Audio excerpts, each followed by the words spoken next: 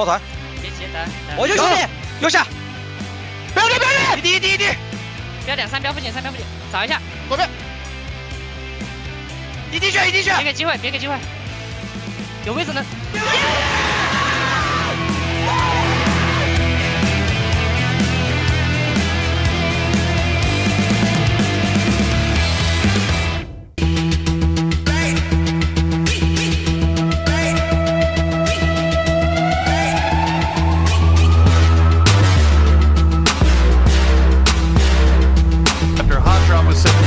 Now they've managed to make it, try to make a send for the, oh my goodness. Now is the arena still trying to get rid of what's left of Petrichor Road? There you go, Nurens will find the control.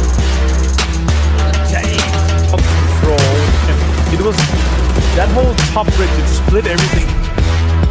Bodies stacked up on top of each other. Oh, they can do. Oh! Beat up a little bit. Oh. Good grenade throw, it's right on point. Favor. And now comes in a big way. Guns are out. Blue. Will he get involved in Wentworth as well? It's all down to going to be a 1v1v1.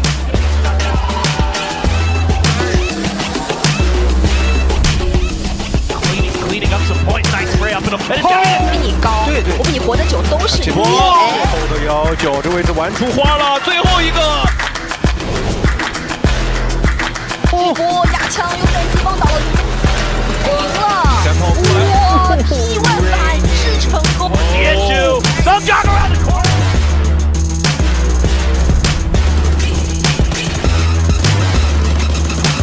Kiss, wow, with a barrel, then he gets another, just running him down.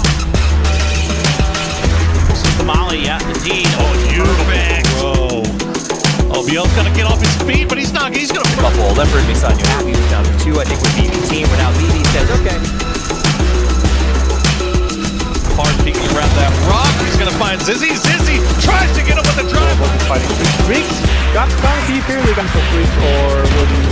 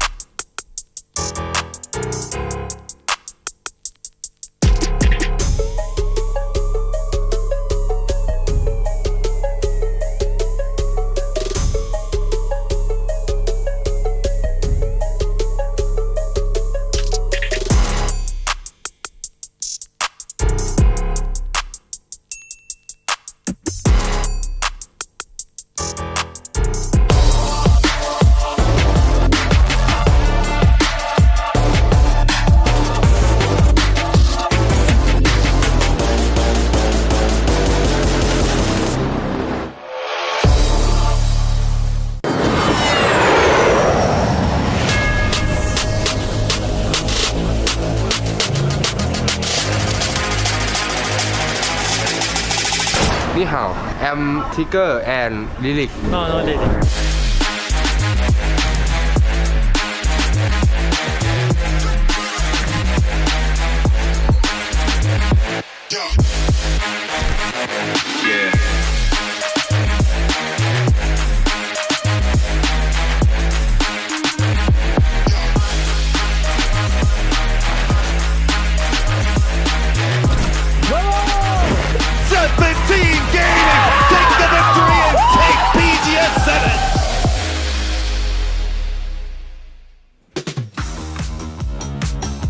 Good morning, good evening, good afternoon, wherever you're watching around the world. Welcome back. It is time for PGS 8, Day 2 here at the group stages from beautiful Shanghai, China. Me llamo Estavis. I'm joined as always by Avenger as we get ready to kick off the action. Yesterday, we saw EB take the stage. We're shifting it up a little bit. It looks like it's going to be an exciting day. Yeah, it's going to be super exciting. Some of the teams come here and they've had quite a break. It's their first day to play, and yeah, it's going to be cool to kick things off. Should be very cool to kick things off, but we want to start the show by thanking the people that make it possible. Thank you to Crafton and Hero Esports, as well as PUBG Esports, for making this thing go. Yeah, and of course, thanks to op.gg for making everything possible with the stats and the power ranking too, of course.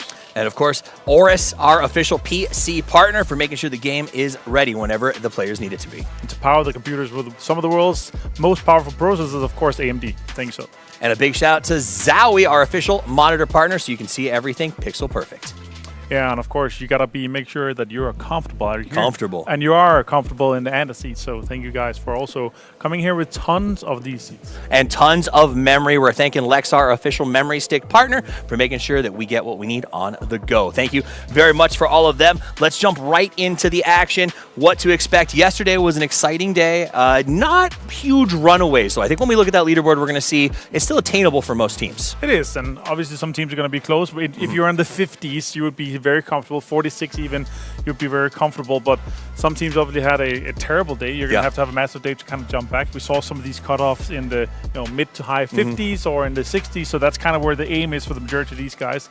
On the other hand, some teams had some pretty good starts, and teams are coming in with 0 points. 8 of the teams are coming in with 0 points, right? And if you already had some kind of a head start, you might be able to close it out early. You only have to make the top 16, and the good news for them is 2 of those teams are already struggling to keep up. Let's take a look back at some of the best action from yesterday, because while it wasn't a runaway for teams like Daytrade, Navi, and 17, they definitely continuously put down good performances and showed up at the top of the leaderboards. Daytrade Gaming in particular looked just like the Daytrade that we sort of expected. They, record-setting team, great moments. Tigger seems like he really is the fit to make this roster fly. Yeah, the glue of Daytrade to come in, especially for the group stage here. Obviously, Flash also with this moment here, I was like, wow, that you're able to, with 2 mortars, take out a full team like that on a pretty strong position. That's fantastic.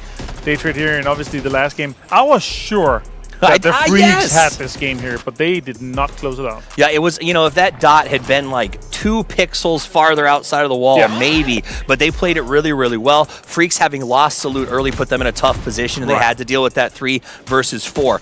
We saw some other great moments. Navi, a team that did not even make it out of the PGS 7 group stages. I got to ask this. Yesterday we talked a lot about because they weren't fighting 17. Sure. Is that fair to say that that's the one big difference maker, or is that a little too easy? I mean, they've put themselves into this spot where it's like, okay, we're going to try to fight for it, and it didn't work out. And now they're not fighting for it, obviously. You're going to have tons of opportunity and potential to have some great games, and they're able to, especially with this one here, close that out early on, getting these points. And that confidence and kind of momentum, they're going to be able to roll into the other games. That worked out for them fantastically. And yeah, to be 50 plus after 6 games, that's amazing. They're definitely going to be in the final. Another team that played it deeply confidently was 17 Gaming. They came out as the defending champions, and they did not let off the gas. Yesterday they looked just as good as they have been. Is it fair to start putting them in that, maybe 3 or 4 teams that could win it again? Yeah, I would say so. Okay. Honestly, from what we've seen from them so far, I'm super impressed with them. I like it, but also they have some of the strongest positions on the map, right? So, yeah, to give it like that, you are having a huge advantage, and that's what we're going to be seeing through, obviously, this as well. When you watch them play, you can understand why Navi wanted that spot so much, but Navi does seem to do better without it. Now, a lot of teams did really well compared to PGS 7, and especially from the EMEA region. So let's take a look back at PGS 7's performance results for EMEA, and with the exception of BB Team, it was a very rough run for y'all. Let's not talk about it. I have to talk. I don't get to do this often. Martin, I don't get to say, Martin, what happened? No, it's true. The biggest one, obviously, BB Team, they've been extremely consistent. I'm excited for them, but the biggest one is a back-to-back-to-back champion of Twisted Minds, only getting 12. That's shocking. That's really shocking. The other teams, obviously, Navi, they put themselves in there. VP had a terrible day one. They had 8 points in PGS 7. GK not playing with their full lineup roster that we kind of see them, but they popped off. GK actually had a fantastic group stage yesterday, so they're in a situation where they can quite easily make it into the finals of 8, and that's exciting for them. I think that for me was the big takeaway. Seeing that interview yesterday where they said we'd do it for Diffx, he's watching from home right now. He's got to be proud of the way that they played. He wishes he was here, I'm sure. But the fact of the matter is, when you got Hyruzen as a coach and he can sub in as a player who's pedigreed and knows how to handle situations, he looked great yesterday. Yeah, yesterday, honestly, for me, Hyruzen was such a standout player for them. There's multiple moments like, okay, he's fragging out, he's positioning himself extremely well, he's making sure that he's being that role that the team needs, right? And before we started PGS7, I was like, what are you going to do? Are you going to put Chrissy in Diffix's role, or are you going to try to step it up with Hyrule? What's going to happen? And they have been able to yesterday, and that's really exciting for me for a team that obviously didn't make it into the last finals, that they're able to now. So I'm going to bring up another team, and for a second I want to also point behind us. You can see them getting ready for the game today. The fun part of the way we have it set up is some of our teams are sitting directly behind the desk. The Falcons do this huddle before every single match or start of day. They love hugging. They love hugging, but also they loved hugging the top of the leaderboards when it came to PGS 7. They started a little bit slow, ended up in a really tough third place because they missed it by that one placement point. But I want to take a look back at Falcons and sort of what their stats look like, because they are coming in, for me, as favorites for PGS 8. Yeah, they looked extremely good PGS 7, right? It was the margins that didn't make him win the whole thing. Obviously, we had a fantastic kind of ending with Freaks in 17, but still, they were close. And with just a few more kills here and there, they could have made it. But to look at this, it's extremely stable to have your IGL to have 30 kills. It's not that much less than your 2 fraggers that is in there. Kickstarter have adapted extremely well with the team, and also to be able to take the least damage and do the most damage and only have 4 or less kills than Tickleton is quite impressive here for Shrimps. I'm going to love watching the team. As we check out the highlights from this team, we're going to get to experience, you know, this is a team that has been playing not necessarily together, but for a very long time. All 4 of them were rostered on NPL teams, even to the fact where Kickstart aged into eligibility during that year. So he has been playing for a very, very long time. And the thing I love about the Falcons is honestly Kickstart and what he's brought to this roster. It was a lot of back and forth. If you were a fan, there was a lot of talk of, was this the right choice? He's moved from roster to roster. How does he fit in here? And the team not only embraced Kickstart, but I feel like he really has found his footing with this team. And they work, family sounds, it sounds like it's a little over the top, right? It's one of those words where you kind of use too much, but they really do seem that way when you see them walking around, the way that they train, the way that they travel. It's very impressive. Yeah, I had the pleasure of being the assistant coach for the tournament the last week, and that was really fun. I obviously love hanging out with the guys, but to kind of have that insight of how everything is working out, and their mental state is just, it's looking extremely strong, right? And if you look at the grand finals for PGS 7, you're looking at 26 and 26 kills for Shrimpsy and Tickleton, 25 for H-Man. And that's really what's been the kind of the standout for me, is like, okay, you're having a IGL that's able to frag out like that, that's also doing his work both on the IGL side, planning side, strategic, and obviously tons of stuff I can't really share because you were an assistant coach. You signed DNR. Absolutely. NDA's DNR's resources. Yeah, but they did play really well. They've got a great system. They've actually got a physio who flew in. They've had a lot of support. So I like to see what they have been working on, and obviously I expect them to start strong because they got warmed up at PGS 7. Another team that got warmed up at PGS 7 but fell off in the grand finals, Taikula. They had a really good group stage. Can they do it again? Because when you compare those grand finals, that's for everyone at home, 12 matches versus 18 matches, and they did better in 12 during the group stages. Do you know what happened? Do you expect them to do this again? Tell me a story about Taikula. The big thing for me is, like, they had some standout moments that they're not able to replicate, and it felt to me like it was because of the chaos. They kind of thrived in it for the group stage, and once we get to grand finals or finals in general, it's just not the same kind of style of player. You can't really force the lobby to adapt to you. You're not going to have, like, everyone's starting from zero. Everyone's playing the same 18 games, right? And if you're not running with it and kind of snowballing a little bit with everyone else, you're not going to be able to kind of thrive in that chaos. And that's what TKL really, they had struggles with, because very chaotic group stage. And they thrived in that. They were third-partying, and there was not as many teams alive because we had these hot drop situations. There's way more space. And that chaos in the group stage, they really feasted on that and took advantage of that. I think that is a very good point. You talked about feasting. Let's talk about what you can feast on, chicken dinners. These are the teams that came out at the top, 4 biggest chicken dinner counts at PGS 7. But I do think what you touched on with the hot drops did open a lot of space, and we're not seeing those hot drops this time around. Teams have realized every single game counts, and they can't risk that as they look towards EWSC. And maybe today we're going to see a little bit, but that really comes down to how many points you're able to get until you get onto those maps that there's going to be hot drop situations on. Now, let's talk about the guys with the most moms. That's a lot of love. They had 3 man of the matches for a lot of those players up there. Phil First, one of the ones that I've been excited to watch play really well. BB Team in the grand final, kind of always snuck on to the end game. What is it about their game that is working so well? I mean, they're extremely capable fraggers, right? And they're playing a game where they're, like, always trying to get into these spots where it's like, okay, we're going to be able to either get a ton of frags from here, or we're going to be able to get into late game and then get the frags late on. And that's why sometimes it's very often it's like, oh, BP team's here with 4 guys alive. They've got already 6 kills and potentially could win the game, right? It's often coming quite surprising. Their macro can be very slow, very approaching, like, okay, we're going to wait until see what the circles happen. Or they can be in there and waiting and kind of waiting for their time to strike. We're going to be playing in B and C here today, though. Exactly. They're not waiting for their time to strike today because they get to play here coming in with Group C. This is who is taking the field. A is on the sideline. They get to watch today. I got to ask you, what do you prefer? Do you think the players prefer that sort of day 1, day 2, day 1, day 3? How do you like it? So, a personal preference, I would like to play the 2 first days. I talked to VP as well. They were like, yeah, we kind of like it because you're able to start it out early on, make sure you get the points, and then have an influence on the second day too. And play your game.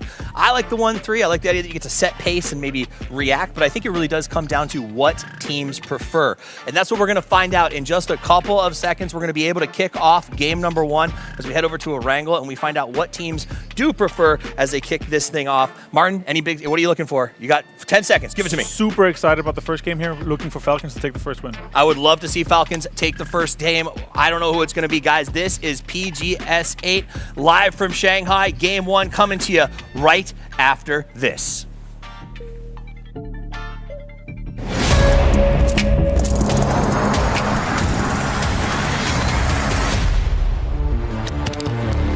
Play together, fight together, and slay together. Has a lot of bodies stacked up on top of each other. That might open up the doors. 来吧，飘柔，准备干了。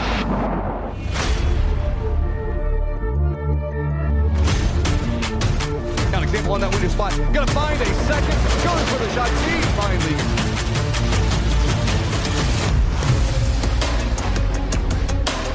对于跳点上的冲突，我是绝对不让T1进入到 PGS8决赛。 Uploaded, he's got it. Free Fire's around the corner, has one down. Oh my goodness, within a matter of seconds, TKL dispatching T1.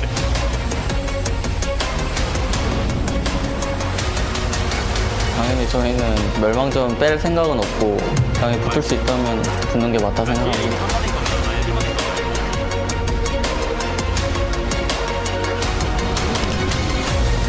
不要惦记不属于你的跳点，就算跳点给你了，你也把握不住。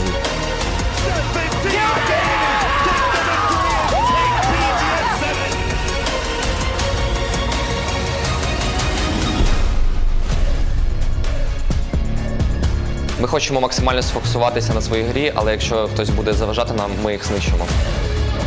Hackatori defending great. Oh, and he's got the final.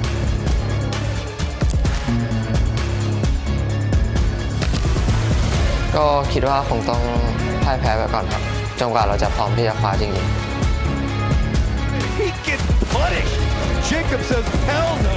Shuts that one down. Zone Junk's gonna go down. We're like a snowball team, so if we have a good game, some good games, we're going to be really good.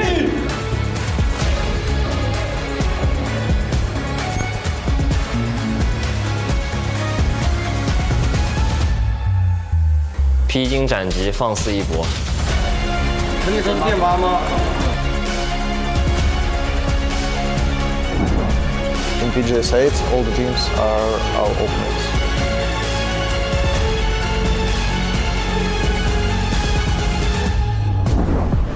Em nghĩ là việc mà bọn em tự tin đấy là do bản lĩnh của người Việt Nam.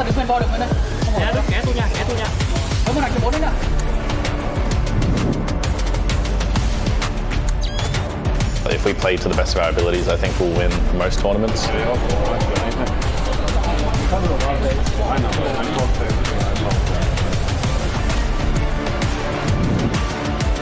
PGS 8에서는 꼭 우승컵을 가져오도록 하겠습니다. 야, 한 번 더 땡겨줘 그냥.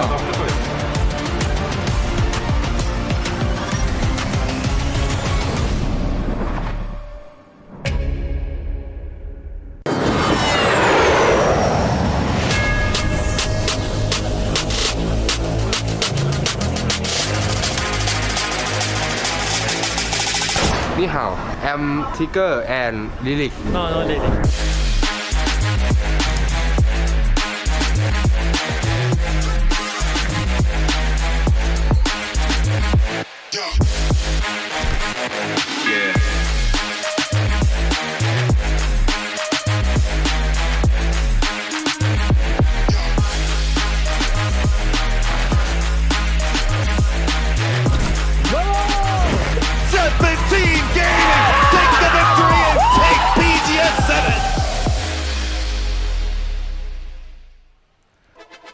It's time for PUBG Global Series 8, day number 2. Matchroom here, joined by Paper Thin. We'll be taking you through all of the fun because it should be a very fun day today, Paper. No doubt about it. I mean, Groups B and C, especially with how yesterday kind of shook out, it was really close games in terms of like where the leaderboard ended up, and it was really crazy circles, which, obviously I'm a little disappointed. I was just watching from the back. That had to hurt. Seeing that many circles I knew that you would like. They were bonkers. The reaction to it was just the amount of unplayable is insane. Yeah. And the reactions from the players and how they handled it, given the consistency that we saw, is absolutely unparalleled. This is just really quality play. I agree. I mean, I thought it was really disciplined play for the most part, top to bottom. I mean, I think you're seeing overall that the groups here coming into PGS 8 versus what we saw in PGS 7 have been a lot tighter. There's a little less chaos. Could change today. I mean, you have a lot of APAC teams. You have all the Korea teams in here today. Not that the Korea teams are known for their wildness, but they're, they play interestingly sometimes, especially Big Opa.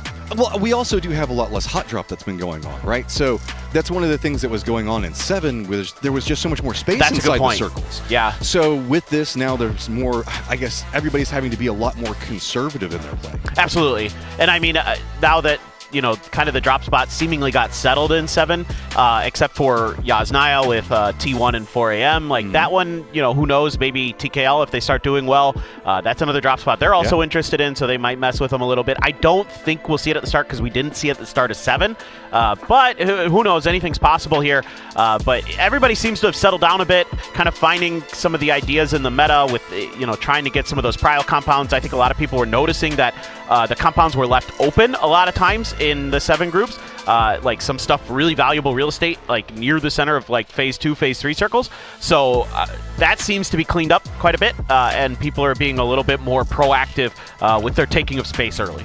Well, this is also going to be a very interesting day because we do have some, I guess, a pretty hefty amount of early game skirmishers whenever we look at the groups and the way it's kind of stacked in together. Whatever we're looking at, naturally, we've got Day Trade, E-Arena. Inside of this, BB was doing a very good job of that, I would say, early mid-game. Yeah. And just control of territory and just push that all the way into the later stages over and over. Yeah, sure, they weren't walking away with victories, but BB was just so freaking consistent in 7. I don't see how they're not going to keep that up. I agree. I mean, I think BB plays one of the most well-balanced games. They really understand the map. They really understand the circles. They understand how to defend, how to take territory.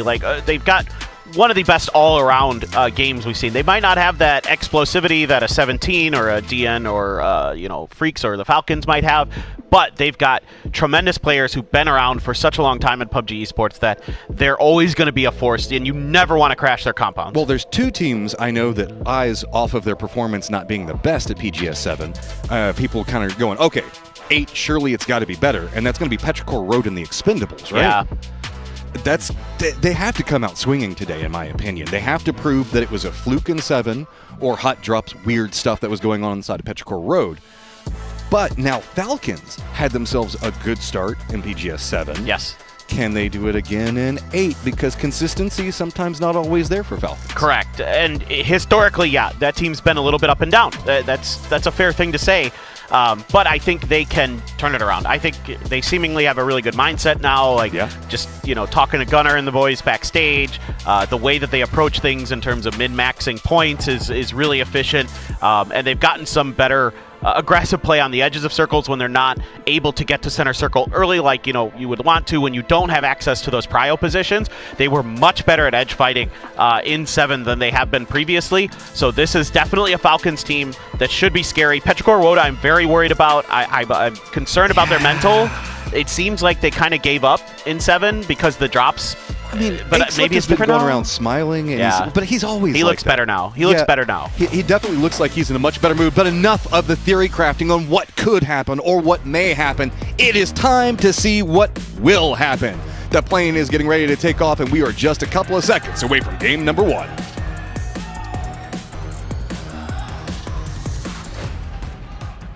And of course, it will be Erangel to start here on day number 1, match number 1.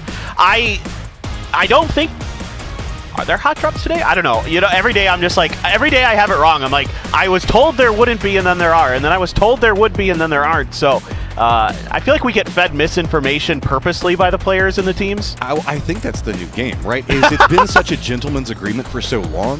Just now mess with the casters. No, sometimes it's just better to just not throw the curveball. That's out, true. Right? That's Say true. like, oh yeah, we're definitely not going to contest, and then suddenly there you are. Yeah. No, I mean, I think that's smart. I mean, it's keep your opponents off balance. It's some, you know, there's the whole stuff in Sun Tzu about keeping your own like comrades off balance, right? Like you don't want to give them all the info so that they maybe don't know your plans and kind of tip your hand. But yeah, okay. So Yasnaya is looking free for T1. VP is going to go past.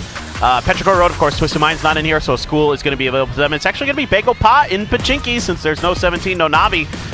So that's a pretty strong position for a Korean team. Yes, they made the finals in PGS 7, but they're not a team that anybody was expecting to come through here and kind of make a run. Okay, so whatever looks at the playing path, Georgia Pool, about the only thing that's really out. There is a cluster of squads that jump pretty late. That's going to be Day Trade, GK as well as New Happy. They could end up a bit on top of each other, but I think that looks like long drops mostly. Circle is going to not go down to military and instead be pretty centered, which is going to be good for Begapot, who, yes, like you were talking about, gets Pachinki and feels really good at the start. Yeah, so you've got some options here as Begopod. Do you just kind of fortify some positions on the eastern side of Pachinki or like the northern church for a bit or something? There's a few options you have here for that team that's gifted you know, one of the most coveted drop spots in the game. Chewy's going to grab a vehicle north of them. That shouldn't be an issue, but Petrichor Road also going to have access to some great spots early. I mean, Freaks as well. They're going to be playing around Rozhok, so they should be pretty okay. VP also kind of inside the circle, just north of the river of Rozhok. So a lot of the squads that we had question marks about getting a good circle off the start, so that we have something to work with. Even Genji has themselves a pretty decent spot where they're going to be at Ferry. That's going to be over to the east, as well as the peninsulas over into the west. So this is a pretty solid, stable start to this group. Yeah, absolutely. I think this one's going to be relatively quiet in the early part of the game. There might be a few kills here or there in transition. Like, you know, Falcons are going to have pretty good access to some western positions, so I wouldn't be too surprised if Falcons opt for some early rotating based on their shelter split.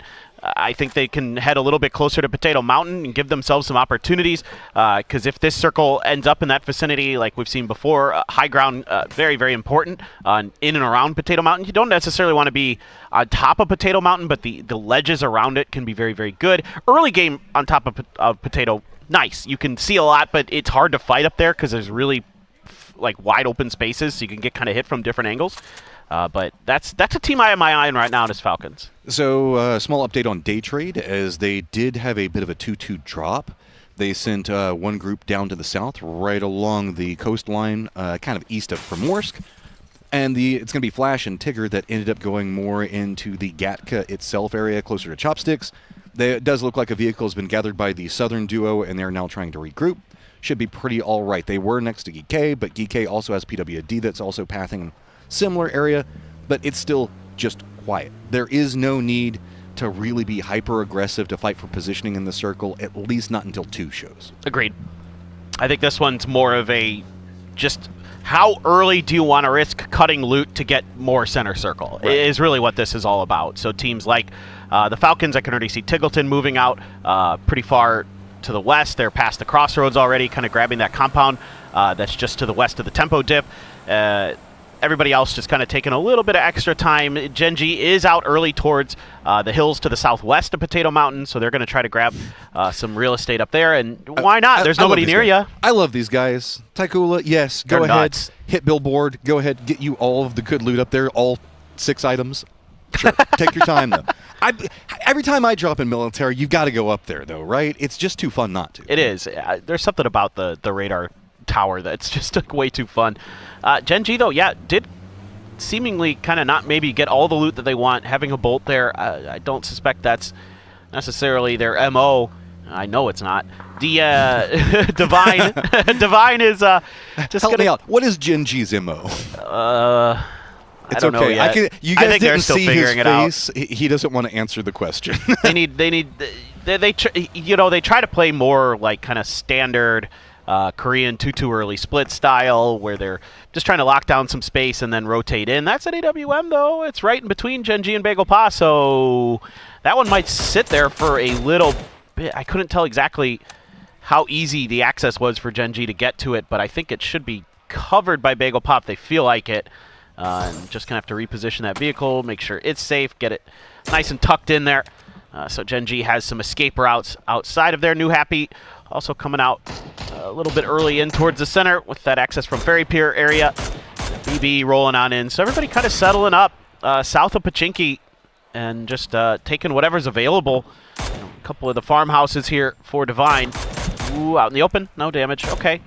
I mean, it's a pretty centered meta right now. Nobody wants to go over to Gatka because it's pretty much fields over there. T1 is regrouping, like talking about pretty close to Falcons. Odd teams out are going to be the Expendables. Oh, Falcons, that was a bit too close to T1, and that's going to be EN getting knocked on a kickstart. Well, this was Falcons territory originally. A drive by H1 is good. Takes down EN, raining there to trade, though.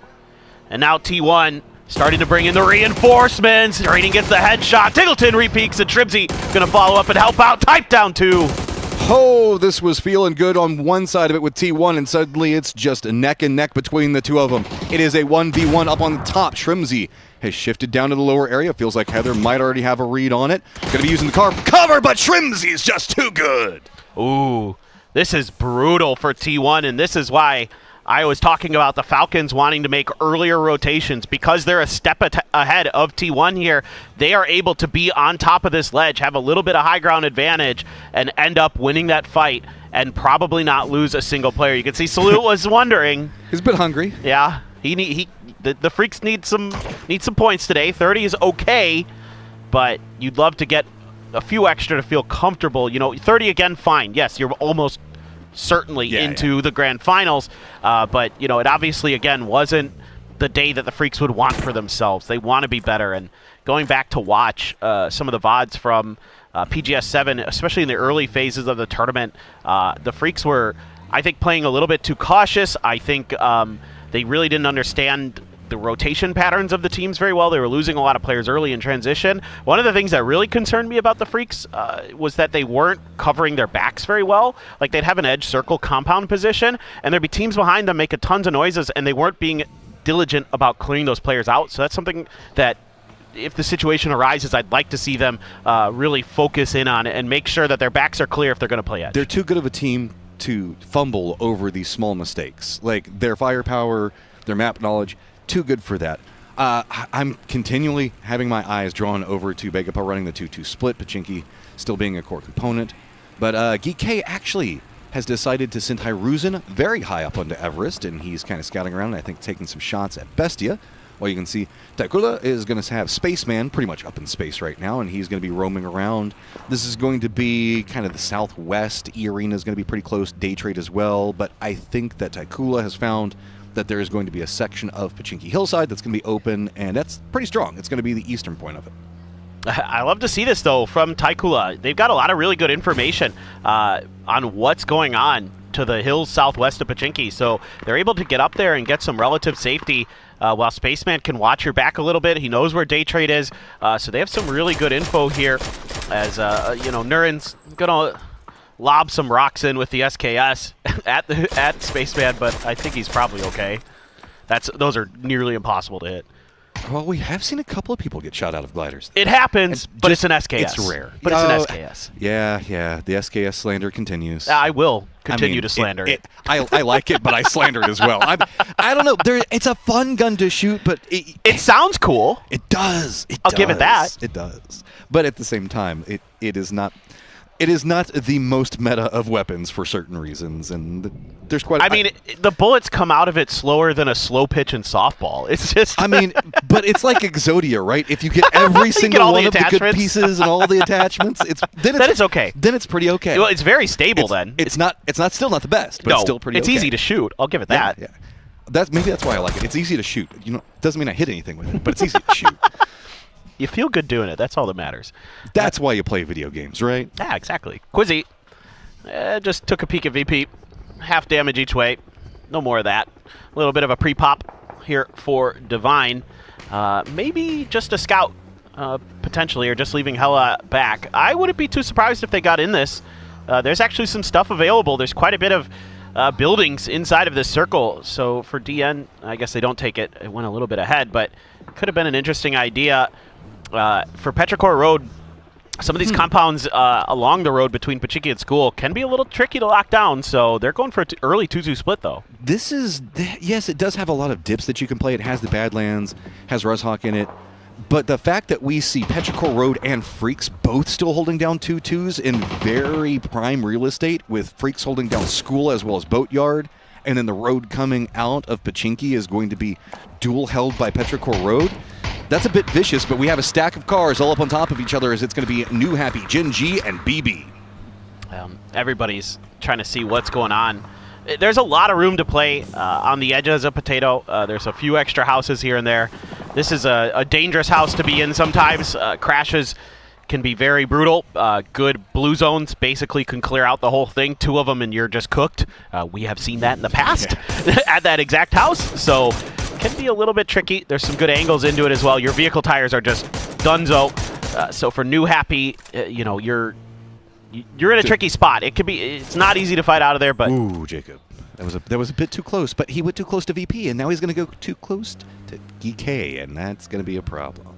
Can he get away?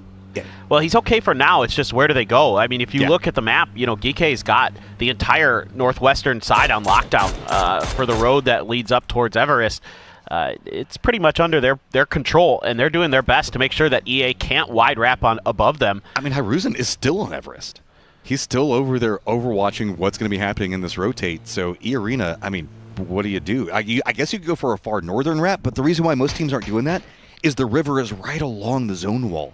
So you don't want to go for be afraid of a bridge camp or anything over there because, yes, Bestie is holding one just north of Boatyard, but this is a very interesting circle as there's not as many pathing options as a Circle 2 should feel like it has.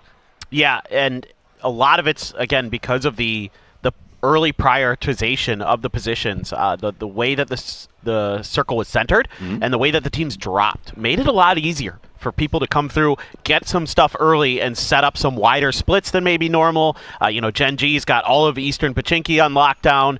You had BB who came up around Potato. You had Falcons who thwarted T1 from coming in. Petrichor Road is a 2-2 split over some really valuable real estate in the dead center of the circle. Bagelpot did, in fact, just stay on the north side of Pachinki. One of the 2 options I thought they might go with. They're going to be playing Gatekeeper most likely here as the circles kind of wear down. So that's going to be some tricky fighting potentially. There's ways to get up into those compounds. Ruins fight? Oh, give it to me. I love Ruins fights. They are great. So Nixie is going to be the man for VP down in the Ruins. It's going to be Quizzy on the other side that has kind of spotted him out. VP is also calling an emergency pickup. It looks like they don't really like this terrain. They just kind of want to potentially leapfrog over the Badlands if that happens. But I don't think that this is going to get too aggressive yet. Well, the thing is Quizzy sees that US, so now Nixie's position is sort of known. So Quizzy being really careful about revealing his position behind this wall, at least for now. And I don't expect him to swing out too wide until he gets a little bit of extra help. The rest of his team is just kind of chilling in the house that's to the north of all this. I think that they're afraid of the position, so it looks like they're trying to prep vehicles. They could come over here and then maybe reinforce before going on their merry way, but VP, they're all stacked up. They've got this emergency pickup. How many of them are taking him, if any? Doesn't look like anybody is going to take it, so they're just going to let it bypass them. They want to make sure that they stay close enough to potentially help out. It's going to be Nixie that's going to be over there. Yeah, again, it's a little bit of a gamble to go for that emergency pickup right now. You'd have to assume that a lot of the compounds are already claimed. There's a little bit of space in the warehouses that are north of Pero's 2-2 split. That's about it other than apps, which you don't want to go through if you can help it. It can be a little tricky. I mean, you do have one player, Tiggleton, in apps proper. It was a knock for Bagel Pot. And again, a lot of this gatekeeping that they're going to have to do is starting to rear its ugly head, as Tigger was knocked for day trade as he was trying to loop around the western edge. So we'll keep our eyes on the map at the very least. Petrichor Road, though, just has to hold their ground. This is a ambitious 2-2 split. Phase 3, you could probably get away with it for this circle. Whatever the next circle is, you got to collapse into 4, I think, if you're going to get deep into this game. Yeah, even the Expendables have regrouped around school, so right now it's just about the edge teams. Most notably, it's going to be Geeky and how they decide to get themselves into the circle. They still could take a path into Boatyard and just kind of stop off there, so they don't have to do too big of a push. The Expendables, though, they have their eyes set very deep into the Badlands. They want this dip. It has some strengths to it. Issue is, depending on how the circles go, you could find yourselves with a couple of high ground disadvantaged positions on you. So have to see how this gamble pays off for them. They only sent 2, though. The other 2 for the Expendables are still going to be holding down in school. Well, what's weird is they're backfilling where the Freaks just were. The Freaks moved all the way up to Boatyard. They had a 2-2 from almost the exact same thing that the Expendables just moved into. So this is kind of, to me, a bit of a head-scratcher, but also potentially Freaks are playing for kill points now. I talked about it earlier. They got to be diligent about watching these edge positions. They got to be diligent about clearing these Quizzy versus Salute. And just a few bullets back and forth, no damage done. Now, does the regroup come out for the Freaks? They know that they've got Bestia to the north. They're a bit worried about that. Instead, it looks like they're just going to surrender the terrain. I guess the Freaks just instead want to hold down the position that Heaven's going to be at. The rest of GK is just going to try to leapfrog over VP. Nixie's going to take some shots at him as they roll over there, but that's going to be about it. Pachinki, though, I have some worries, as we've got about 17 seconds before the new circle shows. If we see the circle pop away from Pachinki, we already have 4 teams that are roughly stacked in there, and that's why we see Divine already calling an emergency pickup just in case. Yep. They're probably going to have to use it. There's pretty good odds that this moves away from Pachinki. Well, I mean, I still think they maybe should use this, but they just kind of use it to jump up in the air, get some info, but they're getting lit up. Whoa, yeah, look at that. That is a crossfire. What do you even do? Just try to make your feet back on the ground in Pachinki as fast as possible. They are going to be able to get there. Gen G now an odd team out. BB has to make a rotate in. We still have the Badlands, but Petrichor Road did regroup. The Expendables now shifting past the dip. I think that they saw Petrichor Road regroup, so that is going to be a quick kind of recovery position. Meanwhile, it's going to be VP and DK right on top of each other. They have to get into the Badlands, and it's going to be Nixie holding the line for his team. That is impressive stuff from Nixie. DK, though, starting to lose players to different teams. Nixie able to claim at least a couple there, but the Freaks were able to salvage one themselves. Just Spyro left out in the blue. Nixie finding PWD, the initial knock that he found. And he knows there's one more player out there. And he's going to be turning his attention to Spyro, who is just trying to find ways to heal through this for now, to see if he can find his moment to strike. Gen G trying to get a little bit further forward. Has a small dip on the roadside. You got a Panzer here for Orca. You do lose Bean in transition, though. Okay, there's a lot of little weird things that are going on. Begapud did go for the flat top. That is the northernmost point in Pachinki. That does mean that Song Jung did get knocked and flushed out. So they have themselves a good point for now. But if you have to get out of Pachinki, this is one of the better ways to do it. And did they park that glider up there? Well, I guess so. That's well flown. That's cover up there now. I mean, that's oh goodness gracious, Park Pro. You almost paid the price for peeking that window. That's new happy all the way from that compound quite a long time ago that they took. There is an AWM in Gen G's hands, so got to be very careful about these peaks, my friend Two Heart. I know you are damn good with those DMRs. Shrimsy, though, gets cut down. Tiggleton very weak. The breach comes through. Ooh. Tiggleton able to get inside just in time. Even found a knock on a Delwyn. This is a split coming up from the Expendables, so they can cover from one side of it, but really handling the pressure well. Blue Zone Nade comes out to force Tiggleton away from that, but he did get the meds off in time, so should be able to get the res back onto Shrimsy. BB does actually sneak up back behind what's going on with the Falcons. Gets a knock onto H-Win, and this is the worst timing that could possibly happen for the Falcons to have this happen. No, you're absolutely right. This is just phenomenal patience from BB. They were kind of in similar distance from the edge of circle that Falcons were. Falcons made the first move, and they're going to be on the high ground to punish this a bit. H-Win is res, though, so you're just going to lose Shrimsy, who got 3 kills against T1. So for Shrimsy, already a very nice game. Regardless, though, Falcons would like to get much further through. So BB going to be content with one. Gen G has a Panzer, don't forget. That's pretty close. They're just going to go opposite side, so they are just going to be very annoyed with each other. This is about all you can do. That does also mean that BB could maybe get in nade range. Yep, looks like they're going to try to drop those off. Oh, Gen G, you got to get away from those. That was a bit too close, but they managed to step away. They're fine for now, except for the fact that they have Begapot as well as E-Arena and Petrichor Road all shooting them. There's a fight going on in the northwest. It's going to be VP, the Freaks, and Bestia going to be kind of having a three-way battle there with the Freaks in the middle. So they got to win that fight a little bit cleaner if they're going to get through. Orca trying to sneak up with this Panzer. Can't quite find the angle. There's just too much smoke there, and he's taking damage from Pero. There's just too many people with sightlines. Gen G, this is why we saw him just drop down on bellies. Continuation of the fight up in the north. Looks like the Freaks are just getting pinched real hard. That's going to be all she wrote for them. That does mean that Bestia, VP all have to come in. Oh, I heard that mortar. Where is it coming from? I believe that is Chewy from Pero. I mean, look, how appropriate is that? Molotov gets tons of damage and kills off of a Molotov. It is fitting, and he's going to get a little bit greedy to go for the boxes, and he's going to get cut down. Aches left, dude. Hitting some nice shots with the Mini, and he's just trying to keep them under pressure. And there's Chewy with that mortar, getting a little bit of help from some friends, trying to find the range. Have to see if he's close enough. Ooh, just too far. Just a bit. Just a bit outside. Okay, VP fight finally going to get finished. Bestia is going to come out on top for that one, but it does mean the fact that they are pretty damaged. Day Trade also making a rotation, trying to bypass right next to Pachinki, but it's going to be E-Arena as well as Divine taking shots at. There you go, Chewy. That almost got two. That's a nice one. Besto trying to find his moment that he can get over there and help out with the smokes, but he's just pinned behind this tree. I mean, he's got a lot of cover. They've got some smokes left. Kickstart going down here. The Expendables still playing good defense. Tiggleton almost bled out just onto H-Win. Oh, spots on top. Good shots coming up from H-Win. Tries to get inside the building, tries to get to safety, but the Expendables sitting at 4 kills, starting a roll.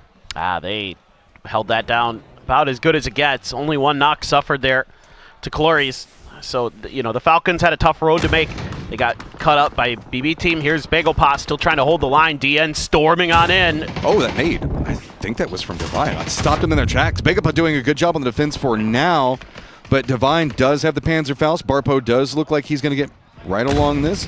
Gotta be careful, though, breaching in. They've got a Khan sit and waiting. Wonderful, though, has the perfect way to knock on the door, but he's going to go down! What are you going to be able to do with this? Bagapa actually defending this one up. Absolutely beautiful stun from Akan. Kept him from getting cut down. He opens the door at the perfect moment. Beautiful stuff from him. 4 kills now for Akan in this game. Divine wiped. That was just wonderful utility. Day Trade still limping their way in. Knock upon knock coming after him, hoping that maybe that flat top fight's going to give them enough space to work around, but Two Heart's going to spot out Danadol, get the knock onto him, and I don't think the Day Trade has much more options. They've just got to send it in, see if they can be enough of a distraction, but it's going to be a Khan yet again, trying to defend in. Last one up for Begapa, and reinforcements coming in back behind Day Trade in E-Arena, but that's just going to be a perfect backstab. Belmont's going to go down, and Day Trade with nowhere to go is going to get eliminated. The real question is do you commit further forward towards Bagel Pot? Nope. New Happy putting some shots into them, so that's going to thwart any further attempts at aggression, and that's going to relieve Bagel Pot a little bit to get those reses through.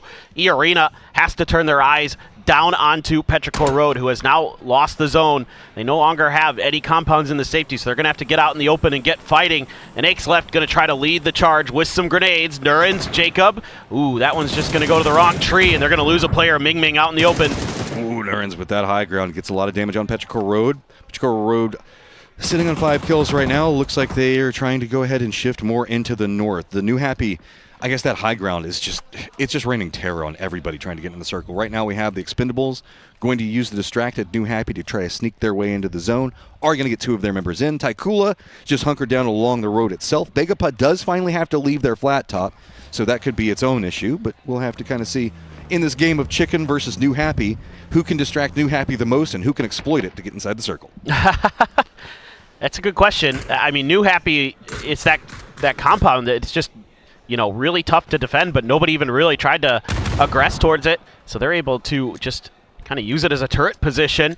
Taikula lost a player, Spaceman, and now they're trying to make their way in, or at least not in, but thwart Bagel Pa from getting further in. So lots of smokes having to be thrown out here by the Korean squad. And that truck providing some decent cover. Akan with some more stuns, a frag to follow. Are they going to find much damage? So far, no, but man, Akan is sitting on just tons of stuns this game.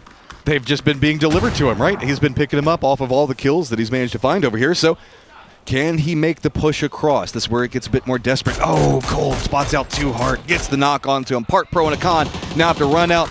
Not a lot of options. Park Pro's going to go down, but Akan trying to see if he can find some way to breach, but he goes down as well. Taikula, great job on defense. Absolutely beautifully set up. Having Cold with that extra angle thwarts any real attempt that Bagopal would have had. Akan trying to use his stuns as best as he could, but he needed that extra space created by his teammates to cover him while he made the push, and by the time he made the push, it was very readable. For TKL. They knew he was coming. If you want to know how annoying New Happy is right now, you saw right after the fight with Taikula, they finish out what's going on with Bagapot, instantly drop back down to their bellies like, please, just stop shooting at us. Just stop. Bro, please. We want to be done with this. We had our fight. This is a good exploit coming out from Bestia as well. They saw this, roll right up into it, and then continued the firefight and managed to come out. They've already eliminated at this point, but Petrichor Road and E-Arena, now with new pathing, right on top of each other. New Happy finally has to move, too. Yeah, no. This is going to be interesting now for New Happy. They're trying to kind of sneak their way through the fields with December the 12th leading the way, but I'll have thoughts about what the Freaks did in this game later, maybe. I'm not very thrilled with it. E-Arena has the high ground over Petrichor Road. Petrichor Road trying to use the lip of the hill, and it's just kind of slow and steady here for New Happy. They have to be careful. There's some edges that they can work with, so proning down should give them just enough cover to sneak into the very near side of the circle, but how much further can they get? The Expendables doing some real damage over onto Petrichor Road. They have a very powerful position, some good anchor play behind them. Let's see if they can lock down this center spot that they took from where Bestia used to be. I mean, just clinical play coming out from New Happy. They left two behind. They're covering anything, forcing everybody to play along the ridges, allowed their other two members to move forward.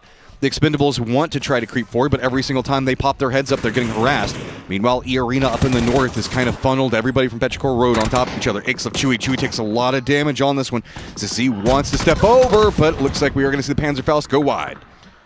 This is a really uncomfortable position. Oh, great Panzer! Jacobs got him. Oh my goodness. Oh, Petrichor Road, just not anything they can do there. That gives the Arena a lot more space to play around. Taikula also using the fact that New Happy's finally moved, so they have some way to kind of shift around the road a little bit. They've been able to hear a lot of the firefighting, so they should have a lot of information, but now it's just New Happy finally leaving their high ground perch and having to move into the trenches themselves. How well will they play this now that they're moving close range right next to the Expendables? It'll be tough. It's going to be tough. I mean, the Expendables have great understanding of where they're going to be coming from. Tanvu already finds one knock. He's going to look for that flush. A decent stun prevents it momentarily, but he can just re-peek and clean that up easy peasy. So one down, a bunch of damage done in the back, and yet Clories finds Z-Long, so things not going great for New Happy. Revenge. Everybody in this lobby is like, please, let's get rid of these guys that have been shooting at us for forever. E-Arena does have one of their members go down while the Expendables are getting eliminated. Taikula here's this. They're just going to be running into the north. Sizzy is going to have to defend Din while E-Arena looks like they're trying to go for this res, so it's all going to be on Sizzy in this point, right next to the rock. Can he stop out? No, he's going to go down. Dons manages to take it. Dude, Dons just dinked the heck out of him. A lot of headshots coming through. 16 KK though. Gonna get the knock on the Lyrics. Him and Inuyasha, the two left. Things starting to get really spicy. 2 players up on every team right now. Trying to see if they can find the reses for E-Arena and Taikula, but it's gonna be tricky. There's so much going on here. Blue Zone gonna tick through a lot of 16 KK, but he's A-OK, can heal right back up. And a little bit of a momentary pause. Looks like EA should be getting their res. Taikula got theirs, so 3v3v2. Okay, so this is a pretty open circle, except for the one dip where we see E-Arena at, that's right along the zone wall. And then there's the cover coming out from the, I guess, drainage ducts that we can see New Happy as well as Taikula's Cold both trying to play. But that means that they can't see each other and they can't peek because of E-Arena. So it's just a straight up standoff. Nobody can really get into a strong enough position to usurp. The only real thing to keep an eye on is now, as we're going to start to see the blue zone collapse in, E-Arena is the team that has to move first. Absolutely. I think Don's here might be able to really keep E-Arena from getting too far in, depending on the angle he has on top of them. New Happy just hoping that a fight breaks out because they don't have a lot to work with other than the cover they've been given. But, you know, with E-Arena's position right now, they've got them completely pinned. They have to find a way to make a move, and New Happy doesn't have any smokes left. They have 5 stuns, though, so if they could get them close enough to E-Arena, they might be able to break out a little bit, but right around the corner is TKL, so they're in a really tricky spot. Here come those stuns to see if they can relieve some of the pressure. I mean, Taikula kind of forced these two teams, and New Happy and E-Arena, on top of each other. Stepped back, got control over the circle, and wants to let them fight it out. Let your enemies destroy each other, and then you pounce whenever you've got the advantage. E-Arena, though, they are on an absolute rip through this lobby, sitting at 10 kills, seeing if they can stack it into 12, and they will do that. Now Eye is going to be set up. E-Arena, while you do have a long push up this hillside, you've got a ton of kills. Taikula, can you shift in to defend this well enough? Oh, man. This is a great reposition for E-Arena. They are dodging all those frags, but Dons is wise to it. He only got one. Can he get the follow-up knock? Just holds the line for E-Arena. Great shots coming up from Lyrics.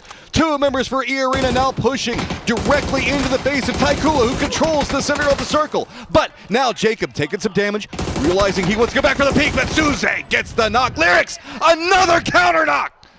This is crazy. Lyrics is absolutely tearing through. Taikula wants to go for the res onto Nurens. Is that going to be the opportunity here for Taikula to respond in kind and get Cold back up as well? Seems to be the case. Are there any real throwables? There's one Molly that E-Arena has left. Couple stuns as well. Still a frag for TKL, though. Okay, Jacob trying to crawl forward, feeding any information over. He should have vision on where Suze is at. Tree, not going to be a lot of cover to really work with. Nurens still being the point man right up against Suze, but that drop off, it does get red. Nurens takes a lot of damage, but Lyrics been the clutch guy time and time again. Utility coming out. Is the stun going to connect? Lyrics takes a lot of damage. He's finally going to go down. Nurens on no life in a 2v1. There is no cover, and that is going to be Taikula that picks it up. Very nicely done by Taikula, locking down that roadside position for quite some time. And finding their moment in the late game. Great patience shown throughout a lot of those last couple of circles to let some of those other teams do some of the fighting and find their moment. But man, oh man, did E-Arena make it close. That was a rampage coming out from E-Arena, and I know it's kind of disappointing to not get the round, but that's still got to be a feels good. And given the fact that they're so focused in, they thought that they had that. They thought that they could fight it back, and that's what I love about that squad. They made the right moves. They made the right moves. They just kind of got outshot a little bit there at the end, and a little bit extra util in the bag, or better placed util, I'll say, for Taikula. Gives them a little bit of an advantage, but E-Arena just fragged out. You're going to be happy about that no matter what. Well, that is an interesting game to break down. So Toffee's Avenger, give us a deep dive.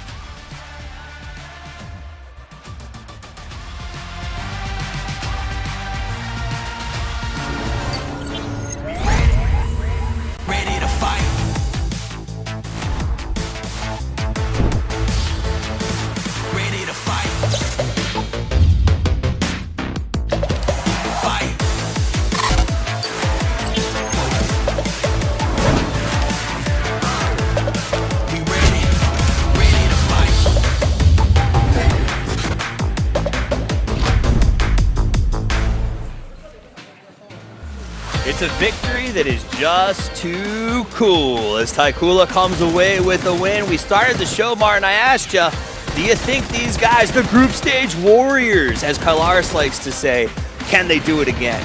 Yeah, they can do it in the group stage. That's fine. I'm happy to see that. But again, thriving in this chaos. You don't sound convinced. Thriving on this chaos that this game was as well, right? Early eliminations, not as much kind of space being taken up, and also a very central circle where like the teams from very early stages are very set where they're going to be. They're going to be fighting for kind of some of the same areas. Compounds are locked in very early. We had some 2-2 splits here and there, but still the compounds were locked in extremely early. And yeah, it's the teams that we kind of expected to be in there that got into the deep late game. Yeah, I mean, we saw it. Petrichor Gaming was able to drop at Little Pachinki, sit at Little Pachinki, catch 5 at Little Pachinki, and then catch a bunch of bullets from E-Arena as they eradicated them with very little love lost. We also saw 4 teams pack into Pachinki there by phase 3. Like you said, Falcons manages to phase off T1 and has to go against Expendables with a lot of tough crashes in this one. This was also pretty interesting. You see Bestia try to make a play here against the Freaks, but the Freaks, they started out, you know, at the Shipyard and just sort of were able to play out of that, lock it down, and got quite a few points, though not that deep into the match. There are so many teams on that northern side, right? It made it extremely difficult for the teams because they had to fight. There's not really anything that could scout. And also how the circle kind of shifted away, where Pero, they had to control the northern side. They could just focus on eliminating all the teams from the north, gatekeep them effectively, right? And you're just not going to be able to get in. And that moment that you saw right there, Day Trade pushing in on Bagopos, getting them out of the garage house and hurting them, is actually what opened up the door for Taikula to come up with the win, because they were locked behind them in Pachinki. Then you see Petrichor try to hold the line. They just can't do it. E-Arena is just too aggressive. They use that Panzerfaust, get them knocked out, and then we get to that late game. Taikula able to come in with 3 players, because when Bagopos loses garage house, they're able to limp their way out of Pachinki and lock up a pretty good spot.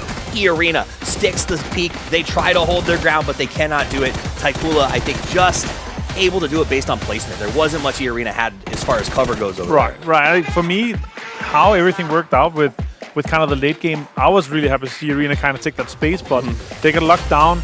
It was close. E-Arena had a lot of points, obviously, this game as well. So, yeah, it's a good game for them, although well and kind of hard fought for. They had to face so many 3- and 4-man teams, and they kind of blasted through them, so that was cool. All right, so let's talk about some of the surprises, some of the good turnouts. You know, Petrichor Road for me is an interesting one. We wanted to see, are they going to bounce back? Sure. Are they going to be strong here at PGS 8? They have a very good game. They get to the late game, but a lot of that due to the fact that they never really had to move anywhere. Sure. And a lot of those kills seem very safe. Yeah, exactly. Did you like what you saw from Petrichor? Does they indicate enough that this is that maybe they're back up and running? I mean, the plan, they executed like they should, right? They take this northern compound here where they're able to lock out everyone on the northern side. Then they try to get in. They aren't able to kind of get a foothold inside that next circle. They got locked out early. And you see here, 13 kills for E-Arena. That's huge. Yep, absolutely. EA did play very aggressive, but this is what we talked about with them. If I remember PGS 7, they played those first 2 days aggressive. Everyone's chasing the White Rabbit, but ultimately when they get to the end game, they can't seem to make it happen in the later days. So we'll see if they hold on to that. But the stars of this match, Taikula, who come away with a victory and another strong start for themselves in group stages. It's going to give them that confidence. You sort of mentioned the fact that they got momentum in the last group stages. Here they are again. And without Spaceman popping off, we saw him as one of the top fraggers. We saw him as, again, in PCL as well before PGS 7. He was one of the guys that put out huge numbers, and here he's just one of the support guys. Cold also had good group stage performance, so it's good to see him here being able to come back at PGS 8 and do that again. The question is, does it continue? And does this chaos with all these teams taking extremely early fights, and we're down to, 13, 12 teams where with the circles easily can hold 16, right? It gives that extra space and extra time to make your fights worth it and really reconsider, okay, where are we going? Where are we going to get the deepest into these kind of circles? Makes sense. I do want to say, man of the match, Cold119. Yeah. He has actually been a great standout for me from Taikula. I didn't expect as much. I sort of said Spaceman coming into this PGS 7. He was actually one of the best buys in Fantasy at PGS 7 in group stages and has continued to put up some good numbers here. After match 1, the leaderboard is going to look beautiful with E-Arena coming out with 19 total points. Our actual chicken dinner winners showing up in second with those 18, and the Expendables, the defending PGC champions, going to get 9 points off of that match. But it's also, if you are a fan of PUBG, seeing Petrichor Road starting with a good point count is a positive. It's huge. Bagopos here could have maybe gotten more out of it now. Day Trade moves into 63 points. 10 ahead of Navi, obviously not playing today here, so that should them basically qualified now, right? Is that problematic for everyone else? It could be. You saw what happened in the other time. We saw it kind of popped off 8-9 points in just one day, right? And that's the scary thing.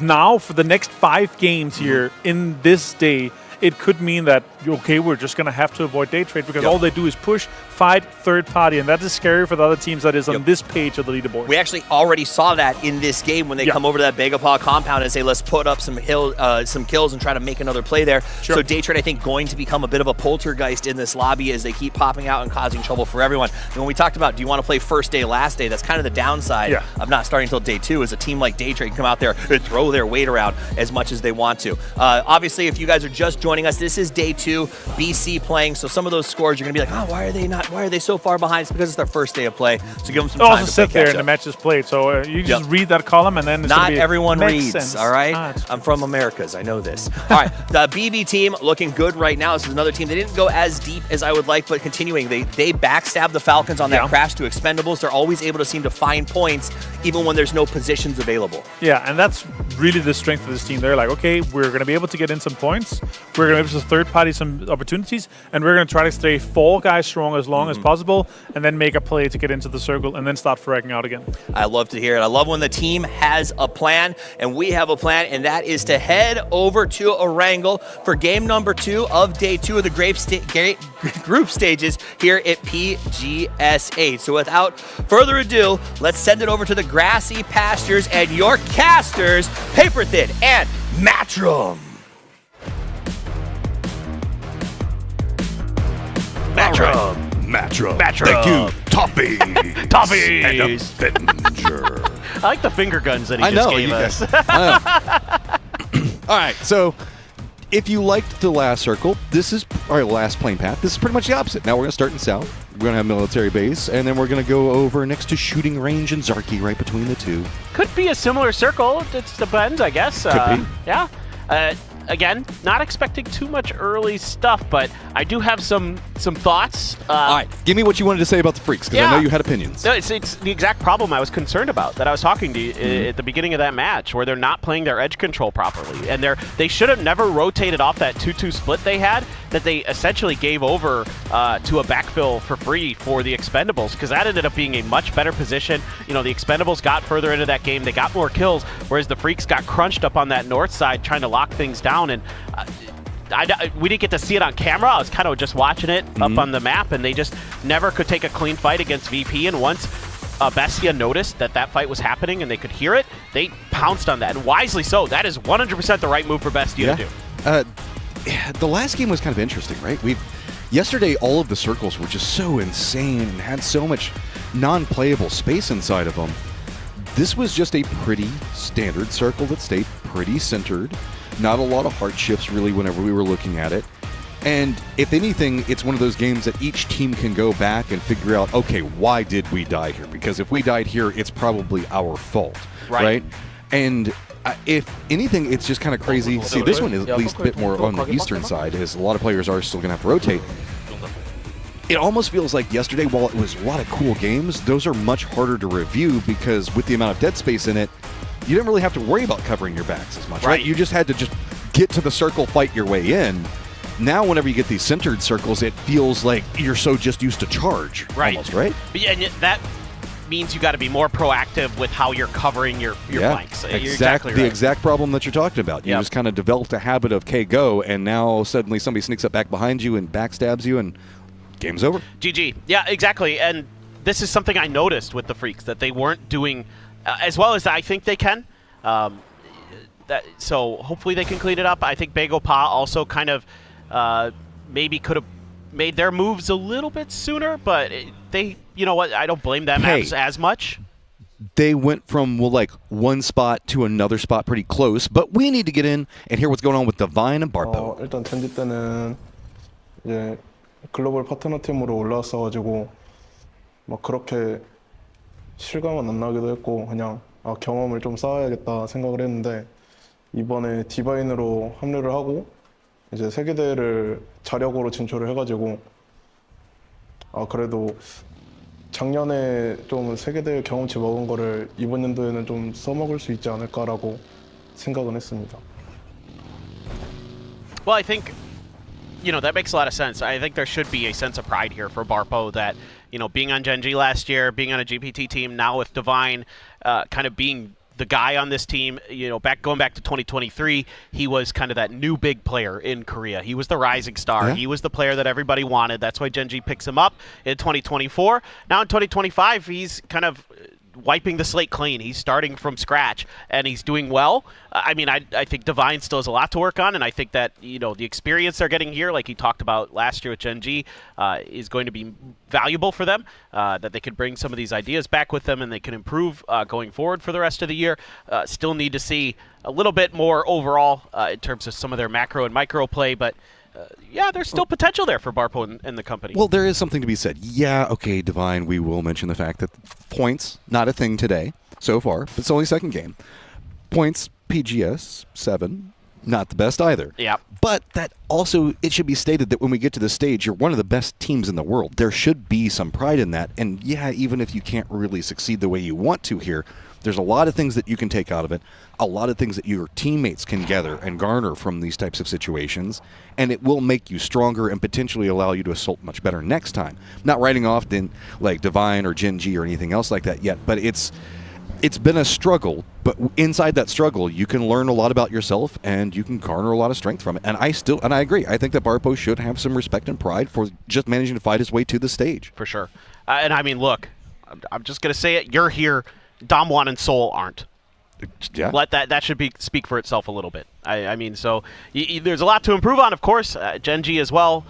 Still just doesn't look comfortable as a team. They didn't look that comfortable in PWS either, so we'll have to keep an eye out. You know, they were in a weird spot. They couldn't find the angle for those Panzers. Credit to BB team, who kind of makes the best out of bad situations sometimes there. They really do, don't they? They had a ton of smokes. They were able to keep all those smokes that they threw out early kept Gen G from being the ones to punish them. They were able to get a little bit deeper into the game. Didn't result in much, but still, they fought for what they had. T1 needs to avoid these early game disasters. I literally was talking about this team to somebody inside the T1 organization, and I'm like, you guys gotta not lose these like battles or players early. It's killing you. Yesterday, Circle 4 and 5 were a problem. They fixed it. Now Circle 1. Now you've got a whole new problem. So let's see what happens if they make it to Circle 4 and see if they fixed it. I think this will be a pretty quick adjustment. I mean, again, you know, Sonic does a good job with the team. Really does. He told them that, you know, after yesterday when they were struggling in the early part of the day, he said, guys, you need to relax, go out there, have fun. Get out there, you know, you're thinking too much in some of these fights. Just have some fun. Speaking of having fun, the Expendables are always having fun. But then they won the next game. T1 won a game because they relaxed a little bit. You hit on it, and well, never mind. I was going to talk about what's going on with the Expendables for a second, but we've got to talk about the Freaks. Looks like they are going to be fine for now. I don't expect that Petrichor Road is going to chase this too much up on top of Death Road. The players definitely feel this is going to stay along the coastline around Farm. I don't know why. Maybe because we've been seeing that quite a bit. So most of our teams are kind of clustered there. The thing I wanted to hit on the Expendables was these guys, the way that they get ready for games is like they all go and like throw on music and like just start laughing and joking and like dancing and hanging out with each other. You know, it's an like whenever you look at how certain regions like prep, it feels like whenever we look at APAC or specifically like Southeast Asia, their way is, okay, let's just cut the stress. Let's just come into this fun. Let's make sure that we're all like good vibes, energy, and everything else like that. Where everybody else, like from like Korea and China, it's serious. It's like, okay, we've got to run through the maps again. We've got to do everything else like that. And I love coming to these events and seeing how all the different regions and their prep all interacts. Because it's not just the Expendables that play in that way or prep in that way. Yeah, you're right. I mean, I think for the Expendables, it's very much a vibes team. You know, that might be a little cliche to say, but, you know, you've got just dudes who are just constantly laughing, joking around, having a good time. No matter the situation, I mean, they have the utmost confidence in themselves. I'll always talk about how I went and talked to Duck Juice before the last day of PGC, and I said, bro, you're like whatever amount of points down. It was a pretty big margin. I'm like, you know, you need probably 60 points today to win. And he goes, yeah, bro, easy. And he wasn't joking. Yeah, that's just, it's like, bad day yesterday. It's fine. We're good to go. Bestia is regrouping on Eastern Bridge, as we can see VP. They're very far up to the north. Not anybody really near them except for T1. E-Arena, I guess more of one of the more serious teams from the region that we were just talking about. They're definitely a lot more on the books and the reading and the getting everything ready. Sure. They're going to be wrapping in back behind VP. Taikula last round's winners. They're around Razak, Apps, pretty open over there. Day Trade, very far over into the west, but here's that Bestia rotation that we're talking about, is they're going to make their way into Milta, and it's going to be BB that is taking the shots at them. Yeah, you'll see BB play these circles like this because if they can go north, working along this road that goes out of Milta offers you some extra cover, kind of getting up into some of that flatter terrain that's near like where the Falcons have their 2-2 split, just a little bit further north, closer to shelter. So they've won games from these positions before. They've come really close as well. In fact, in 7, they came really close to winning a game from a similar early position start. So if these circles do end up drifting north and not west, they have a really good chance to get deep into another one. And Day Trade, well, I mean, look. Well, you know what? It doesn't matter. Well, They're coming in late anyway. He was trapped on a bike. Good job on his teammate. Danadol comes over, picks him up. He's like, nah, bro, I know you need the cardio, but we're not going to go that far. Good guy, Danadol. I mean, look, they're coming into this circle way late no matter what, so they have plenty of time. They've got a player who's on the edge doing a little bit of... Okay, so they're going to go for the glider, which makes a ton of sense I here. mean, that's an upgrade. Flash, would you rather have a bicycle or would you rather have a glider? Easy. Ride it with him, Danadol. Do it. Be the turret gunner. Oh, no. Okay. He's like, I spotted it, now you take the car. Yeah, I get to fly. I'm the pilot now. I'm the captain now. I think this is really smart for Day Trade. Coming up with no info? Yeah. Oh, yeah, exactly. Exactly, Matt. They have zero info about what's going on, and that glider is going to give them a ton of ability to do so. Looks like it's going to be just a Biza on this, so that seems like a scouting mission for VP. Hey, and right as he takes to the air, he doesn't have to do too much more scouting because it's going to be Taikula that is taking the shots at VP, rotating pretty close. Petrichor Road looks like they called emergency pickup as well. Milta is pretty much still open, but the cluster to the west, specifically along the coastline, is going to be what I'm looking at. New Happy is going to be rotating right next to Jin G. It's going to be the Expendables regrouping right next to Begapa, most likely. GK is going to be coming in back behind that. Day Trade potentially as well. Petrichor Road's going to be wrapping up next to VP, and their rotation that they're trying to take, T1's got to defend in, but Raining already taking a face full of bullets. Yeah, Biza's going to try to push off the back of that. I don't know if he realizes that the rest of T1 is pretty much right here in his face. A stun going to dissuade him momentarily from making any more aggressive moves, and VP did lose Beamy. Bad luck Beamy here again in PGS. He has had a really rough tournament, usually a shining star for Virtus Pro. Just hasn't really been able to get it going.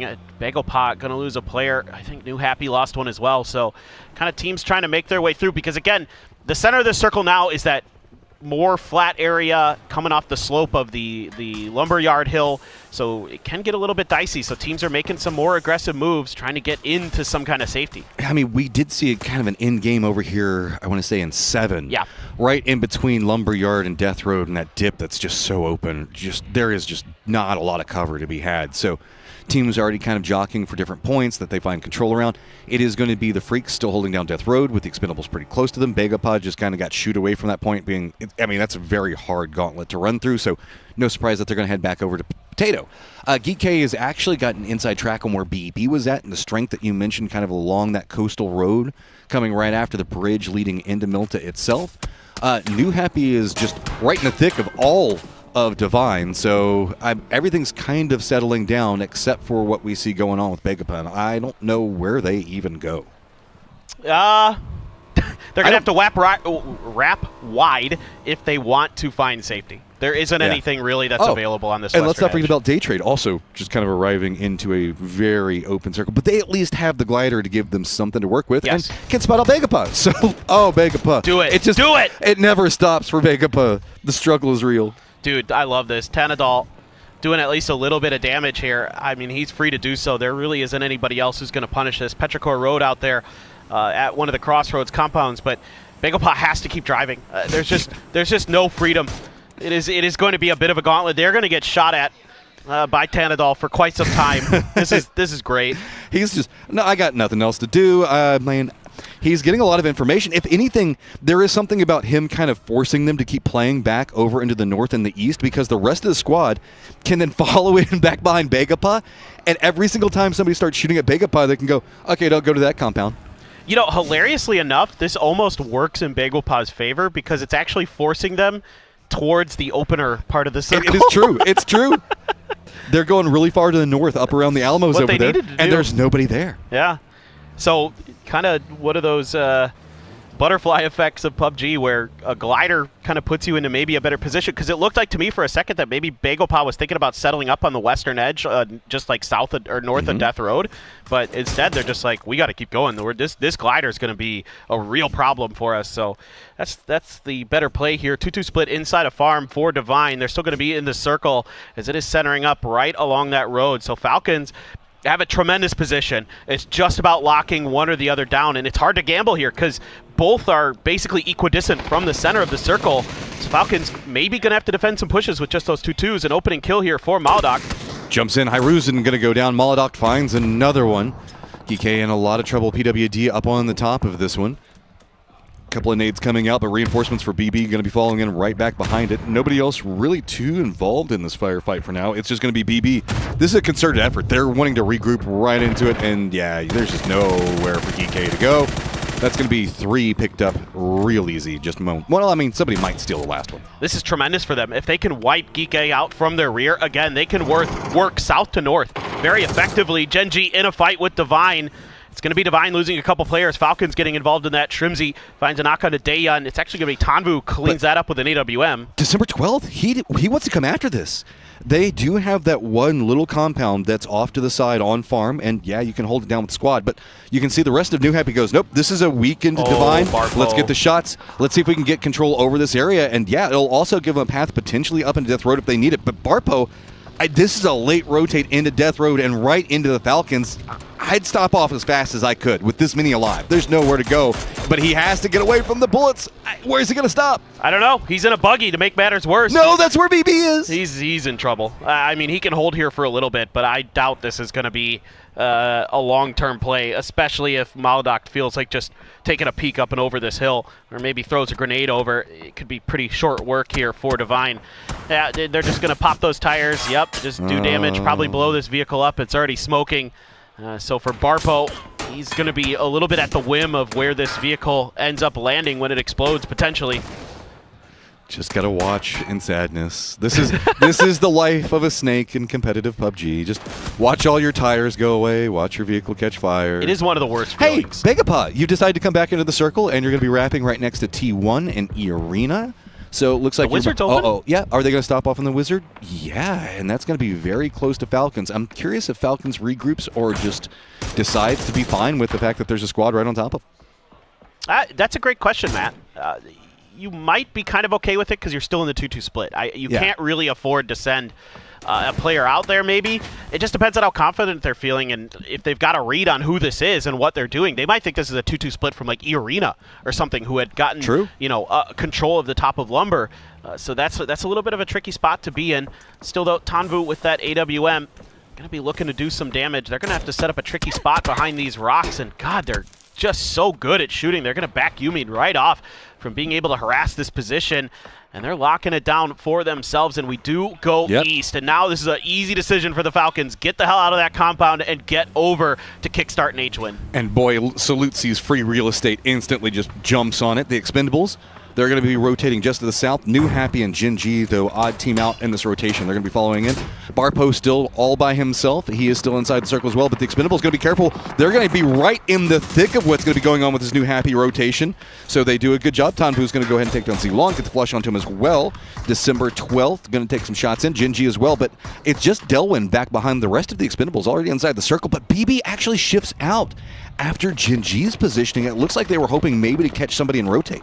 This is immaculate timing from the Expendables. Right as there was kind of some scuffling, right as New Happy's trying to send a player out, they do a great job. Petrichor Road on the move as well. Virtus Pro has a bit of a gauntlet here, but Akeslap able to shoot from the vehicle and take Lucarux down. Nixie behind him. Does he got two? No, Nixie's just barely able to win it. Okay, now Ming Ming, what do you do? Do you go for the fence? One top, there you go. Virtus Pro gets eliminated. Akeslap down, should be resable. How much do Day Trade want this? Chewy's very far behind. Petrichor Road could regroup. Taikula also going to be playing just to the east of them. T1 having to deal with their own problem. A lot of clusters coming in over here as Day Trade's going to defend on one side, T1 on the other. Taikula, Petrichor Road, how do you path in? It's actually going to be Silzen who ends up being the one seeing Barpo taking him down. Genji on the hunt. BB already trying to wrap a little bit further into more fortified positions on the edge of the circle, and Genji this is a tough crash if you're going to go for it. It might be a little bit more wise to just try to throw some utility at the expendables. There are smokes out there. Oh, that's a tire pop. Oh, make it to the rock. Maybe that would be some form of safety in the circle, and I think that's all they could get. They just jump out. They can't risk trying to back it in. So you've got a rock. You're inside the circle. That's better than, I would say, about 3 or 4 teams right now. So with this, New Happy going to be content with what they can get. This is getting spicy. The available stuff to play in this circle dwindles quickly. Yeah. Especially with the way that this circle is currently centered. And there you go. The expendables are lighting up Gen G. I think Gen G playing this way too cautious here. There was a moment where there was a lot of smokes of the expendables. They could have tried to crash these little compounds that they've got. Here comes BB right back behind. BB is so hungry over here. Tosia is going to have to deal with tons of BB players going to go for peaks. Molodok was trying to see if he could be a bit more adventurous. Day Trade and Petrichor Road popping up next to each other. Tigger, Flash, both down. Chewy already going to get knocked. Belmont going down as well. Jinji does get firmly eliminated. Axelef, Ming, the last one's up for Petrichor Road, as it is going to be Thanadol on the opposing side, but it's going to be Falcons actually taking shots in the back of Day Trade. They get eliminated. Petrichor Road should be able to get these reses. New Happy can't do anything. How bad does T1 want it? But they can't really go after it because Falcons have too much Overwatch. That is just a phenomenal crash from Petrichor Road against one of the teams who has been damn good at defense. They're trying to figure out a way to get Chewy in there. They got to go. His blue zone bag had just ran out, and Ming there not able to get the pedal to the metal quick enough. And Petrichor Road only going to come through with 2, but it takes left and Ming.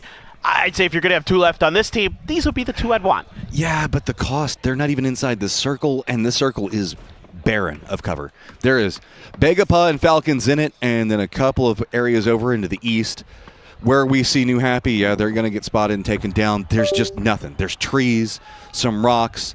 T1 is so close to Petrichor Road. The Freaks are going to be coming in just to the south of Petrichor Road. I don't know what you can even do here. The only thing that you can hope is maybe some of these teams in the south run real fast and come in real heavy and distract these guys that have beautiful sight lines on the entirety of the circle. Yeah, and you're absolutely right. There's not great options for Petrichor Road.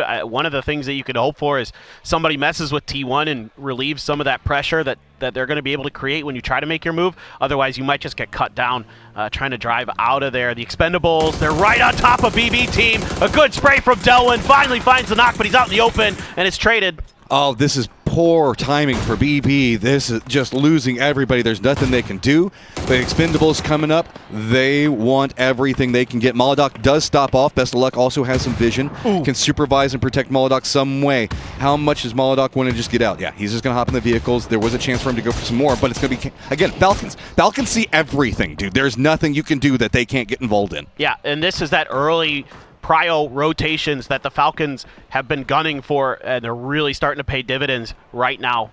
You saw it in the last game where they're able to get ahead of T1 here. They just got these god compounds that are in the center in between Shelter and Milta proper. Heaven, though, doing a little bit of damage to T1. Petrichor Road, Aches left, still chilling out in the blue. Ming did end up going down, and T1 now starting to return the favor a little bit. Raining taps a few bullets in.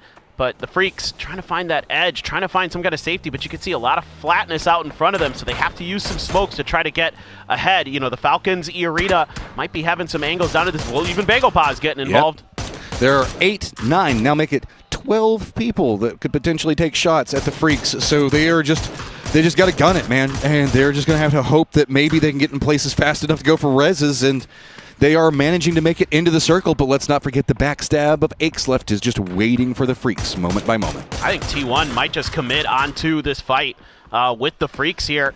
They want to try to wipe them out. They know they've got him in grenade range. That first one's good. Type gets salute. Heaven there trying to prone behind the tree. Guming as well, falling back that blue zone, starting to chunk down. Grenade damage done. Type has to back off. This little bit of a hill is about the only thing that the Falcons can't see, and that's why T1 doesn't want to overextend. Begapug does get some vision in it, and that's going to be Type going down, as it's going to be Songjong that does spot him out. Heaven taking a ton of damages on Peak, but there he is. That's Axelef from behind, manages to pick up 2. That is disgusting. I will give Freaks credit this time. They were trying to deal with Axelef behind them. It was just really opportunistic play from T1, and absolutely the right decision there. Type is knocked, but I think he might be resable. Axelef not too much longer. He can get away with just going for a first aid and popping shots. He's just shooting to see if he can get anyone from T1 to peek their heads at him. I wouldn't. I'd probably just let him die to the blue at this point. No real reason to commit any further in. Okay, so Falcons continue all control of the circle for now, as T1 is going to lose most of their dip. E-Arena is going to have to move into the no man's land of trees. Bestia, I think that they have a bit of a road that they can use to kind of find some way to survive. BB team's still alive very far to the south, but they're going to have a very problematic rotation. They can maybe go after Bestia's position, but that's just going to be just hopping in a car and just driving. That's about all you can really do, is just send it after Bestia, or you send it into Falcons. There is nothing else to be done in the south. Man, E-End here on a dangerous mission. If he can stay alive, if he can do some damage, he might be able to break this fight open for T1, but they got to get moving. They got to get moving now. E-Arena somewhat aware. I don't think they've seen E-End just yet. Now he finds his moment to strike, and BB tries to drive through, and they just get cut apart. No options. It's the best thing that you can do, and Bestia's one side. Now then, T1 with this flank onto E-Arena. Nurens has to defend in. We've seen a couple of very big clutch plays coming out from E-Arena to keep them in the game. Do they expect T1 to be coming after them? No, it looks like they're starting to hop in vehicles, but they are roaming down into the south, more into the Bestia line, but that means E-End is going to spout out Nurens, and that's going to be an easy flush and pickup. I like the confidence here from T1 to just try to take the fights on the edges, clear as much space as possible, keep that high ground away from other teams' controls, and although the vehicle, it just was on its own. It ghost rid right into Silzen, and he gets knocked. What happened? I think it's just, there's just too much over here. There's like too many shots. Mime's in trouble. He's all by himself now. E-Arena, what are you going to go for? I want to say we're seeing a very interesting setup for E-Arena, though. With this, they might have an opportunity to kind of sneak in. Begapa, firing lines from Falcons just so strong. Can we see him go after it? Lyrics tries, but he's going to go down. Jacob, Zizzy, can you find some vulnerability? Enough of distraction. T1 is actually taking shots at Begapa. That's allowing E-Arena to maybe sneak in. Yes, Zizzy has gotten a foot inside the circle, as well as Jacob. This is phenomenal for T1. I mean, E-Arena gets through, but they're going to get the high ground, and they're going to get safety, so they can last potentially a little bit longer, get a few more kills. Begopa's sitting pretty. Obviously, the Falcons are fine. Really got to think about all the way back to that glider incident for Begopa and where they're at right now. They have a potential to maybe do some damage. Who knows? Maybe even win this game if the cards play out right for them.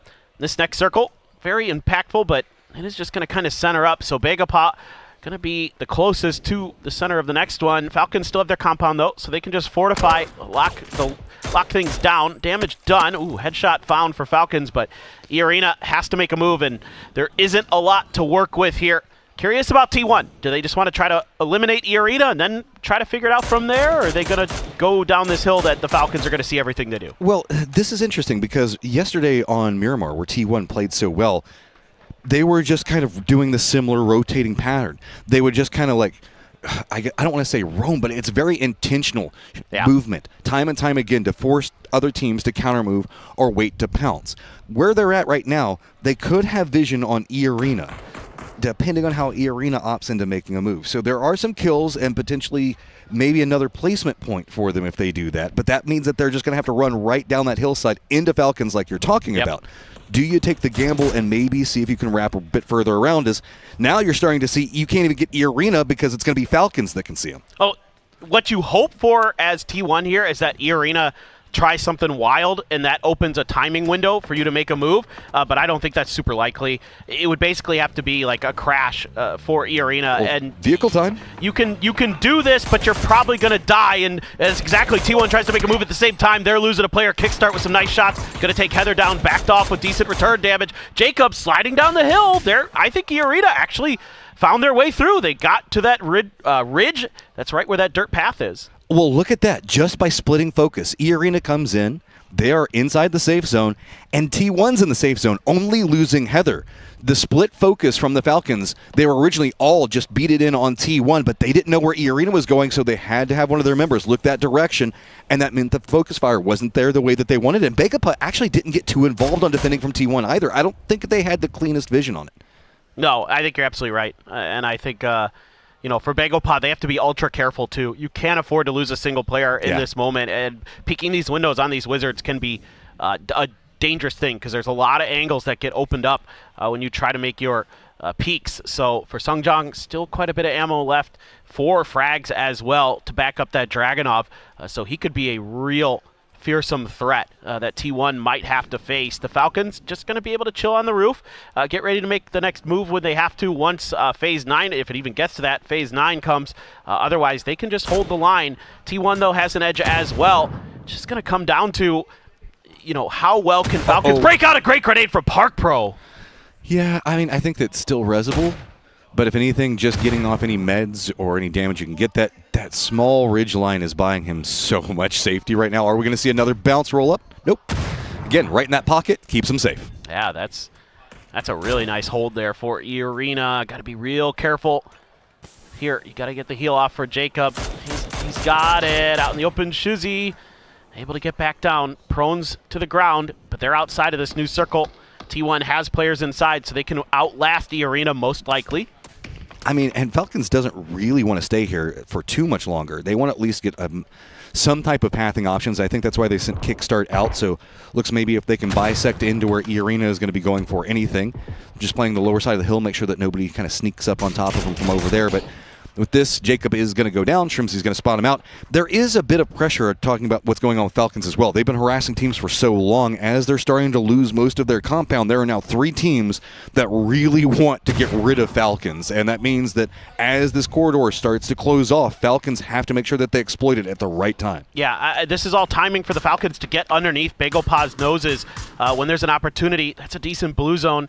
Is just going to catch Park Pro in it temporarily. But you got to keep these other 3 players on this roof, to keep E-Arena and Bagel Paw pinned so you can make a move here as Falcons. Maybe just leave one up there. Tiggleton, everybody else makes the move. Because if you could take Bagel Paw's Wizard Tower, you could get this game. E-Arena done and dealt with. Park Pro able to hold the line. I love the heart coming out from Sizzy, though. Did you see that was a great toss in the first floor of the Wizard Tower, and then a Molotov up into the second section of it? I mean, there was no quit on him. Falcons, though, with E-Arena eliminated, they have left the compound. That's going to give them some bit more space to work with in the south, but also really opens up the north a lot more for T1 is, okay, Falcons got goals, goes a bit too low, I think. Yeah, that just impacted on the surface. More grenades not making their way deep enough. Sungjong, though, with those blue zones in trouble. Park Pro's position revealed, and a great play around the tree, but not going to last for too much longer. It is going to be Sungjong going down there from that blue zone grenade. So now Falcons T1 in a somewhat even battle, but the Falcons are probably going to have an extra member looking for the grenade. They know there was a knock over there, and Shrimzy and H-Win trying to figure out exactly, or excuse me, just H-Win trying to figure out where it was. Shrimzy rezzed. Raining, though, now going to let loose with some smokes. He's got it. Oh, what an angle for Tiggleton. I think that was a blue zone nade to see if they can get him off the tower. I didn't know for certain, but Tiggleton holding on to that one. Let's see. He's just got his back up against the blue zone. Now here come the return nades. Bounces really close to him, but not enough to finish off anything yet. Falcons, 8 kills, start their roam over into the west, but it is going to be T1 that does manage to get one of their members back up. Ian goes down. Shrimzy leading the path over here on this western side. Now it's just 2 members up for T1, but a lot of smokes going for peeking around the side of it. Raining takes a lot more damage. Falcons now firmly in control of tempo. It's going to be Raining that goes down, and Falcons fly into a victory. Yeah, this is just really solid play from the Falcons. Obviously, the early rotations to take those compounds are very pivotal in that situation. The circles, obviously giving them a lot of latitude, kind of do what they want there.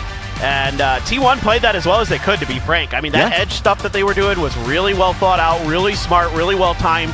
I got to give E-Arena a ton of credit to just hang on as long as they did again in another game where they're getting deep. That was, I would say, with E-Arena, T1, and how they were having to deal with just such a hard circle, man.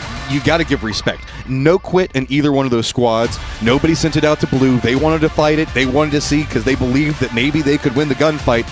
But at the end of the day, the Falcons do manage to pick up a game on number 2.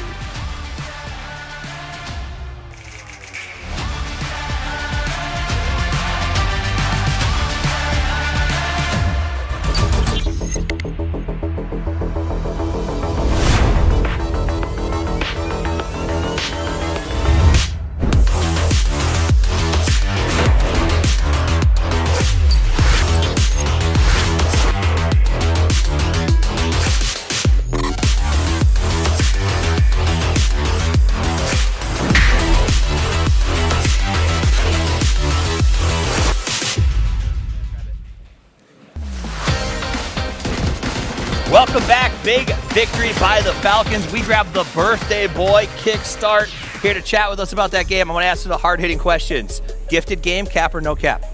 Full cap. Full cap. We're genius. We knew it was going to end there. Our streams, our comms are live. We marked it. I said it was going to end there. It ended there. What can I say? Nice, nice. Do you have anything you want to say to the fans on your birthday or anything like that? Usually the birthday group days or final days is a curse, but I mean, hey, we got some points already, so maybe it's not. So far, so good. Anything you want to ask? Yeah, I got to ask, though, here, because it's obviously a gifted game. You guys said that probably in Circle 3 guys is gifted. How long do you stay greedy in a 2-2 split? And, like, how much of a risk do you want to chance? Because it's like you're going to get the easy 10 points from the win, but you can also potentially get some more if you go aggressive earlier. Like, what's the kind of situation and comms like, okay, when do we actually go out and try to grab some of the points? Well, we knew there was a 2-man on our tower, and we had 3 BZs, so... I mean, we know where the zone's going to go because, like, tendencies of the zone. Yeah. So, like, it's not worth the risk. We're just going to try to get some DMR kills and wait until we have to push the tower, because if we push out and get shot from people across the map that can still see us, which wouldn't be able to see us later, then it's just like a throw. So you just wait and you take the points that you're getting. Fantastic. Nice. Awesome. Well, thank you very much. I'll let you go back to your team. Have a great day and keep getting those points. Happy birthday. I'm going to say, happy birthday. I wore it because I believed it. Yeah. And they're standing up. It's good to see the victory. So I said win. it was going to be the first game, but they did it in the second game. And it's still a wrangle, right? That's true. Still a wrangle. Still a wrangle. They played it very well. And there is, at least they're honest. They got some circles. They didn't have to do a lot of movement. You see they had the 2 red houses for just about ever. Yeah. And then that collapse was really, really clean. So great game by the Falcons. No highlights for you. You don't need to see it. It was the end game was slow anyway. So it was nice. We got to chat with Kickstart. Has his birthday. Kind of fun. In a way, we've gotten to watch Kickstart sort of grow through his entire career. Like literally from eligibility till now, continuing to grow as a player. Yeah, I mean, remember the good old times when he was 16, 17, and still fragging out, and he's been grinding his way here. And, pre-beard, and now just more beard that I can grow, so it's good to see. It's a really nice beard now. All right, so good game. Let's take a look back at the stats. Falcons do come out in first place with those 11 kills, 7 for T1. Petrichor Road, another game where these guys, I mean, it was a little more quiet. Actually, it wasn't quiet. Ace Left was super loud with his hiding in the blue, learned a little something from VP, got a bunch of good backstabs. Not 6 as much kills. damage, lots of kills. Yeah, 6 kills for Ixleft in this one here. The Ixleft captainers is going to be enjoying themselves. That's a good thing. But yeah, 11 kills in a game where these guys are saying, okay, guys, this is a win. This is gifted. Yep. I've heard them say it before, and it's like, guys, we're feeded, we're fed, we're gifted. This is the win. We want to lock it out. Usually we see it with lower kill count, and here it's like they're able to grab a lot of DMR kills. They're able to grab kind of the information they have of, they know we're 2 in the tower, they know kind of some of the teams that are coming down. They're able to grab a lot of the kills that potentially could have gone to some of the other players that were either in the tower or T1 on the northern side. So they kind of closed it in. And also, being able to be on that roof of the garage is just so strong. H-Win Until he fell off the roof. is going to get the man of the match, though, here with 876 damage from 4 kills. Good to see. Yeah, the IGL at work. I love seeing the IGL at work. And, we often get to see Tableton and Shrimsy pop up here to see H-Win get that man of the match. Big shout out to him, 876 damage. Now, those damage counts are obviously coming from the fact that they were able to get there early, bristle out, and there was just no space for any other team. Bagopot took that tower just north of them, and they kind of did the lion's share of trying to, I guess, draw the attention of Day Trade and other teams as they came in, and that really worked well in terms of how the Falcons got points in this one. 21 points for the Falcons. This is a really strong start to their group stage. Yeah, and considering that it's only the second game, right? And they're, for the looks of it, I think they're already going to be in the top 16, right? Yeah. So fantastic start. This is what is kind of the scary thing a little bit, to be in the C group, that you're not able to play day 1, obviously, and you might have someone that kind of focuses a little bit. You're going to be in a situation like, okay, the third parties, it's a strong team. They literally just got a fantastic ending in PGS 7. They're a contender for PGS 8 championship here. So it's a team that, in a situation where if you're Day Trade or if you're some of the other teams here, like thinking, okay, we don't want a strong contender coming in. And look at that, they're already 15th with just 2 games played. Bestie has played 4 times the amount of games and has 6 less points here. Furia as well. That's hard. It's rough. that, you know, Bestia, led by an ex-member of that roster, is going to be a little frustrated to see the Falcons pull ahead of them like that. 25 points actually puts them halfway to where our second-place teams are right now, so that's going to look good for them as they go through the day. And remember, as we kind of go through this, we're only 2 games in out of the 6 that we're playing today, so to have such a strong start for some of these crews, going to be very good. Petrichor also at 19 points off the back of 2, looking like a very different team, or at least a very different Ice left here today. Not contested is what is the situation, right? For Pero, it's great. For Navi, it's been looking great. 17 not contested in the finals. It's almost like if you're not hot dropping, it's really worth it. It's almost like after 8 years of doing this, we've started to figure out hot dropping does not pan out in a championship. Any other teams? It was a little bit crazy up at the shelter region. We saw just absolute chaos break out there, but that seemed like a symptom of just nowhere else to go. I mean, the whole situation with this kind of northern side, right? We have some greedy splits, some 2-2 splits within some teams. We have some areas where it's pretty difficult to get into, so that's also why we saw so many fights along the edge. All right, well, we're going to see more fights, more battles, more points, and more teams when we get back after this short break. It's almost time for Game 3 in the wildcard map, so don't go anywhere.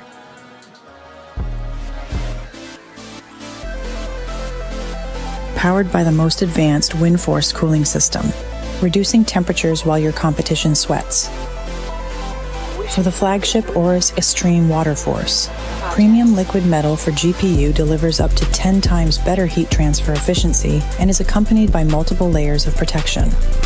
This is the Gigabyte GeForce RTX 50 series. Play hard, stay cool, feel the chill.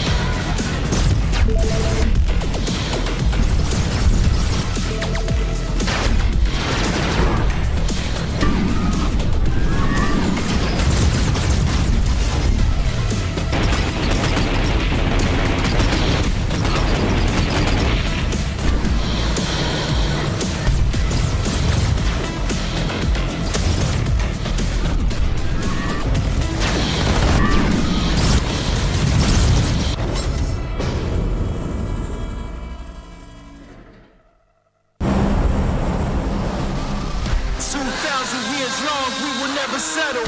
Hard days, no way, with a heavy metal. Real life mainstays, tear it out, pressure. Like a torch to a flame when it burns hot. We won't stop.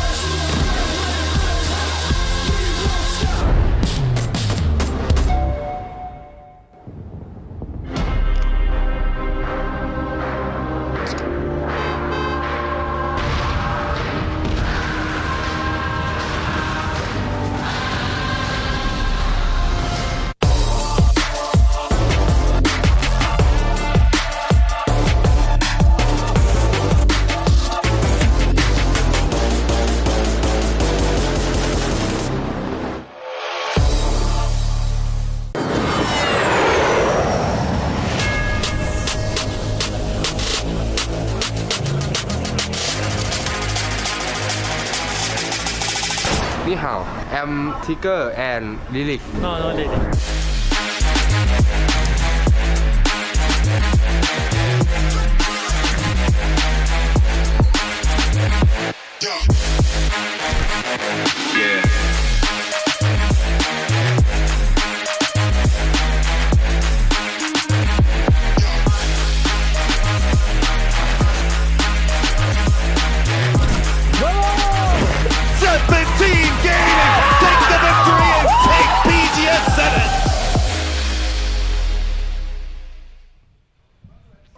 Erangel down, and we've got ourselves Taikula and Falcons that both picked up victories, which were very hard in games to navigate. Yes, Falcons did manage to get themselves into a position. We'll dive into that a bit later. Yep. But this has been Erangel now done, so change up in pace, because now you have to kind of gear shift and go to Taiko. Yeah, it's a bit of a different affair. You know, even though kind of from the big picture perspective, sometimes Taego might look a little bit similar to Erangel. They actually do play quite a bit different. So, you know, the way you navigate things, the way you can take positions is a little bit different, obviously. But, you know, Erangel kind of starts out with some a little more open circles. The second one in particular has some rough terrain that you got to navigate. I've heard a couple of players kind of call it backwards Erangel, because you have the kind of like, imagine Millie is kind of the northwest, and but then there's no center. Yeah, that's the big difference from what we see on a lot of these PUBG maps. Is there's center control. Getting that compound, getting that point of interest is so big. But time now for us to jump into Taego, see how the plane is going to fly, and it looks like it's going to be over, well, not over airport, but around airport, up into the northeast start, and then go down near Hosan Prison. Yeah, I mean, I think that's a good way to look at Taego. It is a bit, yeah, a little bit different. And like the northwestern island has a lot of rocky, mountainous terrain with a lot of trees, especially on the northern half of it. So there's like some cool areas up there. I like the mountains that are south of Terminal.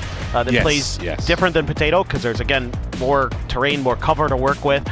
So that part of it is cool, but there's a lot of fields here. The fields are more playable than the Erangel fields in a way, because they have those dividers that kind of block them off into like squares and stuff like that.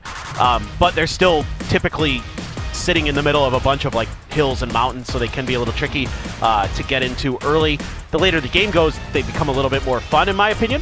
But yeah, it is a weird map sometimes. There's those swamps over to the west by Hosan Prison that are kind of bizarre.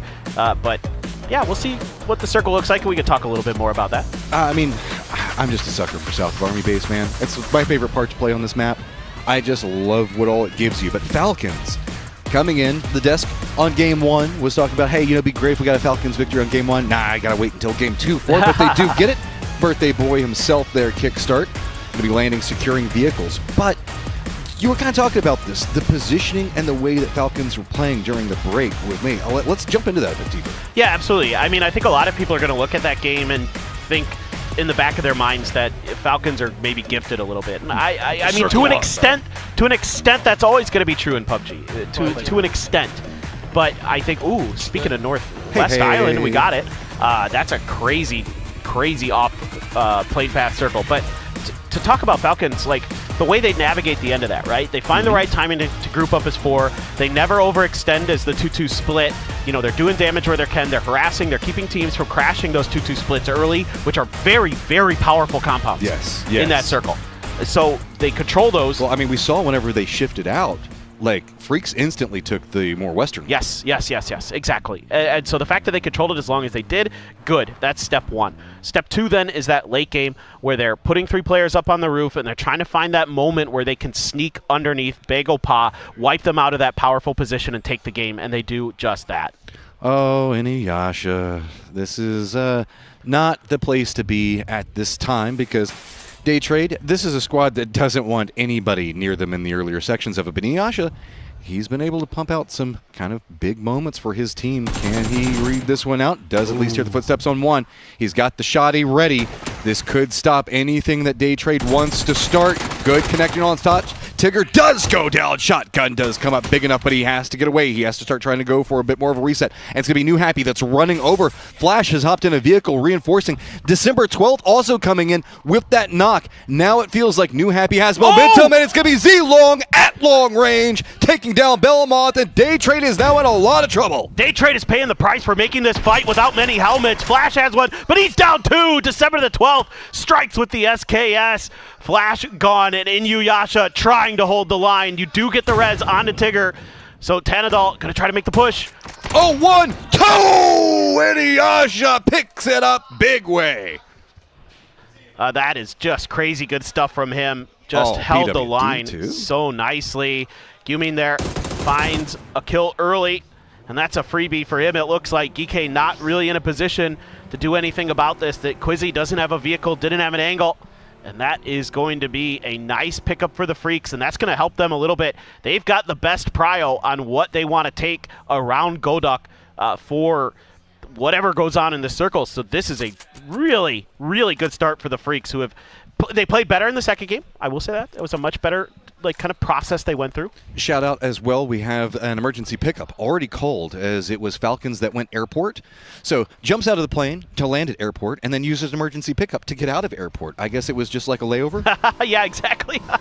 Nice. They've got great options on the northern side of the circle. So they are finding a really good timing. Again, these early rotations, trying to find prio, and if you don't have the circle in your favor early that you can make the quick rotation with the vehicles, you can use the E-pickup early as well. So the Falcons here, I think, making really good decisions today, being really proactive with trying to find real estate in the beginning of the game instead of letting the later game happen and trying to fight for edges. While we're watching the New Happy situation here, this is, I mean, you also have to give it to Inuyasha. This is a pressure play that he has to hold through for his team. He doesn't go down, and he picks up most of the kills as well. So shout out reinforcement, Longs, as well as it was December 12th that managed to just really unlock the fight for him. But respect, dude. Like, that was just, he realized he was bad off, sets up, defends in. But jump back to what we were saying with Falcons a moment ago. One of the interesting things is we've already kind of seen that circle, right? Whenever we saw the end game in that last game. And Falcons is one of the squads that really goes back and researches circles, because sometimes we can see repeat circles that happen across, and inside of a couple of weeks whenever we're all together, you kind of have spotted this happening every once in a while. It's not necessarily a trend, but they can say that sometimes it does pop up. So they were utterly prepared on realizing where the strong points were played, because the way that they do the researching on that. And that's one of the things I really love about them, is how much they really dedicate into making sure that they're looking for any opportunity that they missed in a previous circle like this. And to add on to what you're saying, not only are you kind of maybe reading situations better, but you're also understanding, oh no, that's so unfortunate. Vinny got knocked out, the vehicle just kept going. Kind of assumed something like that happened. Mime tried to drive down the hill and died, but for the Falcons, there not only are you doing research on, maybe tendencies of how the circles are seemingly kind of developing because of sometimes land ratio terrain or other things on Miramar that's a little more impactful, but also you're getting reads on what the teams are going to do in those scenarios, so you can have a better understanding of who's where, what are they doing, when and why. I mean, you listen to these these teams talk. Well, hold on. We've got an interview, though, with Taikula's Cold before we talk a little bit more about big picture strategy. Hi guys, it's Bella. I'm standing with Taikula's Cold 119 and our lovely translator, Lisa. That was the first chicken that you took, and it was a great day start for Taikula. And it was your final kills that got that chicken. So can you walk us through that final 2v2 against the arena? 好的，也是恭喜你们拿到了今天的第一场机啊，最后也是1穿2拿下了本局，可以给我们做一个简单的复盘吗？当时剩场上3打3的时候，我们最后是我跟苏泽2个人，然后因为双方都服人了，然后最后也是误触了，然后最后是第2时间掏的闪光弹，然后仗是全白对面2个人，然后就结束了。 So back to that time, it's just 2v2 between we and E Arena, and we are both like saving our teammates. So it gave me times to take out my flash, although just a little bit mistake operation. But finally, I take out my flash and I just gave it to my opponent, and I just got them down. Yeah, bam, bam, and it was over. Good job. All right, we're gonna go back to Tago. Bye bye. 再见.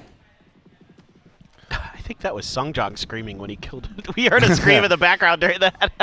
I don't know what exactly happened. Somebody killed Aches Left and they lost their minds. But I want to hold on. I was going to say Falcons off of their emergency pickup ended up very close to Begapa, and now H1 already down, flushed, Tiggleton bleeding out slowly. 2 members up for the Falcons, and it is going to be Begapa. Doesn't really look like they want too much more. They're just going to be ships separating in the night, so should be resible for Tig. Yeah, absolutely. But one really cool thing, you know, talking to some of the players and teams and stuff and hanging out with them a bit and listening to their comms behind the scenes is how incredibly intelligent they are about tracking stuff in the game. Like, obviously they do their prep. They know kind of team tendencies, where they want to rotate, when they're going to rotate, stuff like that.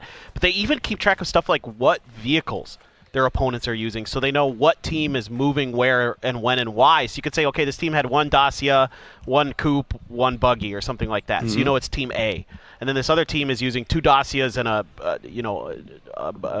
UAZ or something, right? That's Team B. They're so good about being diligent about stuff like that. Just something I want to mention because I think it's really cool how incredibly smart these players are and how good they are at like tracking so much different information. Like, not only do you have to track the kill feed, you got to track what's going on with your util with your team, all this other stuff.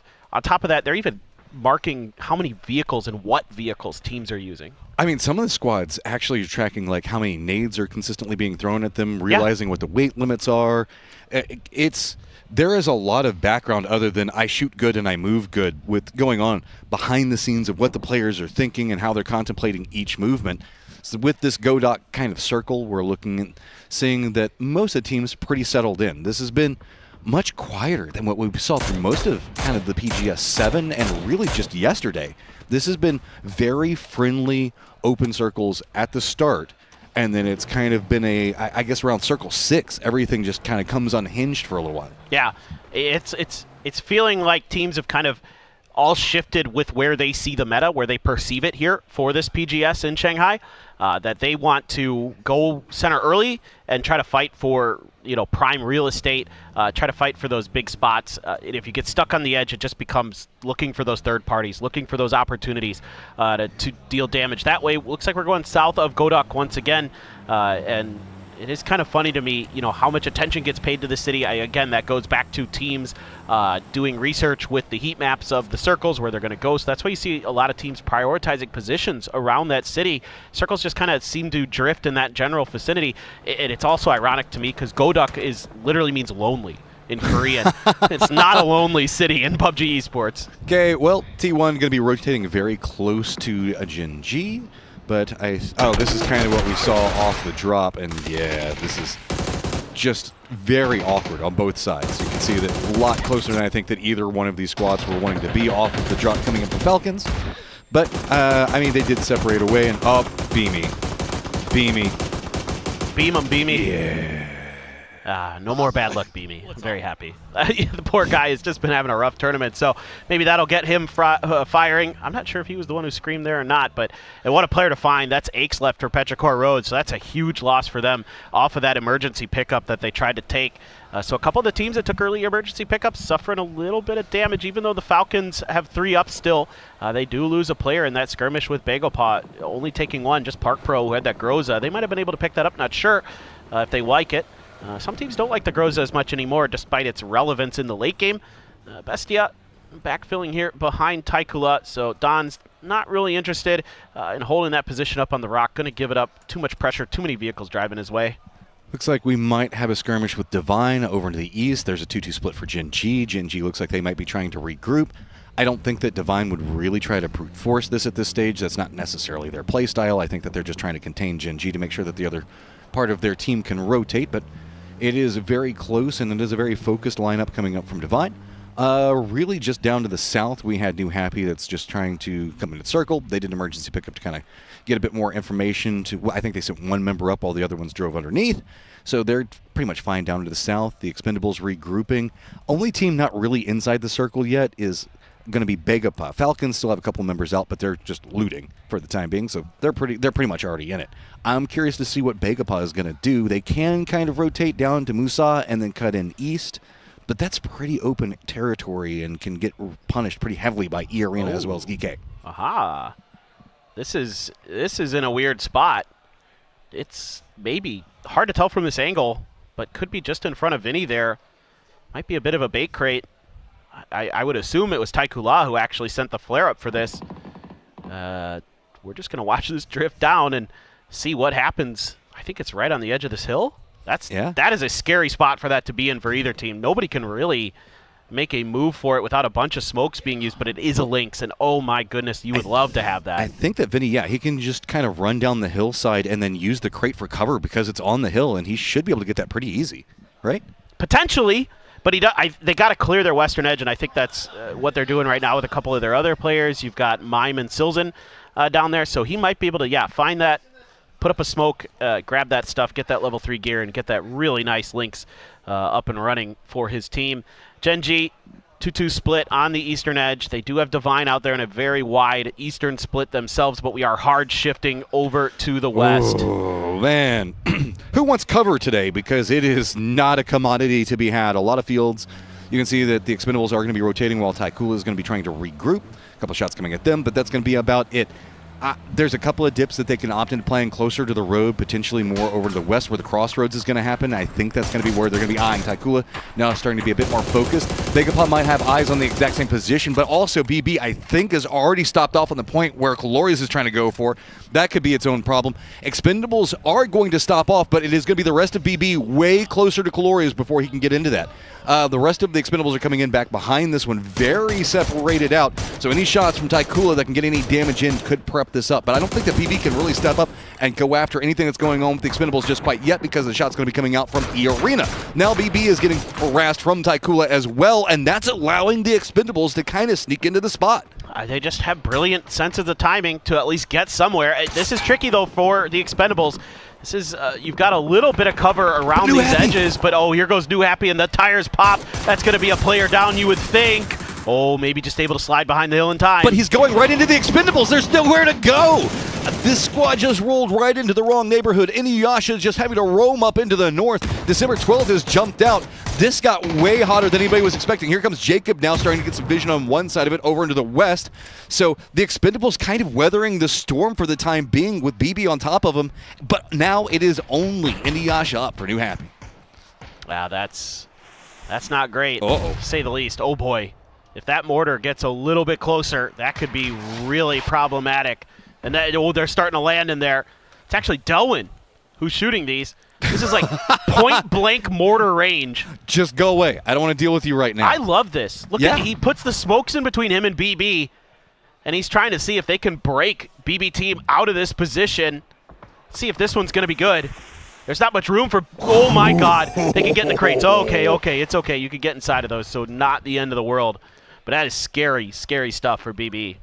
Stacked up on top of each other, we've got the Freaks as well as Petrichor Road. This is Godok itself. VP has also got Nixie that's going to be pretty close. Americano for Gen G could have some vision if we see pretty much any concerted push coming out. But these two squads on top of each other want to try to separate out. But I don't think Petrichor Road can. They're too firmly surrounded. Well, DL's on an island, separated from the rest of his squad.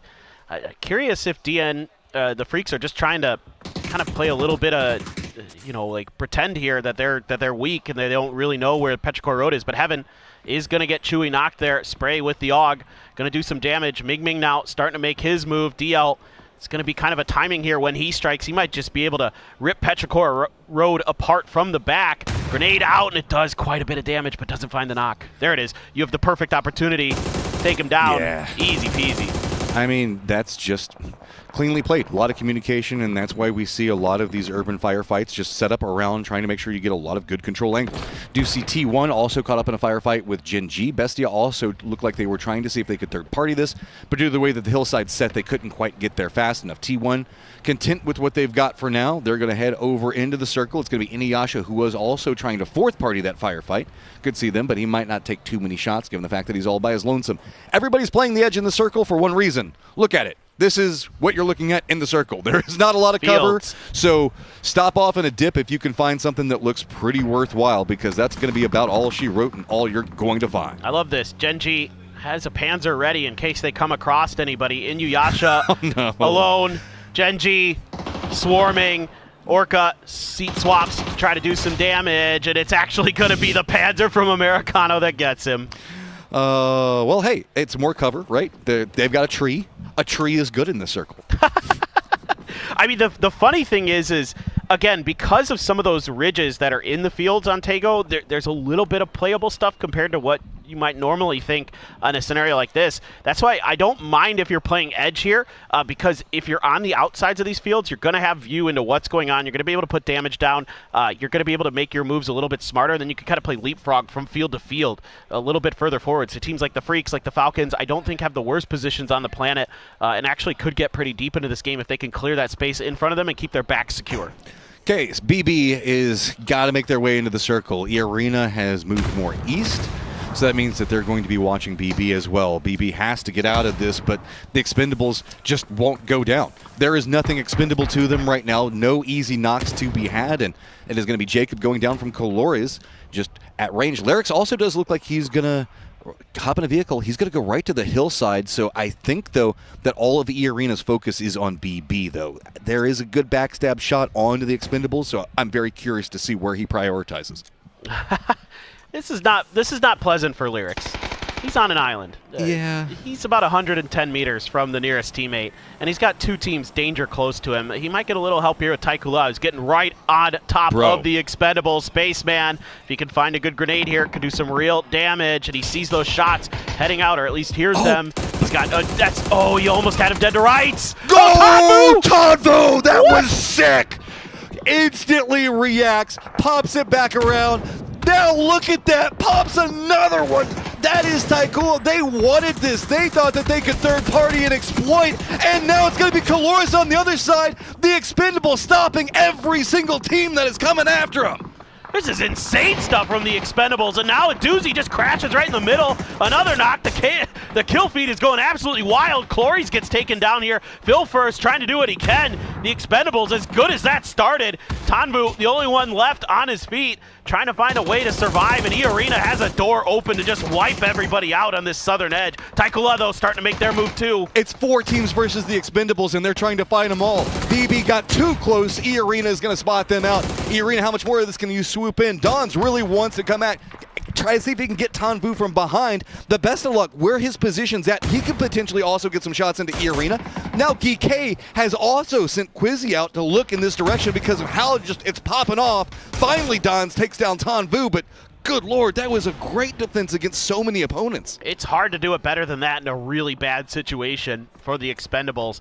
BB team tried to find a timing to make their move, and they paid the price because the Expendables were just better. Taikula as well took a ton of damage, so they're trying to get out ahead. Suzette going a little bit further forward, but E-Arena has to deal with Besto on their backside. And maybe buy themselves an opportunity to try to get a little bit further, but Geek going to be holding the line. Bagel Paw somehow still alive, somehow found a corner of a field to hide in.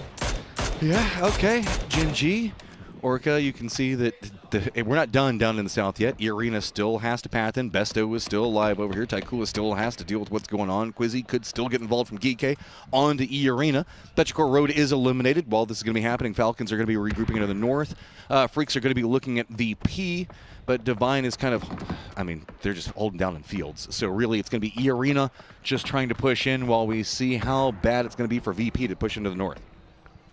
Yeah, this is scary for E-Arena. I don't know what you do here. I don't know what the best move is. I mean, trying to wrap is probably just going to get you cut down as you're driving. Trying to fight forward, you've got a bunch of different teams that have great positioning on top of you, including Gen G. They're going to be watching this. Besto finds his moment to strike. That's one, that's two, and he just dies to the blue. But with the last breath, I stab at the E-Arena, now in some trouble. I mean, are they going to try it? Yeah, they can't even really. Looks like Lyrics was thinking about seeing if we maybe grab somebody, throw them in a car. But Taikula trying to get some more. But it's going to be actually Geek or Ruzin that gets the shots over into Taikula. That's going to allow Lyrics to get in the circle. But Quizzy as well, Spyro are going to be wrapping right back in behind E-Arena. But Begapa still close to Ruzin is going to force him away from that angle. This is madness, dude. I mean, Gen G could get a little more involved here potentially, but I think they're getting gate kept by Geek potentially. Lyrics still rocking and rolling. Saw how good he was in the first game, doing tons of damage. Nurns Dunzo. Orca gonna clean up that kill. So 3 so far for Gen G with 3 players still alive. Lyrics with the smoke right next to Dodds. He walks up right next to him. Who's gonna win it? Dodds just barely. A little bit of a do-si-do. Okay, Taikula, you get a second to breathe now as it looks like EK is going to go back to their compound. Gen G, you're going to have to take a few steps forward into the circle. Falcons, Divine, and a VP up in the north. That's going to be harsh. That's another firefight that you really can't avoid too much of.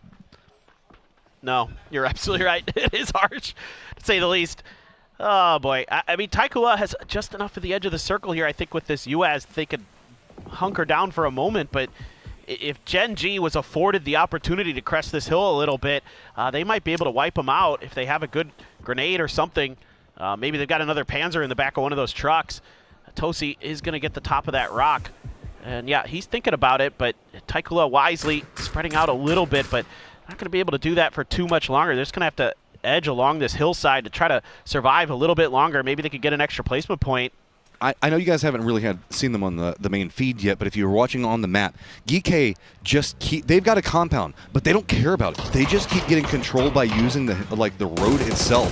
They sent Quizzy and Spyro up to kind of harass in Falcons to see if they can stop anything. But Falcons rolls right into the thick of what's going on with Divine, and that's a problem. Just that one member stalled out enough, and it's going to be VP with multiple firing lines. But while they're going to be looking at what's going on with the Falcons, it's going to be the Freaks that are trying to encroach back behind VP. Yeah, the Freaks have kind of waited just long enough for their moment to move, and VP has also been really patient here, waited for the Falcons to go. They're trying to blow up their vehicles. That's going to be another point going over to Ibiza. Bagel Pa starting to do some damage. They clean up Nixia from VP. Akan got a knock on Asuze.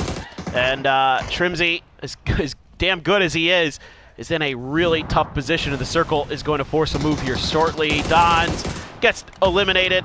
Gen G now 4 kills in the next circle, so they're A-okay. They've got some vehicles back here. There's some things they can do. So again, it's the way Geek is just really holding down and controlling the West, is denying any form of anybody to really encroach onto where Begapa is, because Begapa is playing the dip opposing them. Freaks over into the east have pretty much taken control of all of the east. And backs against the wall, it's Gen G. That's what we're looking at for the time being. EB just trying to creep his way right up next to the blue zone. Not too many more ways he can really do this. Smokes being down do provide him some cover, but that means the fact that everybody knows where to shoot at. So he's going to go down. And now we are at our top 4 with phase number 6. Yeah, Sungjang has got a P90. 7 kills here for Bagel Pa. They've been locking down this corner really well, and that's a huge loss for the Freaks. That's a Lynx in the hands of DL. Are they going to be able to get back to him? That bush knocking off your cover from bullets just from sight. Somehow, though, Tosi can't connect the mini 14 shots just yet. Just one more, and that's going to do the trick, but there's just really no hope here, I don't think, for the Freaks. Circle pops, and it does favor the Freaks off of this. Heaven looked like he was headed back more into the north, but I think that they've just kind of written this off and said, nope, let's just control the circle. Begapa doesn't have far that they have to go. Geek finally going to have to push themselves into the circle, but they've got vehicles. They've got a lot of utility to still work with. Gen G has been harassed for so long. I am worried about how they can get into this circle. I think that they're just going to have to clown car and send it, and that's going to be scary. Well, the good news is they still had vehicles up on that hill that they were able to keep somewhat intact. Enough. This is not an ideal drive here for Geek. Well, I shouldn't say not the ideal vehicle, but they get there, not a problem. Gen G going to make their move at the exact same time. Headshot lands on top of Orca, but they find a little bit of safety behind the Freaks. We're going to back off just enough. Tosi, though, is going to die for this move. Salute trying to keep his eyes on top of them, trying to find their moments when they're peeking up. He was thinking about going up on that rock a little bit to see if he can get a better angle, but not really going to be afforded the opportunity. Damage is there. The grenade bounces up on top. It's an air burst. Doesn't get any knocks, though. Oh, the follow-up. Is it going to be enough? That is going to be 1 going over to Salute, 2 over to Heaven.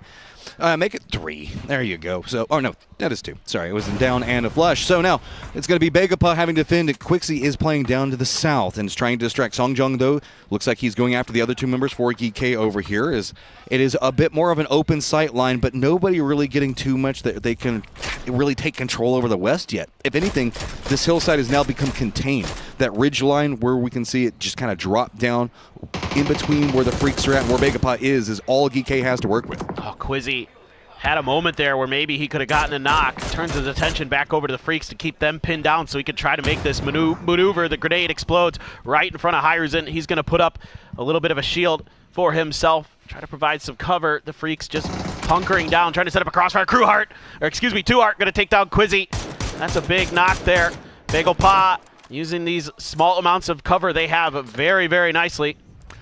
Yeah, this is starting to switch the momentum into their favor. They still have Spyro and Hiruzen that they have to deal with, but really Geek hasn't been too active. It was all about just trying to see if they could keep that solo man up so that way they could have angles to really hold back. Begapa, though, can't surrender too much more of this circle to the Freaks, and the Freaks actually go up into the north more after Geek's positioning. I'm laughing at Songjong. He's got a P90, and he's just down on the ground, maybe backpack off, just trying to scooch his way forward, get into this next circle as best as he can because he's out in the open.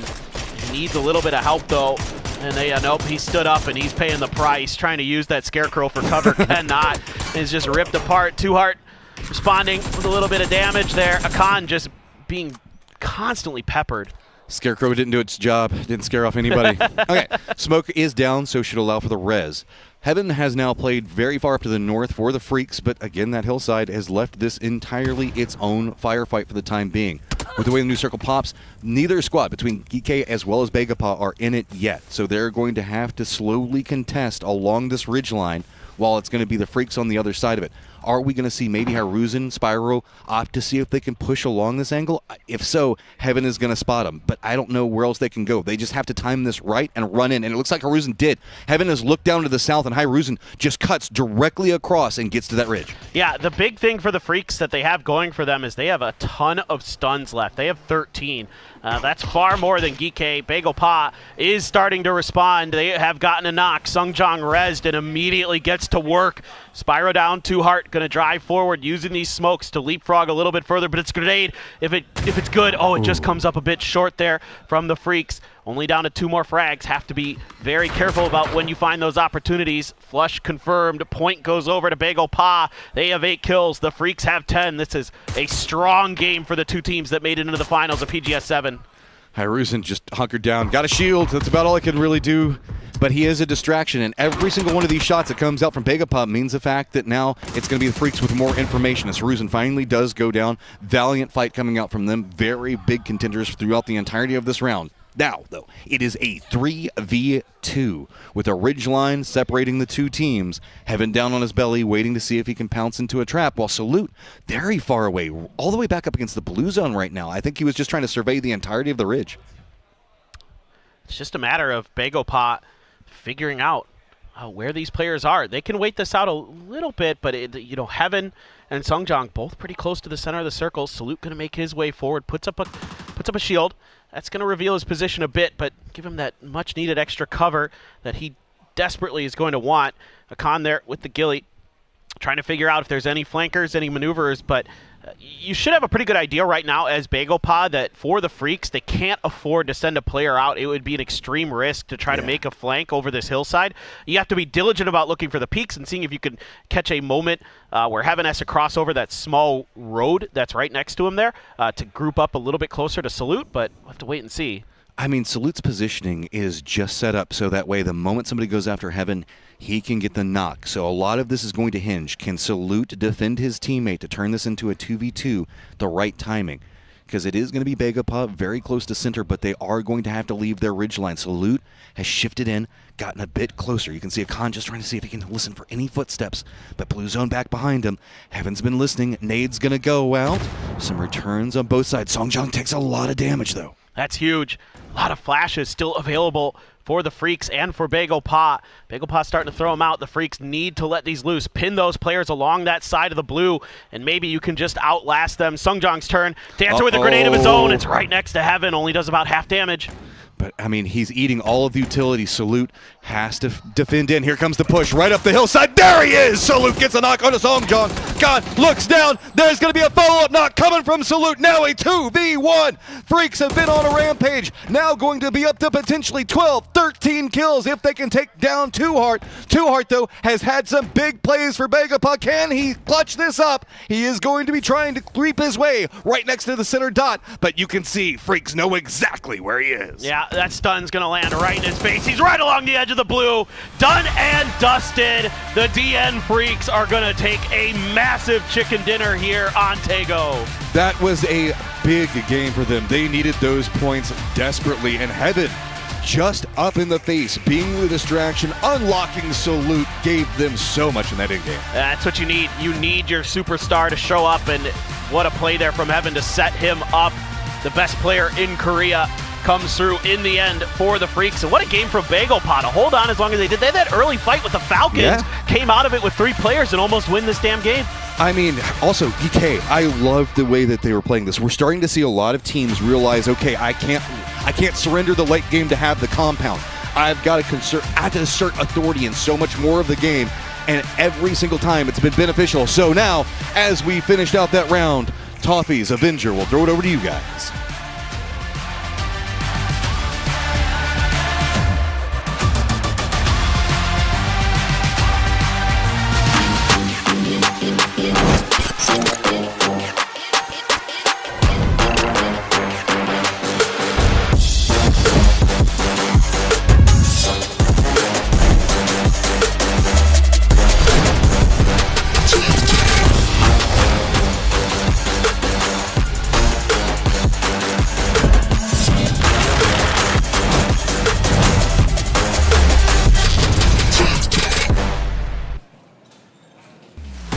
DN Freaks comes out with a big win. Honestly, it's a Falcons, it's a Freaks. It feels a little PGS 7 to me up in here right now. Yeah, it's is it going to be a repeat of just the same teams that we had that were favorites? The same teams have been doing good. On the other side, though, Freaks, yesterday, not as much. That's but true. Today, they're like, I guess we got to make it. We got to go to the final stage. It does. I mean, it is a mentality I've heard from a couple of teams, which is like, let's just grind this one out, make that big 16, then you go to the finals and you do something special. So we watched the end game. We're going to go through the highlights, and then I'm actually going to call over a special guest when we get to the stats to tell us exactly what it is that is going on with the Freaks, because they are playing very well. In fact, it was a Korean ending in that sort of showdown there with BagelPod. Yeah, I was completely surprised we didn't hear Paperthin go, oh my god, Korea is insane, they're back. They were, though, and I will give this to BagelPod. It was I wouldn't say it was an open circle. There was a lot of low cover points, but they played it very well. They locked up their spot. Losing Park Pro early on probably put them in a tough position, and they were able to come away with the win. Actually, let's go ahead. Paper, come here. You know these teams in and out. It was a Korean final. What do you talk to me about DNF? Yesterday was slow. Today they look like a totally different team. Is it catching feeds? What's the difference? No, I mean, I think it's just, other than the first game where they're not clearing their backside, like, I'd like to see, like, again, that was something I noticed in the VOD review that I did. I was like, whoa, you guys really need to be a little more diligent about this. But this game is just, they get an early prio, right? They're the team that has the best ability to take spots in that first circle. They're the nearest to the center of it. They want to go south, go duck. They're able to lock players out. They leave DL in between them and Petrichor Road. That makes their life a lot easier for clearing that up. And it's this late game, the understanding of that terrain with the way those fields are positioned. You take the edges around those fields and you can make life miserable for the teams that have to go inside of it early. I'm impressed with Bagel Pot that they got as far as they did in that game. I thought they were screwed from the get-go when they were fighting Falcons. But yeah, I'm really happy for Freaks. Well, that's a good Bagel Pot. That's the second game in a row where we've seen them sort of sneak into this sort of final 3 position. Is that just the way that they play, or are you seeing, like, out of regional, is there an improvement here for Bagel Pot? They look just like they're playing for fun. Okay. They look like they're just, they're confident in their own understanding of the game. Obviously, most of the players on this team have kind of been there, done that. Other than, like Park Pro, he's kind of more of the less experienced player on that squad. But they just seem like they're having fun, and they know the game so well that they can make good decisions, and they have great mechanics to back it up. And I mean, I just have to give Tuart so much credit. The fact that he still looks as good as he does is crazy. Yeah. It does look good. And honestly, without PO here, it's still impressive to see them make some moves. Thank you for stopping by. Freaks. we got to bring our expert in. It's not often we get to hear the casters get a little wax philosophical, so that was kind of fun. Thanks for stopping by. Paper thin. Top 4 teams from that match. Yeah. What do you think? It's huge, obviously, and as you said, and as Paper pointed out, it's like, okay, they come back, and it feels like, okay, we didn't do it yesterday. Now we have to get our stuff together because that's last chance, and otherwise we're going to have, a prolonged vacation here where we could have been making money and PGS points because they got a bunch of PGS points, obviously, in PGS 7. If they're able to double down on that, it could be looking like a very, very good situation for them going further, and also prize pool is obviously huge. Yeah, it almost feels like they're just sitting back and saying we're saving our energy for when we need it, right? So they kind of slow play the first day, and they come in, they go, oh, we got to get this many points today to grind it up into that top 16. And this is one of those games that is going to do it. Heaven walks away with 6 kills. Salute the All-Star, only with 3, but still hitting almost as much damage as Heaven. So both very, very impactful. Guman and Deal obviously also still involved, but they looked very good in that game. I think it's pretty obvious who our man of the match is going to be. Yeah, Heaven, for sure. In the end game here, though, I will say we're looking at a 3 versus 2 situation. How they, in terms of like micro and macro play, how they locked down and kind of displaced Bagel Power was actually just perfectly executed, right? And Salute obviously gets the 2 opening knocks. It's just almost impossible to do anything. They still had a bit of utility. Heaven's obviously going to be the man of the match here, so that's huge with 6 kills. And the amount of points they're going to be getting from this is going to shoot them up. The leaderboards still having games to play and lock out and get into, not going to be like triple digits, but it's still going to be safe enough to say, okay, we're playing the finals again. That's a good point. And while Heaven did get the man of the match, I could argue maybe Salute had the high impact kills because when Bagel Pod did that 3-stack left, they had a P90 out in front. And getting that double to open it up really was clutch. I think if Salute had gone down on that rush, it would have been a very different story with the P90 and the level 3s leading that charge. They walk away with 23 total points. Bagel Pod with 15. Gen G surprises us all, pops in with a nice little 9 to make it a K-pack up on the 3. Oh my God. Looking good. Day Trade Gaming 65, and now Bagel Pa and Freaks 2 and 3.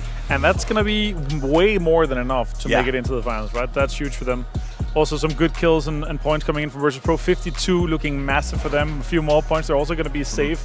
Obviously, 3 more games to play. Lower kind of leaderboard here. We're looking at teams that's already played a decent amount of games. Obviously, looking good for Petrichor Road. 19, that's fine. Expendables 3 only, but 9 for Bestia and only 20 points. It's not going to be enough. They're going to have 2 massive games to push them in there. Yeah, we have a couple of teams who are in that position. Tough. So I did hear this. You said that we were looking at some teams being safe. Are you starting to feel out where the cutoff is going to be? Do you have an idea yet? We're still going to have this 55 to 60 point cutoff. We're going to have to get closer tomorrow because, again, it's been, anywhere from the start of the 50s to somewhere in the start of the 60s, but it really comes down to how much sponging are we going to be seeing towards tomorrow, because are we going to have some of these teams, like especially Day Trade, especially some of these teams that already has tons of points, right? Are they going to be able to log out, or are we going to have this huge mid-pack where it's just like one good game pushes you up 5th, 5, 6, 7 places, and you're going to be safe after just one game. It's going to be interesting. PGS 7 was interesting. PGS 8 shaping up to be interesting as well. It's time for us to get into game number 4 as we roll into Rondo with your casters, match 'em, and the Paper Thin. Thank you for coming back over to the caster desk after doing some analyst work there, Paper. Yeah. You just everywhere. And then I immediately sprinted to the restroom and sprinted back. Wait, just enough time to squeeze it in, but yeah, I mean, look, I'm obviously happy in a way that, the Korean teams are playing well there, but I think, again, some of the mistakes that you see from the Freaks get cleaned up game to game. T1 as well, I thought, cleaned up some of their mistakes from game 1 to game 2 on Erangel. So that's what's important here, is that you're you're fixing the problems quickly because you have to. These tournaments are fast and furious. Yep. You have to be on the ball with your adjustments. So credit to the coaching staffs for those two teams for getting those players all prepped and ready. And meanwhile, Bagel Pie they're just Bagel Pie. They're just so weirdly consistent, and it's shocking to me that they're like they're doing way better than I thought. But then, and I'm not trying to like dog on the players at all. It's just like this is like a hodgepodge team of like former pros, streamers. Pio's not here, and they're playing great. It's people that want to have fun playing the game together, right? Yeah. And so for them to be finding success, it's not going to be the most explosive success all the time. Well, but they managed to make it in the late game very regular. The read on the game is very good. Exactly. And so to go a little bit further on why I'm talking about them having fun being a big deal, it's because Sungjoong talked about it in some of his interviews. He said, the only reason I'm back here is because I can play with my friends. The only reason I'm playing again is because I want to have fun playing. He felt like, back in his OGN days and stuff, there was so much pressure. You had to grind, and there was maybe some, things with the orgs and stuff like that. Now he could just play with his friends, have a good time, and it shows. They're playing great. Another circle without Test Track in it. So we're kind of looking more into the Zhao Tin line. Taikula is going to be very happy about that one. Freaks as well as T1 looks like they're going to make their way over to Yulin.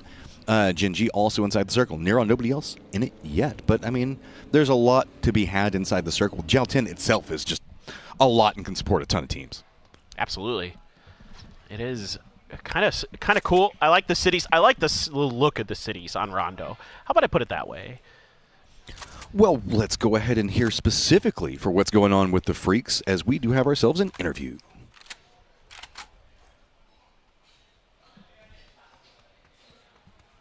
제가 느끼기에는 이제 동남아 지역이 진짜 제일 강하다고 느꼈고, 그다음에 그 외에 권역별들 팀들 중에서는 한두 팀씩 잘했던 것 같아요. 그리고 중국의 이제 17게이밍이 PGS7에서 우승을 했는데 그렇다고 해서 저희가 라이벌 의식이나 그런 경쟁팀이라고 생각을 하지는 않고 이번 연도의 목표는 T를 꺾고 PGC 우승을 하는 거기 때문에 계속 경쟁 상대는 T라고 생각을 하고 있습니다.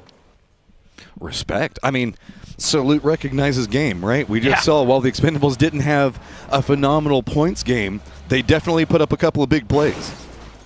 Oh, I know. The thing is like they're so tenacious in their like mechanics and in their team fighting that it's so, even when you have them in what should be a bad position, they seem to find ways to fight out of it and get kills. Just how fast that response for the seat swap was to jump back out and go for those shots. That was, I'm still just utterly dumbfounded by that play coming up from Tom. Dude, that was bonkers, man. I would wish they get a little bit further into the game because I have Tanvu on my fantasy team, but I'll take it. What, the Expendables not necessarily always being the most consistent? Yeah, with their playstyle that happens, but they can fight themselves into the end game, then it's a problem for everybody. Exactly. That's the scary part about the Expendables is even if you feel like you have a really high percentage fight to take against them, they're so good that they'll turn it around. And also Delwyn, credit to him with the work that he was doing with the mortars and even at a Panzer in there. Playing the demo man for the Expendables there really made life miserable for BB. So a lot of stuff like that, these little things that they do, using those smokes to cut off the mortar so he could set it up. It's all really, really good. Speaking of smokes, I thought Bagel Pow was doing a great job with theirs in that late game. I got to tip my cap to the way that they're kind of positioning themselves for some of those situations. But Divine, one of the other Korean teams, still struggling here. Only 4 points on the day. Dead last so far. They just can't quite get it going. We saw them get one chicken dinner in the group stages of 7. Other than that, it's been pretty darn quiet. GK, they had a great day yesterday, and they've managed to make it in the late game, that last one. But the first couple of games were just a couple of early losses. Even in the last game, they had an early loss to PWD. This is a squad we know that has a lot of upward potential still, even though that they're having to deal with a lot of outside and stuff that's going on. And I would love to see them at least rally a bit more, because at 49, remember they played yesterday, they're playing today. This is their last day to qualify, and while they're close, we're now halfway through the day, and they need to pump out a couple more points. For sure. They're probably okay. You would hope that they can scrape together probably 10 more points, you would is minimum to feel like a little bit comfortable. You just based on previous results, it's pretty unlikely, I think, with how spread out the points were on day one, that it is going to be that 63 6-point cutoff like we saw the one time last year. So yeah, I'm not overly concerned that Geek is going to make the finals. I'm just concerned that when they get there, can they build some momentum, have a nice placement, maybe get top 8, would be definitely, I think, a real feather in their cap. VP also wanting to net themselves some more points as they're kind of eyeing out. It's going to be Bestia in front of them, taking some shots as it is a 2-person glider. We don't see that much anymore. No, it's a little bit risky, and now B's asked to ask him to turn the glider towards the other direction so you can put it facing the other way, so that way you could use the bottom of the glider for protection, because you can't shoot through the bottom of it. And VP should be okay. You can heal from that back seat, no problem. So for Ibby and Nixie, not the end of the world, and they got a lot of room to go, but with those gliders there, might be able to find a decent position. Could even get up on one of the really high, pillars of God that are floating around inside of these circles, potentially. Don't have to use any pickup. The Expendables, that's not what you want to be rolling into, and that's going to be a day trade trying to regroup, spotting them out. But the Expendables can be their own problems. Duck Juice is going to go down. It's going to be Tigger that spots him. It's going to be Thanadol just rolling through, be like, hey, protect. Actually, no. Thanadol is just going to actually surge back into the fight. I think he knows where Calores is, and he's just going to go right after it. Meanwhile, Barpo is down, so that's going to be just some flushes coming up from the Falcons to make sure to pick that one up. That's a huge loss for Divine. Losing Barpo, your best player, this early in these wide 1-1-1 splits that they do. Oh, Thanadol got punished running after Calores. I mean, Calores is not really going to let somebody just drive straight at him, right? Well, I say that. It looks like Belmoth might have a similar idea, seeing if he can get a different angle. A couple of tires look like they're being shot at, not popped yet, but now it's going to connect. And hey, Tanvu is going to go to the other side of this. So this is just a counter move into a counter move around each other. This is APAC PUBG at its best. I love it, dude. I just love that they just want to scrap. I mean, you killed one of our players. Cool story. We're gonna turn it right back on top of you. And the Expendables have the confidence and the ability to do so. Daytrade does too. I mean, Daytrade has been phenomenal the last couple PGSs. So you got to realize that these are two really damn good teams to square it off. Flash trying to make a counter move. Tanvu there. He doesn't want to shoot because he knows that he specifically took the spot because he knows Belmoth is here. And if he takes the shot, then Belmoth will know where he is. So waiting for Belmoth to take the shot instead. Nade's going to go out, not going to connect. Belmoth does get caught with his pants down. Donvu is going to get the knock. Are we going to see Delwyn actually looking like he's just going to roam around and fully defend this? Daytrade can't really find too much more. Tigger and Flash, I think that they just got to let it go. Gotta love this. I mean, the way Tanvu played that, was hard to do better. That was my captain. I don't have to like it too much. I'm happy about it, but I like the way he played it because he knew that he could wait. Oh, wait, hold on. Tigger, run around the corner. The spray is just barely better. Calores, I think, hit him in the head there, but couldn't find any other bullets to connect. Flash waiting on the other side. Delwyn, grenade prepped, trying to find that kill if he could just get it in the right spot, but cannot quite suss Tigger out. And now trying to rewrap, but does he know that there's another player pretty close? Flash waits, doesn't really get the angle on that he wanted to, but still just trying to see how much more time he can buy. Gonna get spotted. Delwyn with some great shots through the window does take down Flash. Tigger the last one up in the Expendables. This is kind of what you expect when you get an Expendables in the lobby. They just don't give up. And they're so talented individually. I mean, Flash has the better position, hands down. Just Delwyn better with the spray. Reinforcements arrive. Tanvu going to try to flank around. He knows they've got him pinned on the outside of that fence, and he's going to find the angle for the grenade. Oh, throws it on the side of the building. Doesn't spot out yet, but, I mean, so much utility. He's going to get flashed, but good knock coming up from Tigger. That's made this into a 1v1, but a lot of damage on it. Tigger's side. Delwyn knows this, trying to run after it.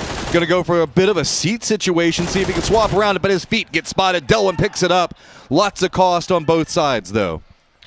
Yeah, but for Daytrade, this is less bad because of the fact that they're just sitting pretty. They've got plenty of they're points. Qualified. They're qualified. No, we can absolutely say that. So, for the Expendables, you get kills, you get points.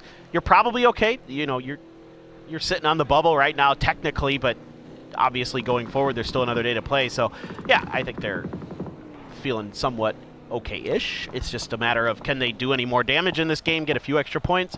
Who knows, maybe sneak their way through to some placements. Meanwhile, the circle did shift south of Jiao Tin, so moving away from the stadium. We do have GK trying to see if they can navigate in between Gen G's 2-2 split. They don't have all of their members inside the circle yet.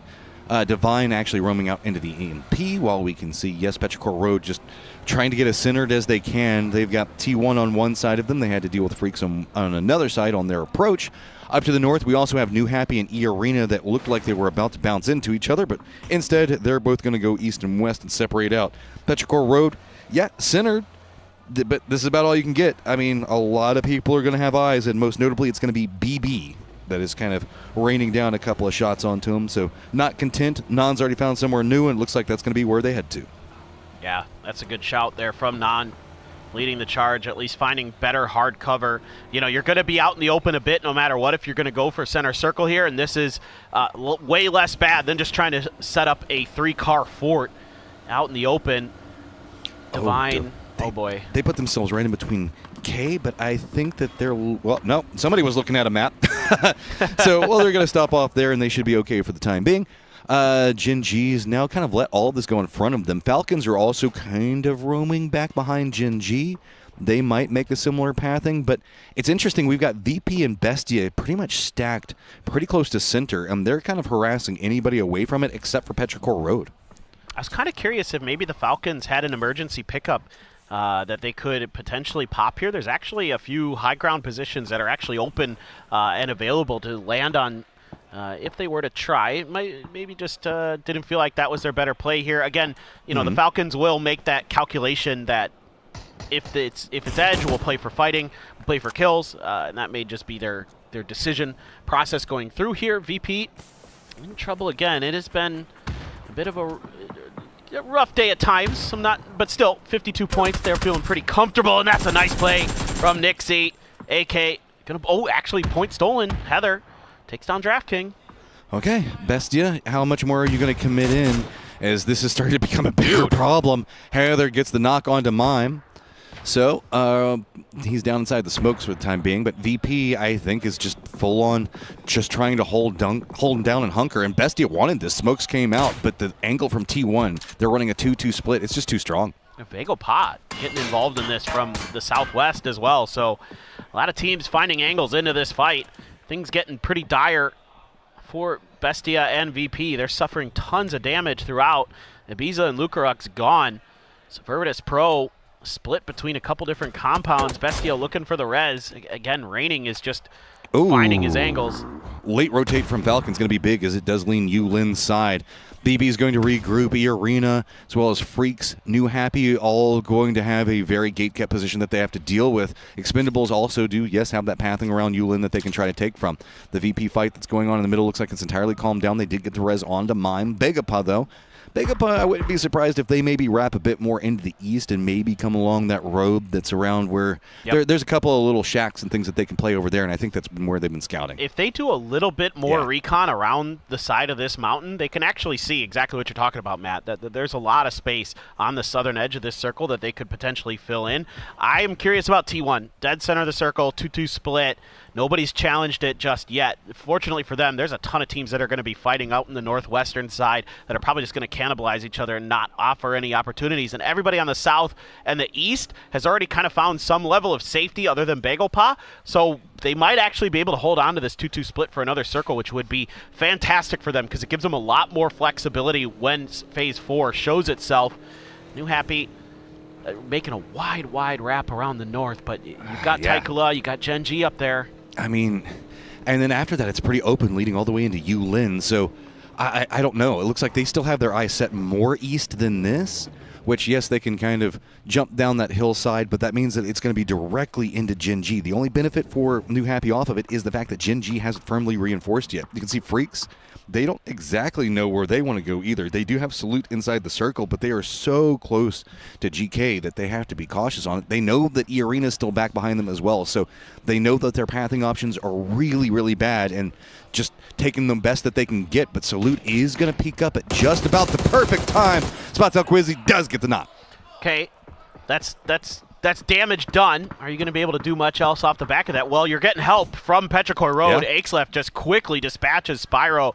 So GK in a bit of trouble. E-Arena trying to bypass the Freaks' fortifications.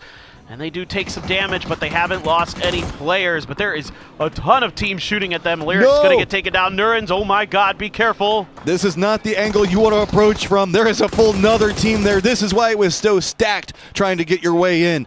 Okay, trying to do the damage control that they can. E-Arena roaming in. Petrichor Road's going to get vision. That 2-2 split from T1 looks like it's starting to get assaulted. The crossfire, though, right in between the two, looks like the shade that E-Arena is going to try to get through. And with that, they've actually managed to deny all shots from the southern section of the 2-2 split. Ooh, tire popped. Is it going to be enough? I don't think that they have an angle. T1 with this little bit of a ridge line, I don't think that they can see this well. Yeah, so he managed to survive for now, but this is going to be where they have to stop. That is incredibly lucky. Oh, no. He should be dead here in a second. Yeah, there you go. Raining's got him. Raining might be able to finish another. Hit the head, but couldn't find any more. Now, thinking about the grenade, he's pretty far away, so he's going to have to get a little bit closer, I think, to get in a range, but maybe not. Maybe he can roll it down that hill. We'll see if he's going to go for it. Oh, E-Arena wants none of this. They're like, it's time to go. They heard the vehicle. They've just tried to they've got to get out. But there's nothing to be had much more into the north. It's going to be T1 that just forces them out. But while T1 is caught up looking at E-Arena, they've got to be cautious. Bestia is rolling up right back behind them inside of vehicles. So T1 hears this. They've got to regroup. E-Arena roams out. But guess what? It's going to be GK on the opposing side of this hill. They have no more options. They have to stop. Emergency pickup has been called, and that's going to be from BB team that's going to be jumping into no man's land. New Happy started a good fight against Gen G. You could still see it in the kill feed that they had the advantage, but then the Falcons rolled in behind, cleaned up New Happy, but they sent two into Yulin, and the Expendables dealt with Tickleton and H-Win, so we're down to Kickstart and Shrimzy, who are trying to battle their way through Bean. Bean, another frag being thought about, a good stun here, but that frag, if it's on point, he did some damage. Oh, it's so close. The bounce off the hood pretty much saved their lives. Blue zone nade slowing down the pacing. Falcons trying to figure out exactly where he's gone to with the way that the smokes are set. BB is also in the air right now. Very curious to see where they go. Molotov is going to be enough to get the knock onto one. Bean, can you clutch this up? You need to make sure that you stay alive over here because it's do or die. You're pretty much all by your lonesome no matter how you stack this one up. But Freaks are actually going to be hopping in vehicles. They're roaming on a similar path in the way that they're getting shot. This has to finish fast between these two solos. Oh, he hit him with the molly. He hit him with the molly. Shrimzy's just done. He can't get through it. Beans got him dead to rights. The Freaks lose Gumin in a car explosion on the drive in, but they're trying to find safety inside of buildings. Gumin, nothing you can do there. Dons gets knocked. Salute, able to trade the favor onto Taikula. DL with a great double headshot, takes down Cold. And Taikula just in shambles right now. Zuze looks like he was trying to position in to get some vengeance back. Spaceman, not much he can do over here. So actually it's going to be Bean, and now hearing this, looks like he's trying to set up to see if he can get any shots onto anything that's going on. Divine is just going to be to the south of this, but I think that Taikula's just got to entirely pump the brakes. They cannot play any part of this aggressive anymore. This is interesting stuff from the Freaks.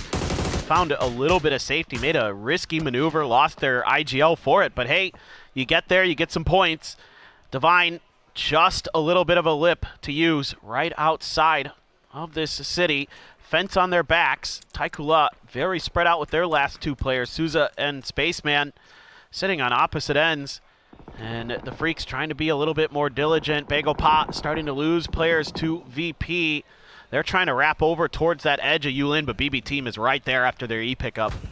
Yeah, I mean, BB has to be cautious, though. They have a con that's back behind them and could backstab. So the other members for Begapa are right down next to VP. With the new circle pop, it's pretty much GK. Nixie, though, is just going to absolutely unload and Begapa in just absolute tatters over here, man. All their members pretty much down except for Akan now, who's firmly surrounded and even has Delwyn next to him on top of that. It is not looking good for the Hungry Boys. And Akan with the Expendables, not the team that I'd want to be facing in a situation like this, to say the least. The Expendables have just been tremendous in these team fights, in these small fights inside of cities. I mean, everything. Every situation you can just about think about, the Expendables are scary. BB, there's so many snakes back behind you, man, and they know. They're trying to see if they can, like, they've kept one member. I think it's Besto that's keeping an eye over there. Petrichor Road, they've been harassed by BB for quite a while, so they're just going to send it in the circle. This is, again, another completely open circle, as the theme of the day is just get what you can, because there is nothing to be had. Well, Petrichor Road had 4 alive, but they lose everybody trying to get in. The hay bales not going to offer enough safety, and they just crumble. Salute on the outside finally tracks down Bean, takes him out. He's going to fan out with the other 2 players still in tow, more to his west. Salute doing great to just clear some space, but oh no, they go for the drive, and Souza is still hanging around, and Heaven is going to pay the price. Okay, Deal tries to regroup right now. He should be pretty much open from here on out. Spaceman did go down, so it's just Souza, the last one up for his squad. He has to deal with Divine just down to the south, but it's going to be another one of those games where we're starting to see T1 start to roam out a bit more. BB also down to the south. So really, it's just a whole bunch of kind of duos and solos hiding up into the north right now, and if they can get enough information, they can actually turn a lot and get a lot of points over here.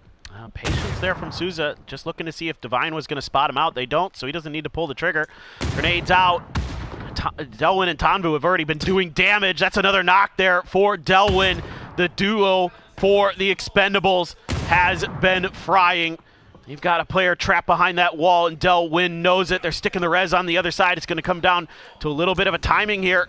How well aware is Delwyn actually that somebody's behind that wall? He might not quite understand, or just feels the pressure from those vehicles on his right-hand side. Out in the open, almost gets another knock. Ooh, information gets quickly fed back over. Quixie does get the knock on in Delwyn, so it's just Tanvu. He's got himself Panzerfaust. Gonna shoot it. It does get the knock on to a doozy. Now he's just going after whatever points he can get over here, realizing that there's some more cover to be had. He can actually just back this up. Quizzy is actually going to hear this as well, and now is going to set up his own defensive line. E-Arena has having to deal with T1. E-Arena gets eliminated. T1 made a very aggressive push into the center of the circle to try to get away from it all. BB, though, now stacked up over here, still has to deal with Delwyn as well as Quizzy. New circle pops, and of course, BB's not in it. Dude, T1, they are having a much improved day, and they are basically going to get themselves into the grand finals. They were just 1 point short at PGS 7, and now they've already hit 57 with a few more games to play. Tanvu, just being an absolute nuisance. Going to see those guns getting shifted around and looking for his moment. Doesn't quite find it. This is such a unbelievable effort that the Expendables are putting in here. I want to shout out T1 right now. They're going back into that. We were talking about it when on the Erangel game. They just keep moving around. They keep hearing a firefight, kind of drive over there, send a player over there, get some more information. So it does go down. It's going to be PWD that also gets the flush onto him. But the way that T1 plays so actively once they start realizing that they've got authority over a circle is really neat to watch. I agree with you, Matt. That's a really good shout. I think that, you know, they've kind of made an adjustment, and especially with these circles being wide open, you have to make sure your backs are clear, because you're only going to have, you know, slight ridge lines here and there sometimes to play with in situations like this. So you got to make sure that all of that space is yours, so you have the ability to control that territory, to control the fights in these later circles. So we're down to 10 alive. Is well, it's going to be pretty quick here, depending on how much more T1 can rain in off of it. But really, it's going to be Heather, not Raining, that's doing all of the damage for the time being. It's going to be Divine. I don't know. They can hunker down there, but it's going to be PWD for GK that's going to be back behind them. And again, back into vehicles. Look at this. They just now said, okay, we've got a knock. Let's go ahead and secure this, see who's going to be shooting at us. Nade's going to be prepped up. They're just going to throw it right into the smokes. Both go a bit too far, but Wonderful's already going to go down. And there you go, man. Like, look at this. This is just so aggressive. It's saying, no, this whole circle is ours. BB bumped into a solo back behind him, and look what happened to him because of it. Quizzy's going to go down, and now it's going to be another firefight. T1 hears it. They're after it. Oh, they absolutely are playing this great. Type was just hanging out on this edge to make sure that they can make this maneuver relatively safely to watch and deal with Divine. By the way, Tanvu, still alive somehow, some way, has clawed his way into a third place after that early fight. Day Trade, a great grenade from Heather, gets Quizzy. GK looking to be down to their last player. PWD nowhere in sight here, and T1 trying to work their way through to a victory. And of course, it's Tanbu. Tanbu was just such a pest, and I love it. I just get a spot out PWD, and just go for the blue. There you go. Just run it out. TE at 10 kills. Can he get spotted at the end? And I think that they managed to pick it up. I don't know for certain, but T1 picks up a strong victory. And again, just so aggressive, hunting down every point they can get. Yeah, I mean, you can see that first game where they just had a kind of a late rotation and they died to the Falcons very early. Since then, they've been playing a lot smarter. They've been more diligent. And in these late games, now that they're getting to them, they're making the most of them. Well, that was the problem, right? It was just the mid-game collapse for T1 just was not working in their favor. PWD also, shout out to him, he was getting picked off very early in the couple of rounds before we got to this one. Managed to survive in the late game, but Tanvu, dude, he's a menace. He's putting in work today. Dennis the Menace for Tanvu. All right, well, we now have to get ourselves ready for a Miramar, and so we're going to go ahead and throw it to Toffees and Avenger.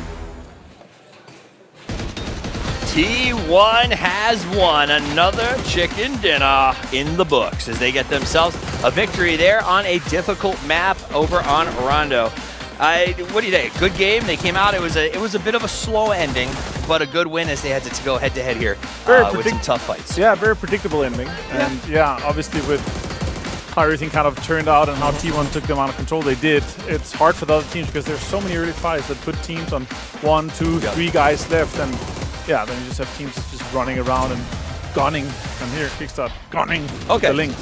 So you know it's a predictable circle. A lot of teams seem to understand how Joutin's going to play out. For those of us at home, for those of us who maybe don't spend as much time at the pro level thought process, what are the challenges inherent when it comes to these Joutin circles? So especially here for Rondo, there's all these pillars. We have land ratio, phase 4, everything moves away from water. Land ratio is also the unplayable area, and there's a lot of unplayable areas on Rondo. The pillars are considered unplayable, so in phase 4, as you see here in the background of our highlights, it's going to move away from those circles, right? And the teams, once they see the circle pop, they're already contemplating, okay, in third circle, if it goes here, it's going to go away from that in fourth circle. So you're already kind of chess moving around like your pieces ahead of time. That's why we see a lot of teams kind of push into areas where it's like, oh, why are they going here? It's not really, it's because they're going to know that in phase 4, it's going to move definitely here in this area, or move away from a certain area.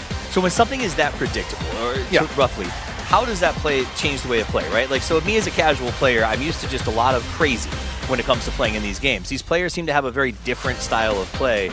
Like, how do you deal with everyone sort of understanding that there's not a lot of real estate? I mean, that's really what it comes down to, why we're seeing this happening. Because we're having, these teams that are fighting early. You see them go out early or go down to 2, and then, okay, we're just going to focus on trying to get kills. They position themselves. We're like, okay, it might move away from here. I see. And so there's two things to it. Either we try to play for the win, we're going to get into late game with 4 guys alive, or we're not going to get a win, but there's going to be players coming from these areas. Let's try to get as many kills from this spot here as possible, right? Maybe take some risks to get to a win scenario, and if you lose someone, you kind of just have to deal with the ramifications. That makes sense as to why we see them all so low. Now, a team that we didn't see go low was T1 here as they walk away with that victory. Heather looking great with 5 kills, Ian with 2. 231 damage. That's the lowest 5 kills damage I've ever seen, but he does get the man on match here.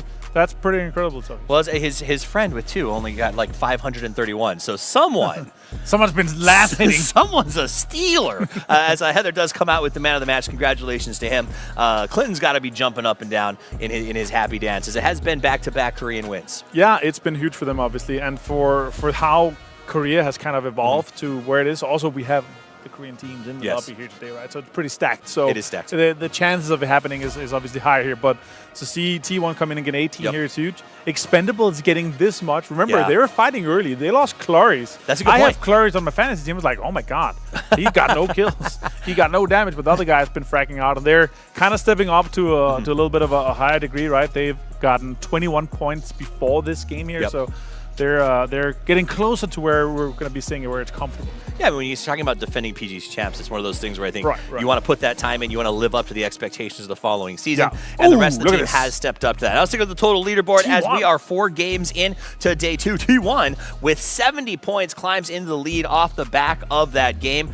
And so when we talked about the cutoff, if we go historical and we say that sort of 55-ish, and we'll say, 58 to be safe, we've already got 5 teams that look like it's smooth sailing for them to get to the grand finals. Yeah, well, I mean, plus Na'Vi have only played 6 games. They're playing tomorrow too, so they're also safe. Good for them. But yeah, GK looking like at this point here, they're going to be going to the finals. That's Going to the huge. finals. The bottom half of the leaderboard is a different story. There we have some teams that only have a few matches left to be played here, right? Bestie is one of them, and no, not Fury. Sorry, they need to step up and really get some more games going here. So yeah, Taikule 27. They had obviously a big game, but they've been slowing down a little bit. BB team 24 after 4. That's a little bit surprising. That is a little bit surprising. I mean, I think coming in, I thought they'd be a little more aggressive and put up some bigger numbers. I mean, 24 is not the end of the world when you're only 4 games through, but it is something I thought we'd see a little more of a hit out of. Taikula at 27 slowed down a little bit after getting themselves really a nice performance early on in the day. Petrichor Road obviously had that big game where we saw Ixlev with 6 kills, right? So that's also a little bit surprising. We're not seeing them really pop off, but we do have more games to go. So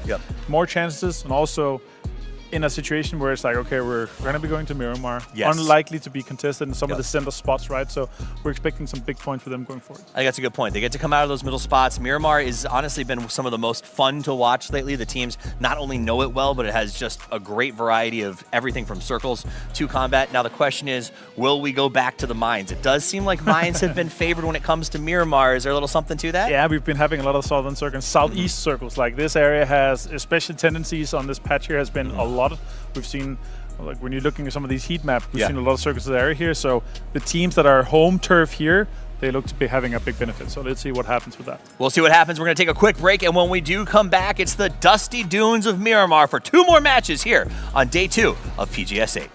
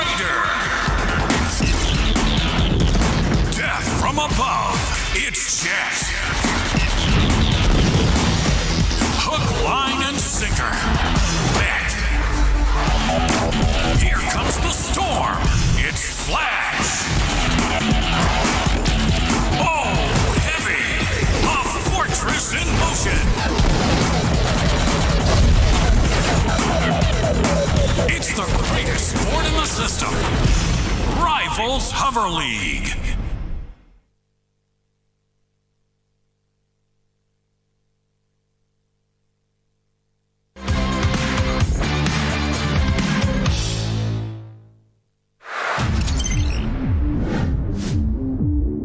Luke gonna force the issue. Sungjong around the corner. By Sungjong. Unbelievable. Ruining the Falcons' day here. Just held the angle around the corner of the car. Can he find any more? And look at that, the mortars from Suze are going to land right on top of Jacob Endurance.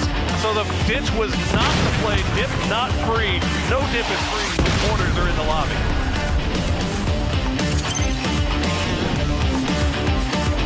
They've got vectors, they've got utility, and you can see Petrichor Road just has a lot of bodies stacked up on top of each other.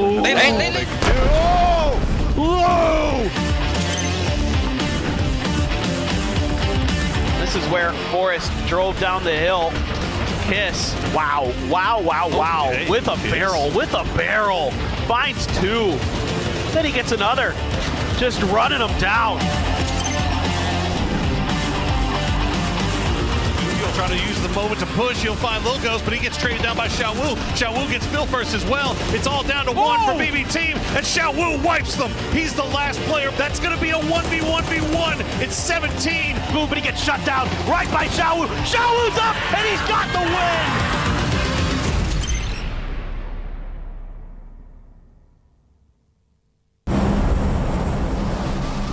2,000 years long, we will never settle. Hard days, no way with a heavy metal. Real life main stage, tear it out. Like a torch to a flame when it burns hot. We won't stop.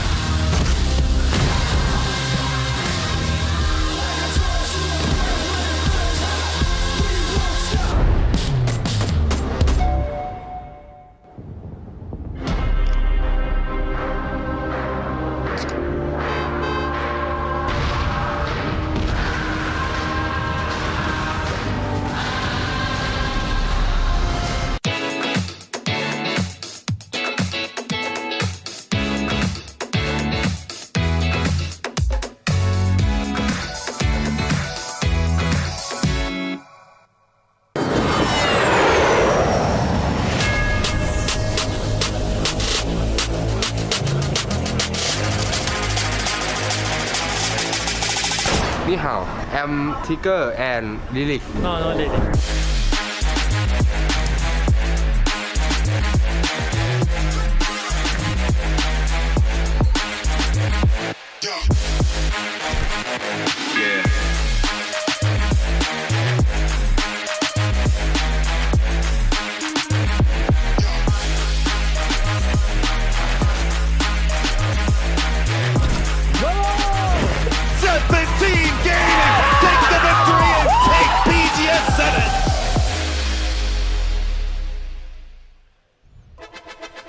Two games left for Group B as it's starting to be a pretty tight race. A lot of squads, though, securing a ton of points and feeling like they're probably pretty good to qualify. But there's still a couple in the hunt.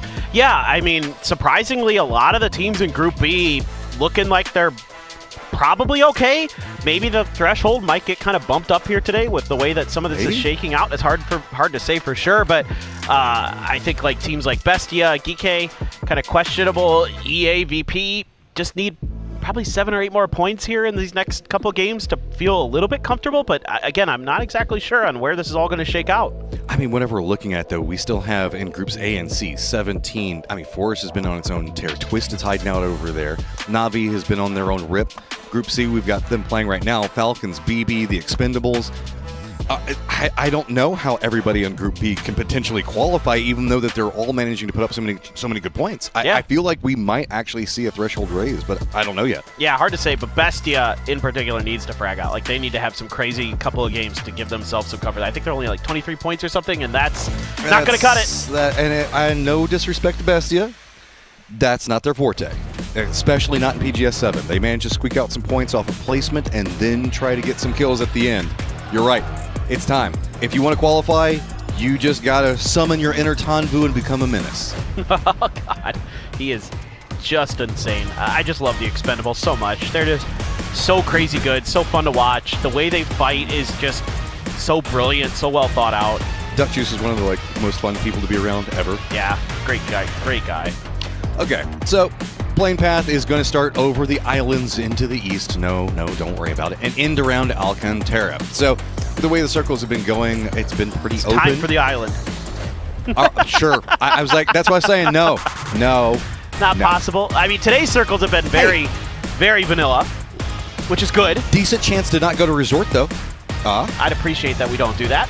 I've seen a few too many of those. I think it's time for other parts of Miramar to be explored. Well, I thought yesterday would be the day that you guys would get the island circle with how just wild it was. Well, Partona, or maybe like the Partona. Yeah, the Partona circle. So we'll see. I don't expect, island circles happen like 1 out of every 10,000 Miramars, so they're pretty freaking rare.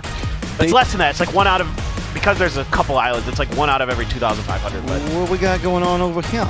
As we do have T1 and Taikula looking like they're going for a bit of a long drop right next to each other. Day Trade and New Happy also right over Leonis, but I mean Leonis can support 2 different teams. Really, it looks like just maybe a jockeying for position between the two, because it doesn't look like a hot drop against each other. Well, they both like Chumacera. All right, Northwest, let's go. I'm fine with this. But this is like T1 and Taikula do kind of have some beef over Chumacera. But Colt landed and got a gun. He's actually shooting at T1 right now. T1's got to get the heck out of there. Hard to say for sure, but you can see a lot of bullets being flown their way, and not exactly sure what gun he picked up. Okay, and somehow that is the first kill because there's 2 teams in Los Leones. Yep. It's New Happy and Day Trade. So Flash down early. Day Trade, plenty of points, feeling pretty good, but gosh, Day Trade just today has been hard, especially an early game. Circle 1 has not done them any favors. Yeah, after being the top point getter in the group stage last time, I kind of had some confidence that Day Trade would just kind of keep rolling here, and they're having a bit of a struggle, and they are probably not happy about what New Happy is happy about. This is true. So with the shots at T1 update, Taikula did actually manage to get Chumacera, but Salute, we need to hear for what's got them so kicked up and on a roll. Maybe. Hi guys, it's Bella. I'm standing with DN Freaks. Salute that 13 kills and that chicken on run. Tego, you guys are up in the leaderboard. You now have 2 matches to go to qualify for the final stage. What's your mindset going into those last 2 matches? 이제 13킬과 치킨까지 가져가며 테이고에서 이렇게 승리를 맛보셨잖아요. 파이널 스테이지 진출까지 2경기 남으셨습니다. 어떤 마음가짐으로 임하실까요? 일단 예선전은 사실 올라가면 그만이라는 마음가짐이기도 하고 저희가 결선을 위한 좀 준비 과정이라 생각을 해서 일단 올라가기만 해서 만족스럽고 그 다음에 2경기가 남았는데 2경기도 이제 결승을 위한 준비를 할 것 같습니다. The group stages, we are using that to qualify for the final stage, and I think we're just satisfied with how we're playing right now. So the last 2 matches, we're going to be using that to, prep ourselves for the final stage. All right, thank you, Salute. Best of luck. Fighting. Oh, throwing the guns out. Yeah, I mean, the Freaks looking pretty comfortable. Again, who knows where the cutoff ends up, but 61 points with 2 games to go. Yeah. Probably okay. You would expect that they're not going to let off the gas pedal too much here. Again, like he said, it's about preparation. Now it's making sure that their mistakes are cleaned up, that they're making good decisions. Seems to be better. I love this mortar top damage. Cold, Flash, Chewy, rocking and rolling with the mortars. Flash. No. Well, Flash is dead, and that's sad. And he's on my fantasy team, so I'm more sad. Oh, I feel so bad for you. I was just talking about I actually lost points across the first 2 games. I was right around 107, and then boo. And then it just plummets. It's just so weird how that happens sometimes. And it wasn't even hot drops. There's no hot drops on Aaron. Rotation. Yeah, it do be like that. Well, T1, though, it seems like they might be thinking about either setting up a trap or Taikula just wants to hunt them down over by the Brickyard. So there could be something that happens out of that. But Taikula, T1's at 70 points, man. Oh, what are you doing out of this other than just kind of trying to annoy them? Yeah, I think for Taikula, you'd like to avoid a fight early here if possible. Oh, he just got shot out of the air. Yeah. Unbelievable. That is unbelievable. With a scar, an iron sight scar, too. That is disgustingly good. That is hard to do. There's been an emergency pickup called, and actually 2 of them. BB looks like they're taking one, and the Freaks could take another one, given the fact that they're pretty... They're along that Impala Minas Generalis location, so no surprise there. So Taikula still on the hunt. Maybe. Looks like because they looted pretty quick, and they're just roaming along a similar path at T1, and they just keep shifting north. You can see it's like, I can't tell if they're just looking to see if it's empty or if they're looking to see if it's full and they want to go after it. Yeah, I'm curious about that too, and how T1 wants to play it, because they've got better position towards the edge of the circle, so they could play a little bit of gatekeep if they choose. With those emergency pickups you were just talking about, I'm curious about who's going to take the top of the crater edges, you know, where there's those mountains that are hard to get to unless you have a motorcycle. Rocks. Yeah, the Batulan Rocks. So BB has the priority on that. I'm curious if that's where the Freaks were also thinking. What's going to happen with those two. Heather, watching this, but with the Dragunov and at that range, it would take an absolute miracle to hit some shots. So just going to track their movement and relay that over to the rest of T1. Raining, driving in that direction. Type has a mini, though. Don's got to be real careful. Kind of clip the edge of that building and should be okay to keep driving. A little bit of damage, but... It looks like maybe T1 wants a bit more of this as well. E-End is very far ahead of Taikula now on the motorcycle.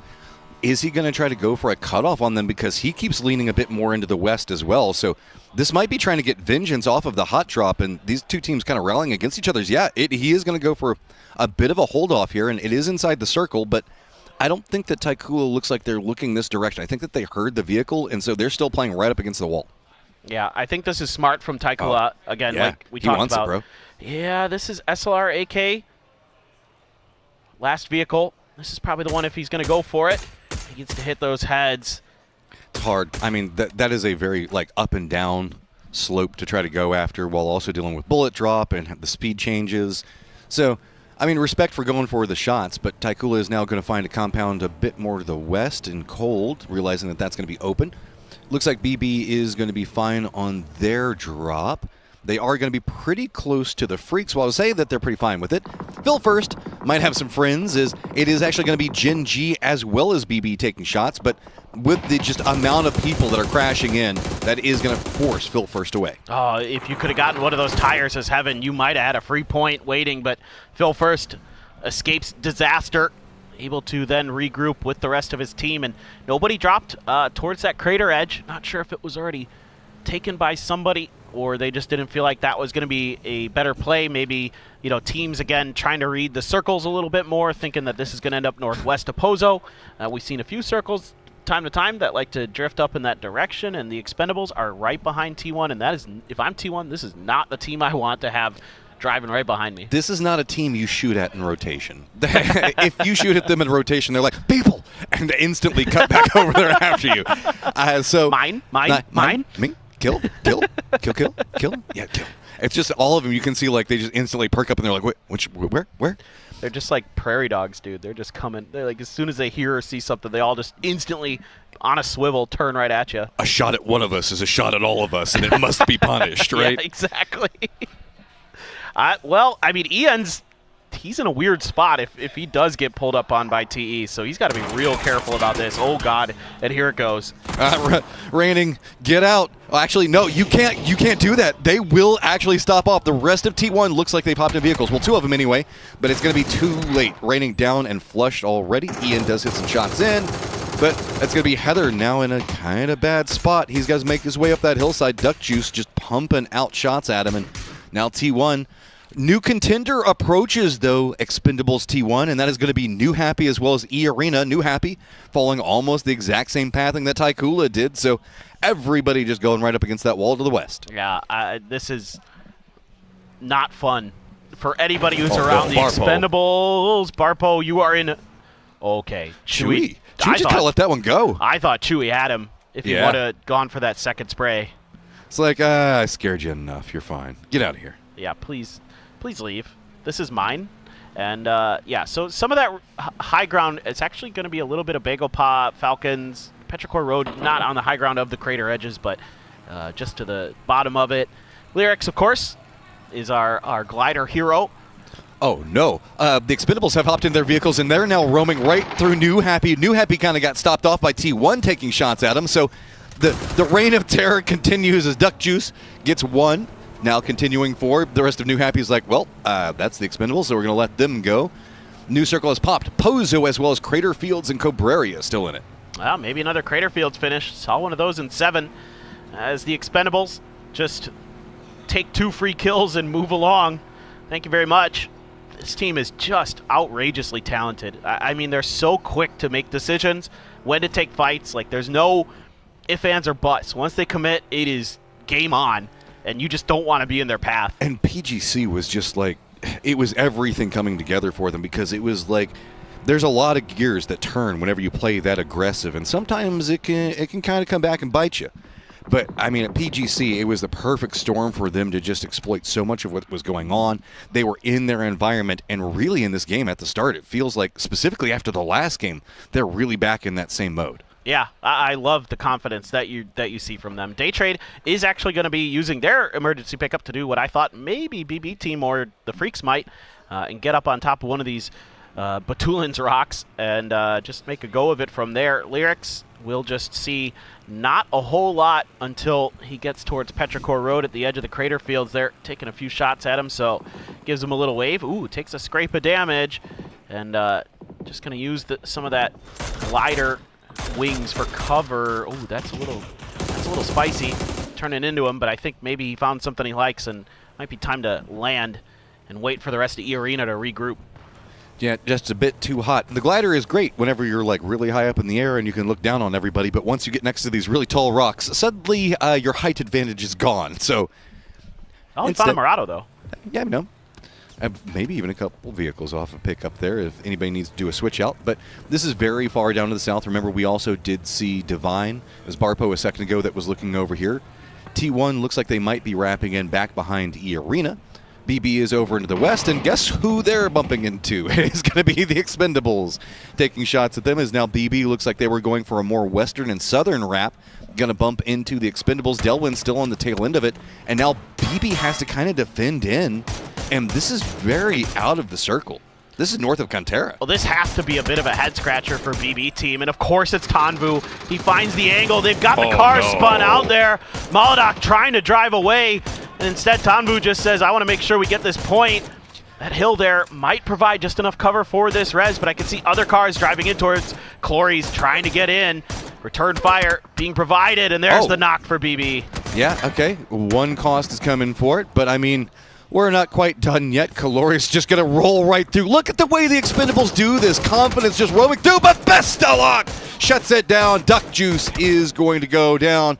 But this is now going to also be Deal at range, taking really long shots into this. This is madness. I mean, I almost feel a little bad for BB Team here. There's just no way in hell you expect a team. This is not madness. This is Expendables. Sorry. Terrible. This is Sparta. I appreciate it. I liked it.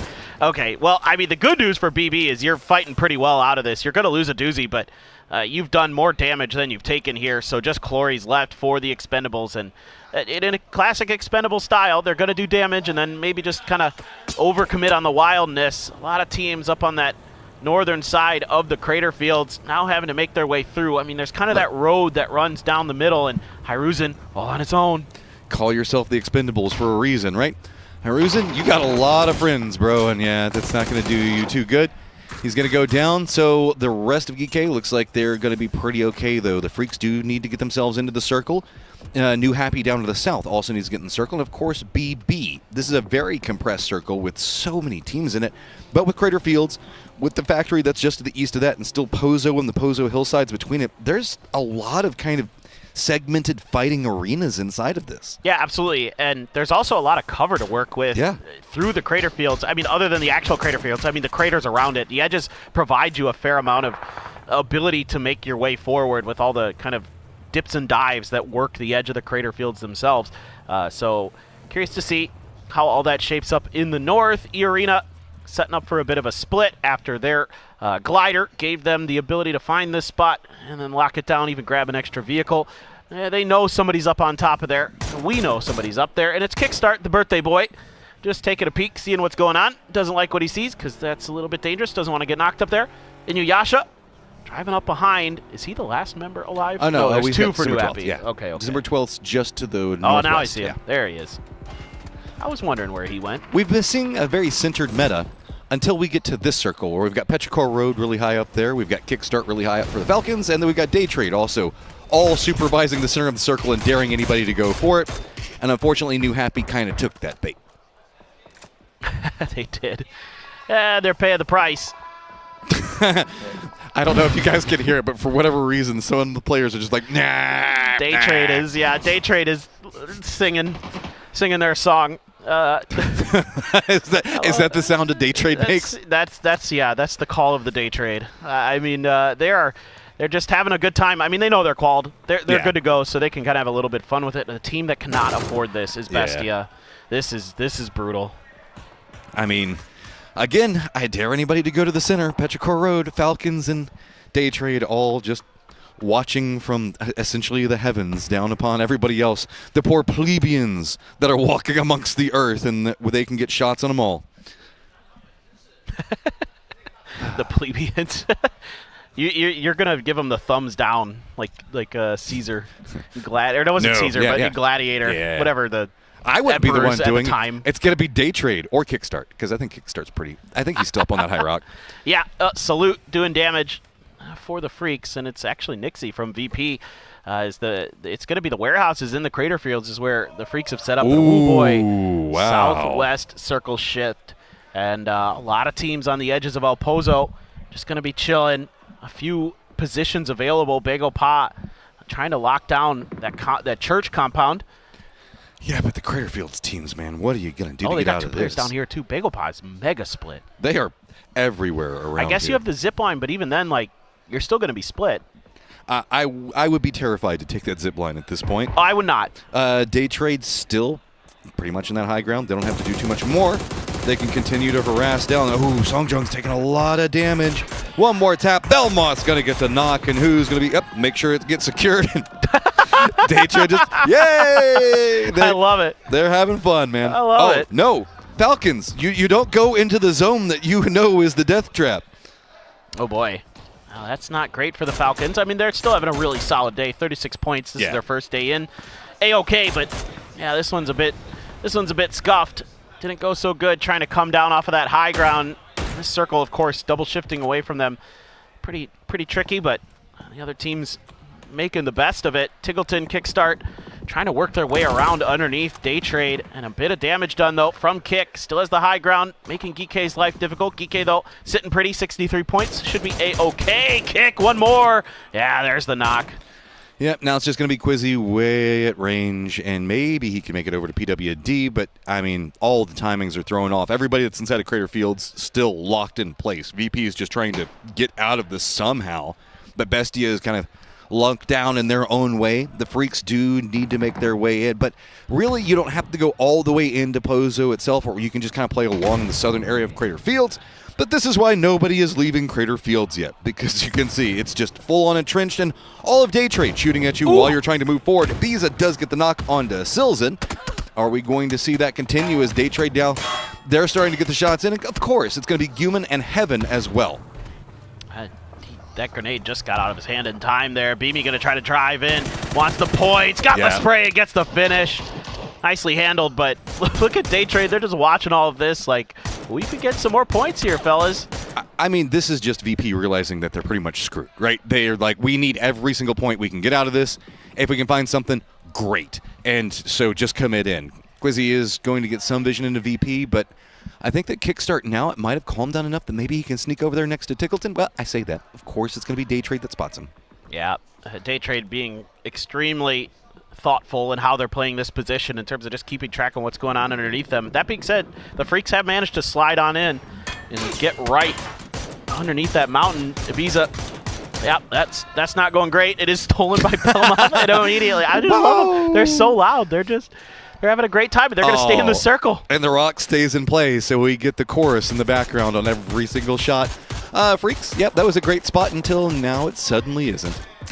Yeah, I don't know. That's again, I don't know if you guys at home can hear this, but it's hilarious. Every knock, every steal, just Yeah, they're just having a blast. It's only 5 kills, but it sounds like they've gotten 20. Just with how loud they're being back there. Love to see it. Love to see them having some fun. And like you were talking about earlier, right? Like the APAC teams, they just come in here and they're happy to be here and they're having a blast. Barpo is not having a blast. Everybody else from VP and Freaks, they get to sit there and deal with the mental damage of every single time they lose one of their members getting knocked. There's a chant and a cheer for it. I think I might have even seen a bit of a smile on Salute's face there after that knock, just saying, yeah, it is what it is. They've got the high ground, and we're just trying to find safety somewhere. Gen G also now wrapping into this position. Here comes Petrichor Road. They could use some points for sure. Only at 23 right now. Ming Ming, just 3 damage done from that grenade, but seat swaps his way back to the rest of his squad, and you can see immediately eyes up, looking for Day Trade, looking for them to strike. There is safety to be had being below Day Trade because that's the only place they can't see. Yeah. So use them for cover. Problem is, remember Falcons had 2 of their members over here a moment ago. They're still the remnants of the Freaks just to the north of them. Gen G is trying to wrap around this very tall rock, so that means it could force the Freaks more into this direction where Petrichor Road is going to have to contend. Nades bouncing between the two, going to send vehicles flying, but Chewy is actually going to have to navigate around a couple of these shots, and that means that Freaks are going to spot him out and kind of force him to regroup right in the exact same spot. It looks like maybe he wanted to go a bit further away, but what do? Like, this is the committal from Day Trade on that emergency pickup is just paying off over and over again. Yeah, it's really nice to see, and now Gen G, one of the last teams to show up to this party, is going to do some damage to the other Korean squad. They need points, and they need them now. So time to get a move on here. Time to secure Petrichor Road, also hungry. They're rolling around the corner, but Akelef trying to get over. The car gets taken down there. Heaven is killed from behind. Ming Ming, if he could swing in here, he should be able to get this res. So Gen G there doing a little bit of a favor, but of course it's Day Trade. Now E-Arena doing some damage up there as well. Beamy, now it's back to Bloomy. Out there, oh my god, they are just a nightmare to deal with. I mean, everybody had to go onto this eastern side from Day Trade, and E-Arena, now at range, spots it all. So they're just raining bullets upon Petrichor Road. Falcons, luckily a bit further to south, haven't been spotted yet. Gen G looks like they're now sending Bean to wrap around the southern section of this, so Falcons might have to deal with them in a moment. But yeah, good old Bluey over here, not too many more options he can do. Why would you want to go into what you can see Petrichor Road and the Freaks having to deal with? Instead, just kind of eat the blue for as long as you can, because he has bought some positioning out of that. Finally, Day Trade no longer in the circle. Yeah, I mean, Beamy would just be dead as soon as he left that house. There's just no way. So yeah, not able to get into placements, but VP gets a few more points. That's kind of what they need to be doing here, going into that next game as well. Just, you'd love to get probably 5-6 more points and feel a little bit more comfortable. Obviously, a win or something like that is golden, but Falcons still got 2 up, still hanging on.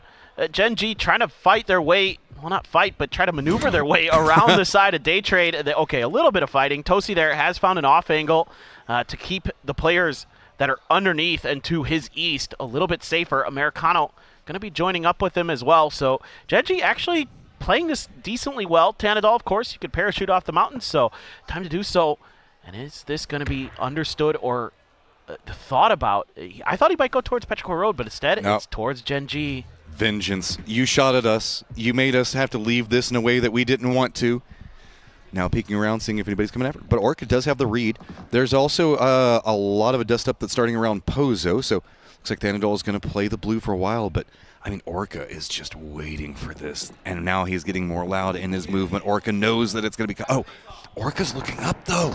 Orca's looking up. E-Arena crashes in right on top of Petrichor Road. Multiple knocks already going to be coming out, but Chewy now the last one up for Petrichor Road. Needs to hit some good util or just hit some good sprays. Oh. There's one. Can he find more? Last player is Lyrics. Runs right in, spots him at Petrichor Road, gets eliminated, but E-Arena needs to get these reses fast. While this is going on, I believe that Orca did also manage to take down the Day Trade member that was trying to go for the flank, so it is just Day Trade with Tigger and Belmoth up.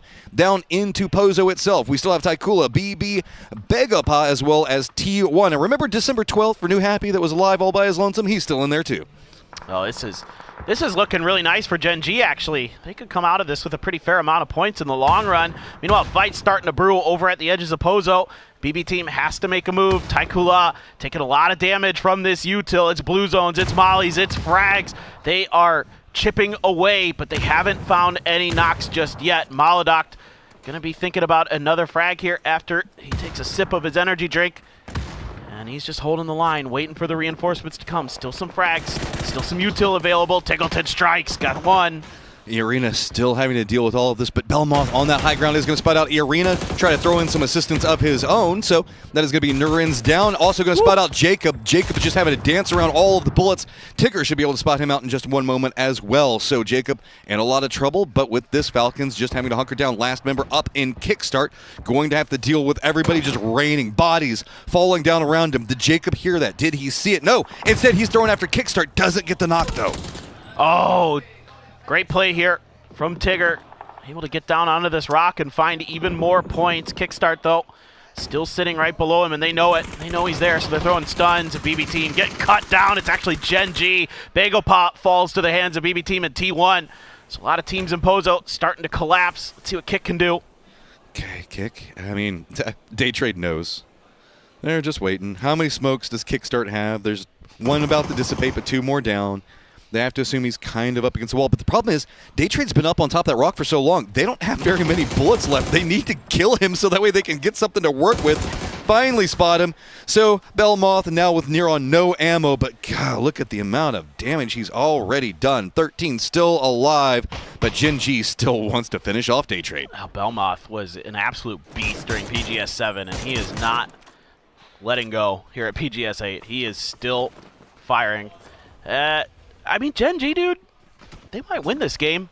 They've got a really good opportunity if they can find some safety in these little kind of hillsides over here. There's a few dips you can work with. But hear me out, Gen G, right? Yeah. That's my concern Look, with the statement. I'm on mega hopium right now, okay? I know. Look, it's been a very good Korea day, and I do respect some Gen G, but Tycoolis says no. They just charge in after this. Americano is going to go down, and it's going to be Heather at range just raining in bullets, doing so much work into it. That's going to open up a lot more for Spaceman to work with. With this, though, Duns is down, flushed out, but Spaceman's going to find Orca. Dude, Bean is way out in Narnia here for Gen G. Can't get involved in this fight because of the smoke. Stuns come out. Tosi trying to win it. There's a nice spray from Type, and he just runs him over! What a play! What a play! Okay, and now we have our top four. It is going to be Gen G's Bean with almost no life. It's going to be T1 down to the south. December 12th, still alive for New Happy. And it's going to be Day Trade having to deal with everything in the north. Tosi, yes, in the center, but bleeding out. And that's why everybody was sending it after the tree. Dude, Day Trade, they might just be the ones, you know, I said Gen G and I cursed the hell out of them. maybe it's Day Trade. I don't know. I love the way this is playing out. I love that move from Taikula. Even though they die, that's the right position to try to take. That's the right time to try to challenge it. There were smokes already there, so they can drive in and cause some chaos and just try to outguess, outmaneuver Gen G, and they almost got the job done. T1 was helping a little bit as well, did some damage to the black and gold. Bean, though, out on an island, out of the circle, has to find some way in. I don't think he has a vehicle or anything up there, or at least if he does, he's been very patient about trying to use it. Smokes are out. I don't know if he can do much more. Hear me, though. 79-79. Day Trade T1. Day Trade to the north with 2 members, T1 to the south with 2 members. And in between them is Gen G's last member and Bean, and New Happy's last member in December 12th. This is going to be a crazy firefight and could have some pretty big influences on who's going to be number 1 at the end of the day. Yeah. Bean, he's about to get beaned. He's about to get beaned. That's not great. There's a vehicle back here for T1's Heather. Going to eat a little bit of blue damage on the way out. Type trying to provide some cover fire for this maneuver. December the 12th. What in the world are you going to do? You've been sitting on that side pretty quiet. Is that going to catch T1 off guard and maybe... Oh, what does he get? What does he get? What did he get? It's a Groza. I mean, a lot of ammo in it. Well, yeah, might as well. You can save that 5.5 for the mini. Bean now trying to make a move and immediately just gets wrecked. Yep, New Happy looks like December 12th actually does sneak into the circle back behind all of this. That could be a big problem for... Oh, nope, Type's on. Never mind. Okay, so now the 2v2 that we really wanted is it is 83-81 right now. Belmoth does go down. Type's going to be the one that spots him out. Tigger the last one up, and now it's going to be Heather. High ground, doing a couple of peeks. There we go. Heather gets it, and T1 picks up the victory. Back-to-back for T1. Right? They are well in the finals now. There's no doubt about it. Solid performance here. A great bounce back for this squad that couldn't qualify for the finals at PGS 7. Dude, look, what a T1, fun game. T1 wins, and they're like, yeah. Day Trade comes in second, but they're like, the best game ever. I love everything about that happened there. Could you imagine if Day Trade won and how loud they would be? Oh, they'd be just losing their minds. I kind of wish they would have won just for that. Everybody's mental just got saved because Day Trade would have been just running laps around this thing after how much fun that they had inside that game. But that was a really crazy set from where we were looking at, mostly around the rocks. T1 just took control over Pozo itself, and there is so much to look at in this game. I know that Toffees and Avenger are going to have a ton of fun looking at it.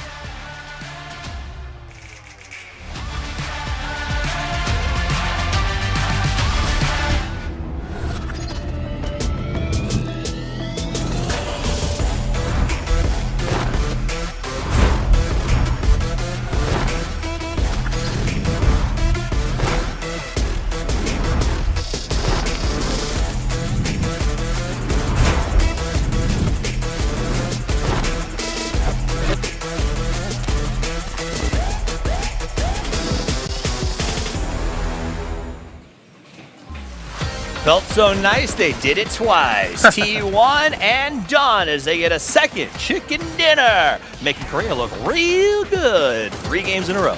Yeah, T1 here obviously being able to log it out, last one, and now completely solidifying themselves.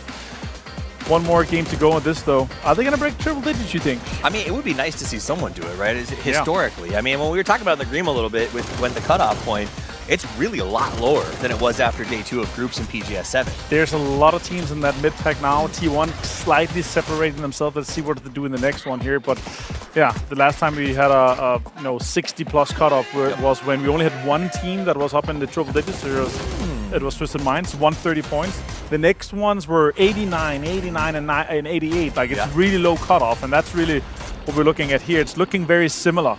And if T1 is that team that kind of comes in and be the only team or one of the only teams to get close to that triple digit, that's going to be a really high cutoff. So making it scary for the teams that currently are sitting in that mid-50s. And that's something that those mid-50 teams need to think about as we go into our last Miramar game, right? Like VP, for instance, the way that they played this fight that we're probably going to get here in just a few minutes when they decided to push onto Bestia, seemed like they were sort of saying, you know what, let's get 2 or 3 points. We're so close to the cutoff. Sure. We're going to make our statement for the finals. But if it is truly an exceptionally high cutoff point because of what you brought up, that's not going to be enough. So I think that does put an onus on this final game for a lot of teams to step up and make some big moves. But focusing on this one right now, he's got a little bit crazy north of Pozo. The crater got kerfuffled. A lot of teams had high ground. And then ultimately we saw the Taikula chaos charge into the middle that caused a lot of bad things to happen to Gen G, but I think really opened the door for T1 to lock this one down. Yeah, we had a lot of endings obviously in this crater area further north where we saw this ending here. So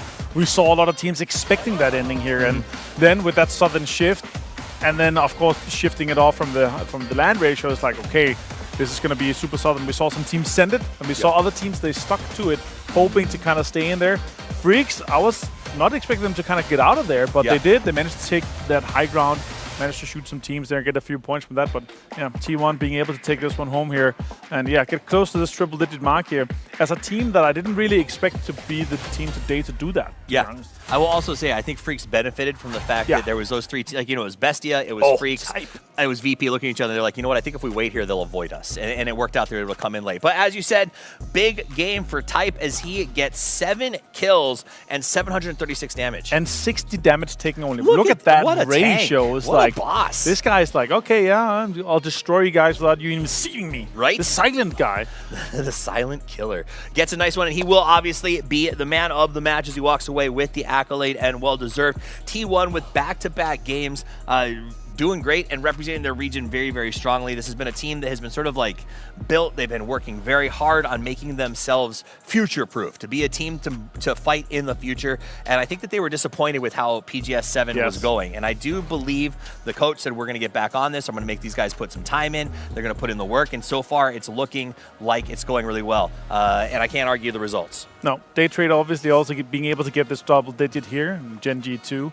It's going to put them in safe. But Day Trade is having so much fun right now, and they're just rolling with it. You know, again, after having a fantastic group stage last time, they're like, let's just get it done. Every time we see them walk into the studio, it's hilarious that you said that. Yeah, they're just laughing. They're hugging out and having fun with it, and that's really what I like seeing from these guys when they're playing like this. Like, it's just so carefree and so confident in that they're going to be making 81. They're definitely making it. T1 89. Wow. One more decent game for them, obviously breaking triple digits, but then that's really far off from what we saw, if Twisted Minds is not able to go in and go crazy as they have. They only have 37 points.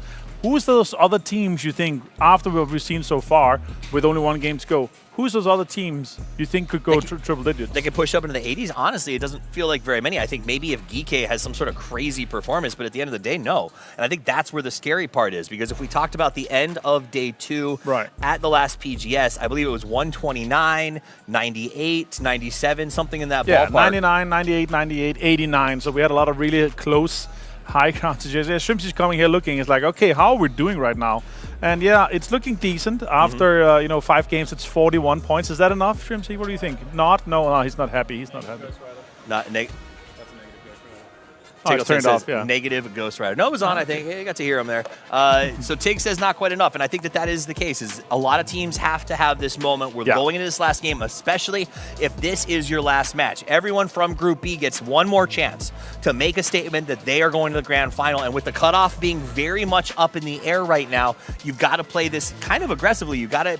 I felt like VP was sort of protecting points. They can't really do that anymore. Yeah, Bestie obviously being 23 points is extremely low, but the next ones we're looking at is Virtus Pro on 56, E-Arena 59, Bakupan 60. They had a fantastic game and jumped up there, but since then it's been kind of silent from them after what we saw on Tego. So yeah, Geek as well, 63, then 65 for Freaks. That wasn't a decent game. This mid-pack that we've been talking about, there are so many teams that are really, really close.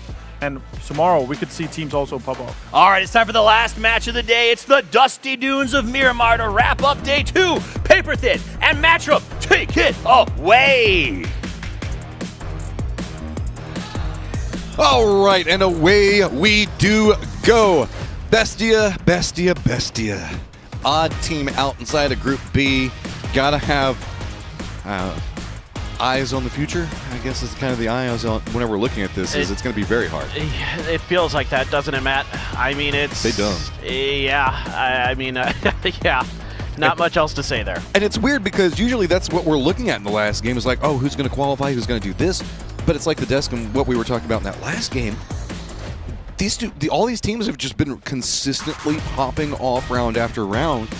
And it feels like they're just pushing the cut, and they're the middle of the pack. They're the top of the pack. They're everything right now. Well, what's so fun about this PGS so far is that we have no idea what the heck is this cutoff line is going to look like. It is madness, and it's so hotly contested. I mean, you can see why all of these teams have made it here, the best in the world, and they're all fighting tooth and nail just to get into that finals, and it is neck and neck. Group B looking really solid. Overall, they're pretty well stacked in terms of points. It's just a question of like Group C teams, how much are you going to be able to accrue here to set yourself up for tomorrow? So that's kind of where I'm looking to now, believe it or not. Yeah, I was going to say, let's go. This is going to happen. These two teams, like Taikula has to win this because they need points. Yeah, T1's just coming in full. I mean, everything coming in. Gotta call them T2 right now with the way that they're winning games, just back to back. Looks like it is going to be warehouse to warehouse. All of T1 going on one side of it. Taikula is going to be a bit further away. Couple of shot punches. Just got to beat him down. But, Ian is also going to go down shots from Cold. Yeah, that's a bolt there.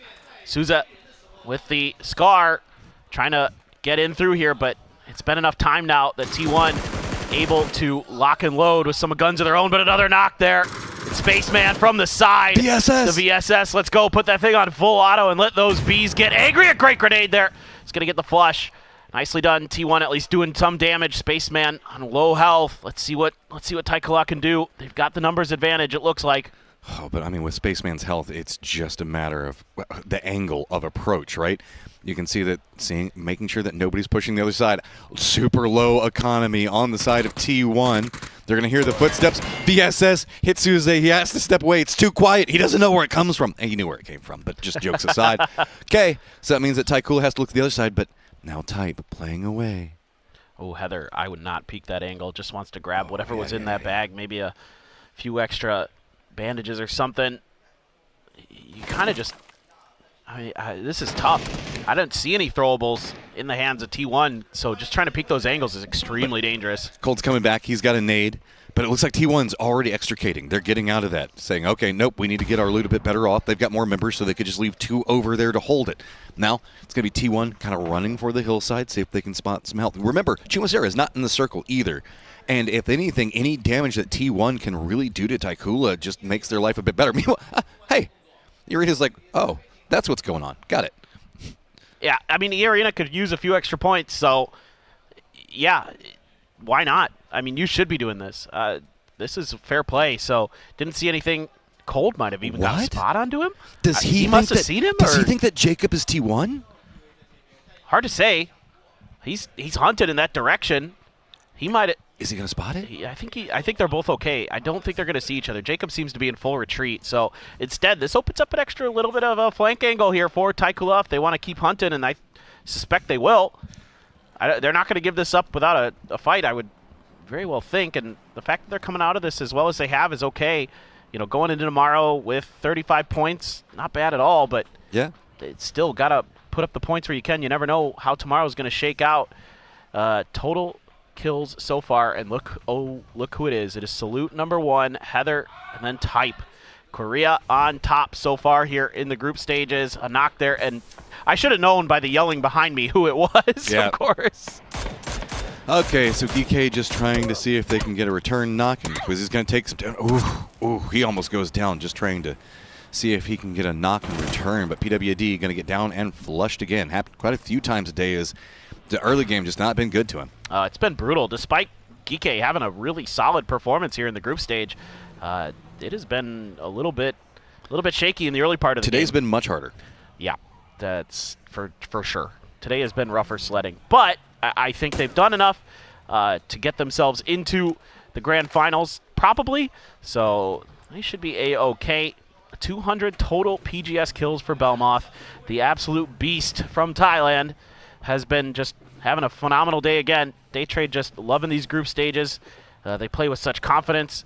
And I have to say, one weird thing about Daytrade that I was noticing, not only in watching back PGS 7 a bit, but also yesterday, was they are really good at pushing and defending the warehouses on Miramar.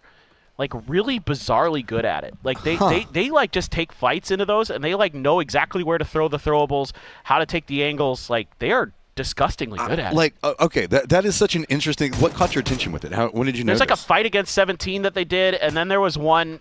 I think it was the one that was in Crater Fields. They, like, drove into the Crater Fields warehouse. Oh, yeah. And then they, like, defended yesterday.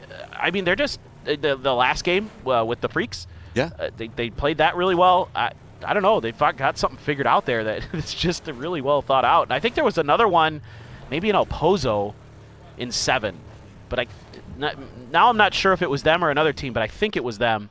And they are just a really formidable force. There's something to be said because you have to play the warehouses pretty bold, right? Because there's a lot of little sneaky angles that people can play from. If you just assume, if you're just used to playing in an environment where everything that moves is something that you need to hunt down, and you know where everybody's going to be hiding from you because that's the way you play. Yeah. I guess if you just always are expecting everybody to be in the best spot, you know exactly where to shoot every single time, and they are going to push it, and they are going to shoot that spot. That's fair. Yeah. No, I mean, I love it. It's like little things like that teams are just kind of oddly good at. It's sort of just, you know, like being, like you've kind of isolated a part of the map into your own little private arena, and you're able to just kind of do some real good work in those. VP... would love to get more points here. 56. I'm not feeling as comfortable with that. I think I'd like to see them above 60, and then we could start thinking they're probably going to make the finals. So a few more points. They're dead center circle, so they're got a bit of a split, but they can lock it down. We do see teams crash this compound all the time, though, and that is a really dicey compound sometimes because teams just kind of send it into there, sometimes without any other choice. They just have to make a move. So we'll see. I thought that with New Happier earlier in the day, and they didn't even get bothered, so it's totally possible. So we were kind of caught up in looking what was going on with Taikula as well as T1. So while we're shooting... What? Okay, so that was the tail end of the fist fight, so he was trying to defend his teammate off the fist fight with a bolty rogue. Okay. Sure, why not? Okay. And, of course, the Expendables got a drive-by kill in the meantime, because why not? It's the Expendables. It's on brand. It's on brand, exactly. So, Circle, like I was talking about, is going to be predominantly around Death Star Trench. It's going to be Day Trade running a 2-2 split across the northern section and then into the building that's just going to be right along the crossroads just to the northeast of Hacienda leading into Death Star Trench. BB's going to be playing up to the north of it. VP running that 2-2 split that you were talking about are going to be playing the southern section of it, kind of going into that truck stop area where the road kind of cuts down. Looking out, we were kind of keeping an eye on what Bestia as well as a couple of other moving factors. The Expendables are up into the north around Cruz del Valle, but this is the T1 situation that's still going on in Chumacera. They're just patient. They don't have much else that they need to do. Yeah, I'm not exactly sure if Taikula is just fully pulled off of this yet or not. On the mini-map, I couldn't see anybody, and on the there we go. There we go. Now we're seeing that. Yes, indeed. A buggy for 3 people, the best, right? Yeah, you can just ride on one of those big tires if you run fast enough, right? Yeah. Old school cartoon style. Yeah, exactly. Yeah, well, a buggy's something, and then you can use that to shuttle, and find another vehicle and shuttle that one back. So for Taikula, you essentially won the drop, the hot drop. T1 had to back off. You did a little bit extra damage, so not too bad at all for them in terms of what they're trying to accomplish in this game. Yeah. They're setting their own pacing, and with 35 points, they're pretty solid off of it. And the Expendables. This is bad. The Expendables have a glider so they can see where people are. And I would love to see them just use this to pinpoint people, and then the other 3 just drive at it. You mean like Gloria's getting shot and Tanvu immediately hopping in a vehicle and starting to go that direction? It's going to crash. Hey, look, that just means he's doing his job. He's eating bullets for everybody down below him. And those. That's day trade. Speaking of day trade and warehouses. I don't think this is where you want to go, Calorius, but you're already down to half life. Last couple of shots. Can he make landfall? Barely gets there. But hey, nobody else is here except for his teammate. Yeah, not bad. I mean, that's you get a little bit of info on where Day Trade and Bestia are, so you know what's around you. You're still in the circle, 2-2 split. Let's see if they can hang on to it, or a 2-1-1 split, I guess, for the Expendables. But soon to be, I think, a 4-man strong Vietnamese squad. And you can look in the southern end of the circle. E-Arena's got to make their way through. Genji trying to come in from the west side, or to the west from the east of El Azahar. Kike lost a player early, but they're just vibing in a longhouse, center circle-ish, and things are going to probably be pretty quiet other than maybe E-Arena, and who the hell knows when Taikula gets here. Hello, Bestia? I mean, you need points, so you spot something, you go after it, become your own Expendables, and Silza just runs in right after Chewy, picks up 1. Mime takes a lot of damage, but they aren't relenting. They want more out of this. Petrichor wrote, though, they want to retaliate back. Xlef being down is not going to feel too good for them, so now let's see how the throwables come out. Stops any form pacing, gets some time to maybe get their meds back up, but Ming Ming boy, he's after it. This is a horrible situation for Petrichor Road. They need points desperately. Non starting to turn the tables maybe. Gets the knock onto Mime, throws a stun around the corner. Grenade in there as well, but it's grenade for grenade. Draft King and Ming Ming exchanging knocks, and now it's just on to Ming Ming, watching Silzen. He's running forward, he's got the machine gun in hand, he had utility out, and he's dead. Bestia picks up points to start some type of run, but I mean at this point, moral victory. It's going to be, you got to kill pretty much everybody else in the lobby, but if anything, it just feels good to come out. I take a swing at Petrichor Road of all teams and be able to take them down. That is brutal for Pero. That is absolutely brutal. I mean, ending the day on 24 points, they need to be explosive tomorrow. Yeah. I mean, and PGS 7 wasn't the best for him either. No, that's doing some mental damage, you would think. We'll see. That'll be a question for tomorrow as TKL loading up. And like I said, they're going to try to find other vehicles and then leapfrog their way in. Still well out into the blue. And going to have a little bit of driving to do, but maybe they can get there and do some damage. We'll see. I mean, we've seen it today already, where teams like the Expendables just cling to life until the end of the game and then rake in a ton of extra points. T1 as well had vehicles, and they are going to be mostly A-OK for a bit. Still long drive ahead of them through a couple phases of blue. Yeah, I was joking about calling them T2 earlier due to their victories, but apparently now they're just T2 because there's only 2 of them left. But they should be pretty okay. The pathing over here around Graveyard, maybe they might bump into E-Arena again. I mean, they're playing pretty south on Minas Generalis, but it's going to be Divine up in front of them. Bigapal actually did call that emergency pickup, and looks like they just kind of want to jump over Death Star Trench. It does look like this is leaning more south, maybe in that Minas Generalis direction.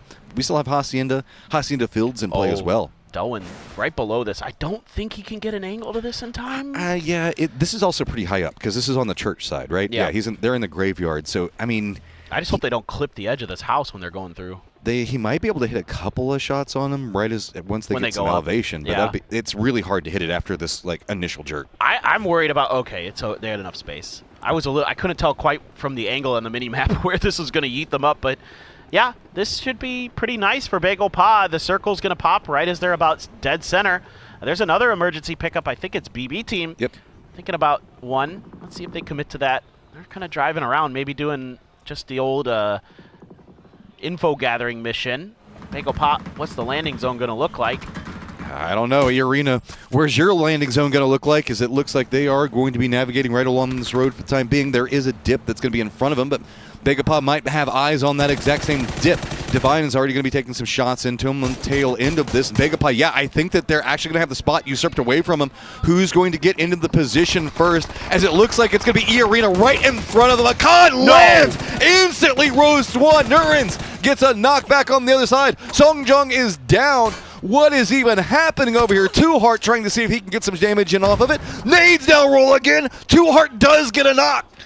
Oh my god, if he finds another one on the inside of this shack, E-Arena is cooked, but he doesn't have any more frags trying to run up through there. The blue zone right on top of E-Arena. Two Heart on the outside. Lyrics goes down to DraftKings. Nurens inside, cooking in the blue nade, is able to get the first aid off in time, has to pop another one. Two Heart would just love to scoop up these points. He doesn't know where to go. He doesn't know what's happening. He doesn't have the information over here, so he's just throwing out whatever he can into this. Utility, but slowly and steadily all of these kills are being picked. Nurens runs out, but no! It is going to be actually Two Heart that survives through it all and gets a shack for his victory. What a beast. What an absolute beast is Two Heart to come in here after not playing in professional PUBG for a little bit, and he is just a treat. It's an absolute treat to watch. Over here, the Expendables, goodbye. Just Expendables things. Yep, that's okay. They had a plenty good day. Yeah, 40 points is pretty darn good. Falcons also having a better day. 44 points, going to get this res. Very solid work for them here in their PGS 8 debut. And this is a very strong 2-2 split. Taikula, I think, might have heard some of this, or at least saw a shift over. They might try to exploit. New Happy going to be roaming right up next to Divine, but Divine's running a very wide four-man split across pretty much all of the south, so New Happy might be able to exploit that. Not enough firing lines to be able to defend against each other. Looks like we are going to see Divine trying to regroup, same time that New Happy is going to be trying to do duo for Divine over into the east, but I think they've already been cut off. There's not too much more they can do, but there you go. Daeon does get the knock on Inuyasha. Yeah, you got to rely on your individual play here for Divine. You are so spread out that you have to just kind of take isolated fights, try to see if you can pick them apart one by one. Daeon's doing a great job of it. That's going to be a confirmed point for them. 2 kills for him. And Barpo now sliding in. The rest of Divine has arrived, and New Happy is boxed inside of this warehouse. There is a problem. Salute has crept up back behind Wonderful and might be... Oh, hey, you know those bars kind of suck sometimes. So now, Divine, you have the momentum. You have the man advantage in close range. Just got to be careful. Don't overextend. Don't walk into the sight lines. And yeah, see, Salute's been hearing this. If he manages to cut off Wonderful from this, that's going to isolate the other members. So this is going to be really intriguing to see how it plays. This is a bit of an awkward fight. And Wonderful escapes. Salute saw the repeat there. Has the grenade pretty well cooked. Guesses decently on the direction, but bounced it a little short. Had a chance, just couldn't quite get the distance right on the throw. So with all of this going on, remember the fact that none of it is inside the circle. So Minas has been abandoned. It's Hacienda and the Crossroads, so Falcon's in a great spot as well as Taikula. Oddly enough, T1.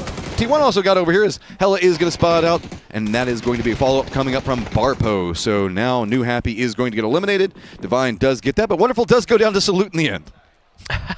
Poor Wonderful. It's like, trying to play anchor. We did it. Oh. Yeah, and you got to go up against one of the best players on the planet. Not easy. And now deal once more. Yeah, hell yeah. I mean, the Freaks are fine to take whatever fights they can.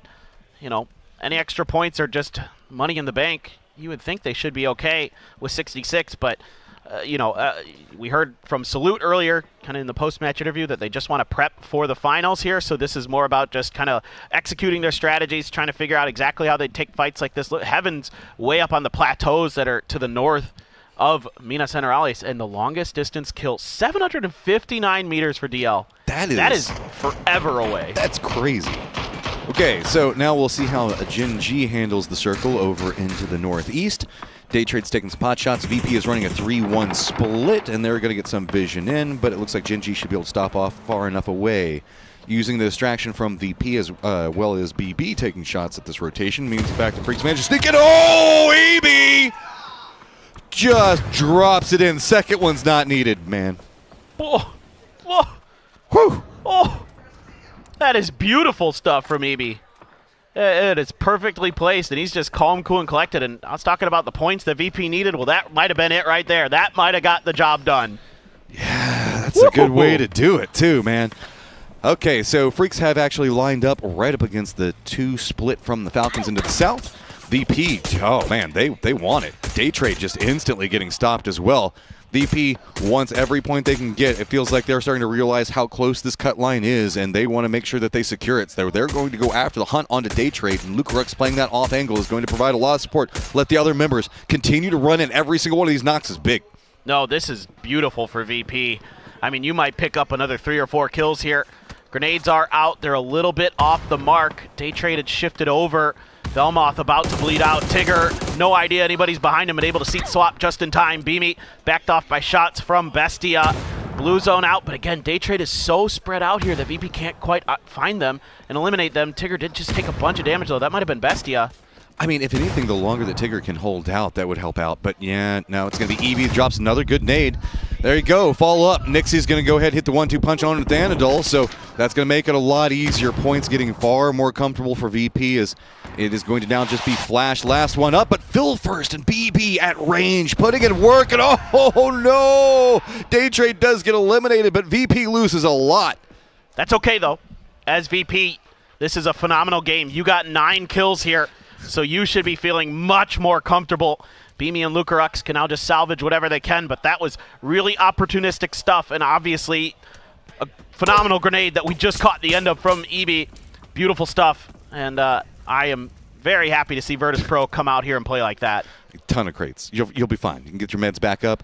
T1's also trying to make it into the circle while this is going on. They're in a lot of trouble, getting harassed out. They're being forced in after Divine, as well as the Freaks keeping them on one side. BB is roaming after Beamy here at the end of it. But this is going to be hard. He's got a lot of crates, but it's not going to have enough. Ooh, nade just a bit too short. Otherwise, that would have just popped him. That singed his butt, that's for sure. He's trying to get the heck out of there. Just seeing if he can use this hillside for some cover. T1 goes down, but what a phenomenal group stage they have had. 90 points. They're going to end up seemingly the best out of the Group B bunch. This is its own problem because our number 1 and number 2 are both already out. So all of these guys that are just trying to stack points, I mean, just puts it in the pocket. Like, they didn't even see it coming. Man, it's just cool trick shotting out there. BB, what in the world happened over here? He just all of a sudden takes down 2 of Bestia. What? He's just going crazy out there. Okay. Just keep it rolling, man. Whatever you can get. Silzen now all by himself. He's being pinned down by GK. BB hears this yet again.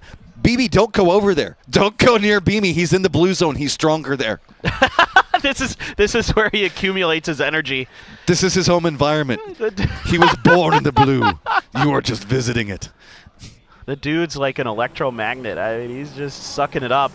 All right, Divine, they got some work to do. The Freaks have managed to kind of get ahead into these warehouses, and that's a pretty powerful position on this edge. You're going to have to drive up into the mountains where you've got the lone player of Bagopot, 2Heart. You've got 4 of BB team who are probably looking to just claim this territory for themselves and just use that high ground to harass.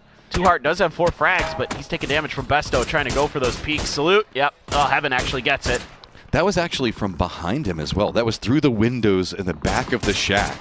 Bestia is going to get eliminated, so Falcons have pretty much control over the northwest. It's going to be technical. It's going to be pretty close to them. BB, though, starting to come very alive over here, sitting at 4 kills. I mean, we know the squad. Whenever they start getting a locked down position, they just start exploiting all of the teams around them, and it feels like it's starting to roll for them right here. Yeah, no, you're absolutely right. Curious about that, but Barpo has a Lynx. He's the last one alive for Divine. Daeyeon out in Narnia, dead to rights. He's got a pretty decent angle, just needs to find the shot. And, it's actually Salute? Salute's shooting over his shoulder there. I mean, actually, yeah, pretty much. He is. He's in the warehouse way over to the west behind him, so was just kind of watching Barpo and was like, right over him. He might not be able to. The funny thing is he probably actually can't see Barpo because he'd probably just kill him if he could. And it just had a weird angle up towards BB. B-Meat, how many more first aids are out there, my friend? All of them. Yeah. All of the crates. He's feasting. Yeah, the problem is he's still got a long ways to go, and this is phase number 6. Barpo in a similar situation, just in a blue zone of somebody else's design, but he managed to survive. Are there more coming? Nope. Looks like it's just going to be smokes. Barpo, what are you even going to do? You've got the freaks in front of you, BB back behind you, and all of BB inside of a vehicle. Looks like they're going to get way closer. Roll down. Oh my He's God. got the nade. He's got it cooked. Is he going to throw it in the right spot? No, he's not. BB stops off. Don't run into it! Don't run into it!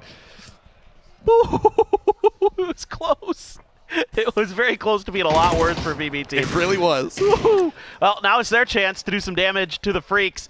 Nades out here on both sides. They're splashing on the edges of BB team. Looks like they're going to be A-okay to maybe go for this res. The freaks don't want any part of that, though. They're going to keep letting loose. They're going to keep putting pressure down. A doozy, seemingly okay to be res. The freaks couldn't find those knocks that they needed to really scale into this fight. Oh, Deal takes a lot of damage. He's going to go down range. It's going to be Falcons. They've got some vision in, but Tycho's making a move, so that means the Falcons can't really third-party this too much. They've got to deal with what's going to be next to them. Freaks unlocking over here. It's going to be Salute and Heaven looking up into BB. BB is not entirely in the zone yet, but they are raining down more and more damage onto Tychula. They had to get out away from Falcons. They're going to wrap in right back behind the Freaks, and now Salute realizing the threat. He's going to go down. It's going to be Cold that gets the knock. Heaven's all by himself, pinched between two teams. Where does he even go? He has to fight his way through. Maybe there'll be a distraction. Freaks do go down, but now Tychula, they put themselves in a pretty rough spot. BB just running down after him. Oh, a doozy couldn't find the spray with the 2X. Spaceman is going to eventually go down. Molodok, Vestalok trying to see if they can thwart this attempted flank, and it's actually going to be the Falcons who get involved and buy them the time that they're going to need to get these reses, I think, on the backside. So BB team takes the high ground and is taking some big points. Falcons ran after that, man. Tiggleton hopped in a vehicle. Kickstart's going to come over and reinforce. They don't want to run up the hill because they don't want to give over the circle to Geekay entirely, but Geekay's just kind of holding down in their compound. Falcons are just going through here, and yep, he can see it. He can see the safe zone. It's so close. It's like just within touching distance. Oh, my God. Does he have enough time? I don't know. Is he going to get through this last one? Nope. No. Yeah. I mean, still. I mean, it's still him getting very needed points for VP, no matter what. 71 points at the end. They should be okay. Yeah, they should be fine. Falcons. Whoa, hey, what's going on over there? Falcons on a run of their own, as you can see, sitting at 51 points. They've got 5 kills, and if anything, they've got a lot of control over the circle. Geekay is just going to have to leave their compound. BB, we saw they're in a lot of trouble up there with the economy, how much damage that they've had to take. So Falcons in the driver's seat in a pretty, again, open circle. BB's got to go downhill, and there isn't a lot of cover on the way down. They have to find another ledge that they can hang out on or just get all the way down to the road or something. So a little bit tricky. I mean, again, it's rocky terrain. It is Miramar, so there are opportunities to find safety, and they need these points more than maybe the Falcons. Well, they're only 6 behind, so not too bad, but you would love to just make sure you're a little more comfortable going into tomorrow. Geekay, of course, 71 should be A-okay.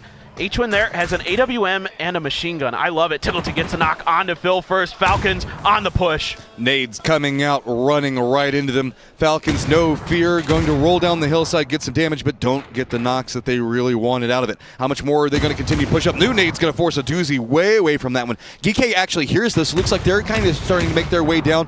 Looks like they spotted that nade. Could be good, and H-Win gets the knock onto 2. Now, best of luck, all by his lonesome, and Falcons continue their hunt.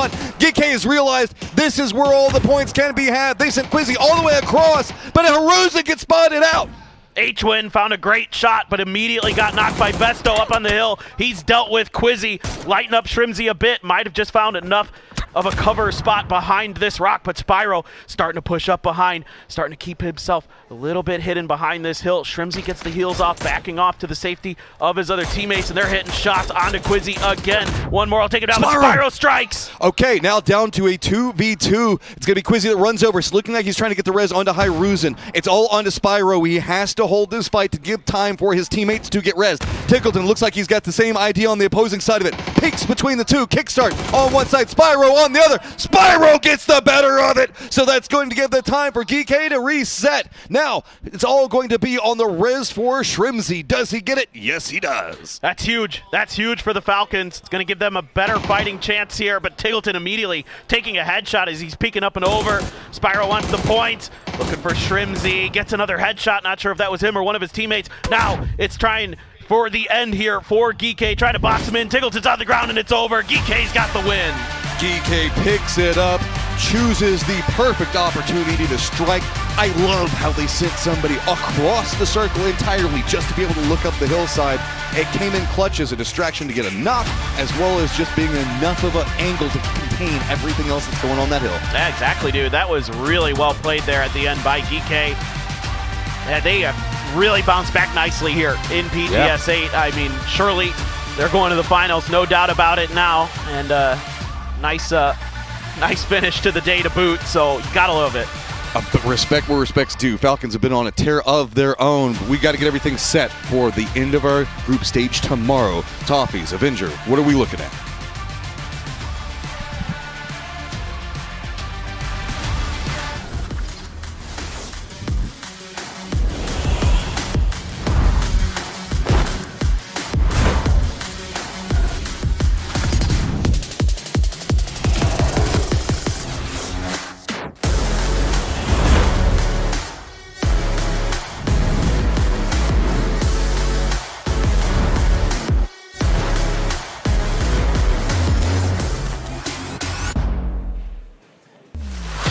It's a sleek game for Geek as they come away with a big win to end the day here at PGS 8 Day 2.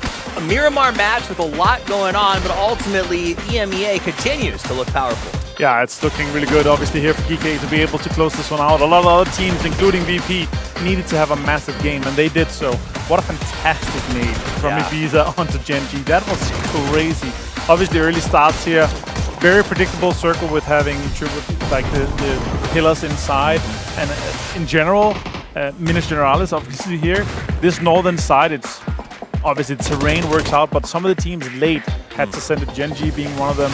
And then VP, they're like, okay, we got this, we can do this. And they continued rolling. Having Luca as an anchor player on that side, kind of sacrificing him for the information to have that side stat that he was able to have on today's trip was huge. They were able to run up, he got a knock or two, and then obviously being able to rely on some of their healing. Getting fourth from that was massive. Big fourth. This last game we talked about, a lot of teams are going to come in here and salvage points, try to make sure that they're in the best position to advance.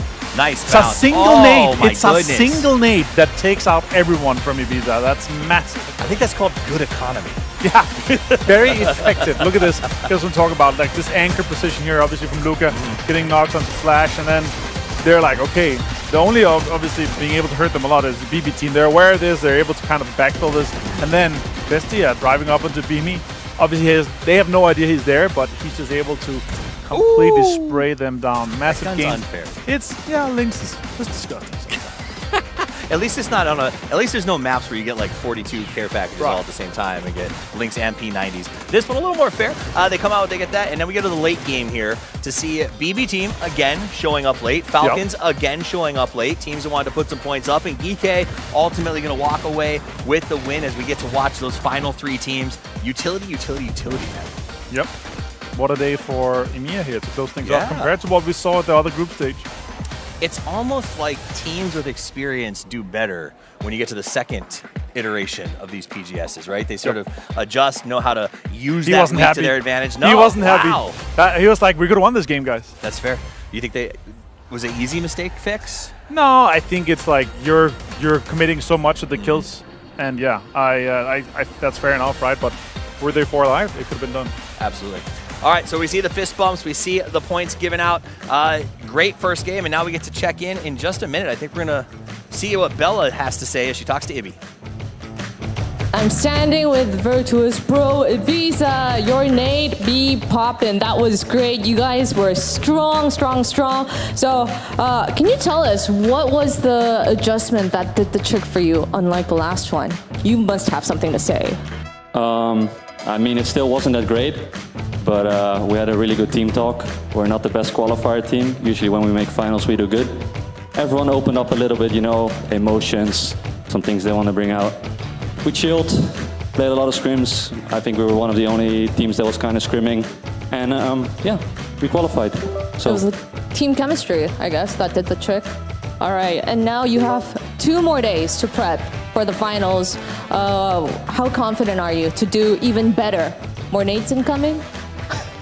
I mean, this was kind of like a lucky nade, I guess. Everything worked out. This last game was really proactive. I liked it. Yeah, finals are, we usually go all in, play a bit more risky than qualifiers. So gonna have some team talks, see what teams are making it, where do we loot, and full gas. I mean, it's a good day for VP. Do you have anything you might want to add? This is your moment. Yeah, I mean, we made finals, so be ready for us.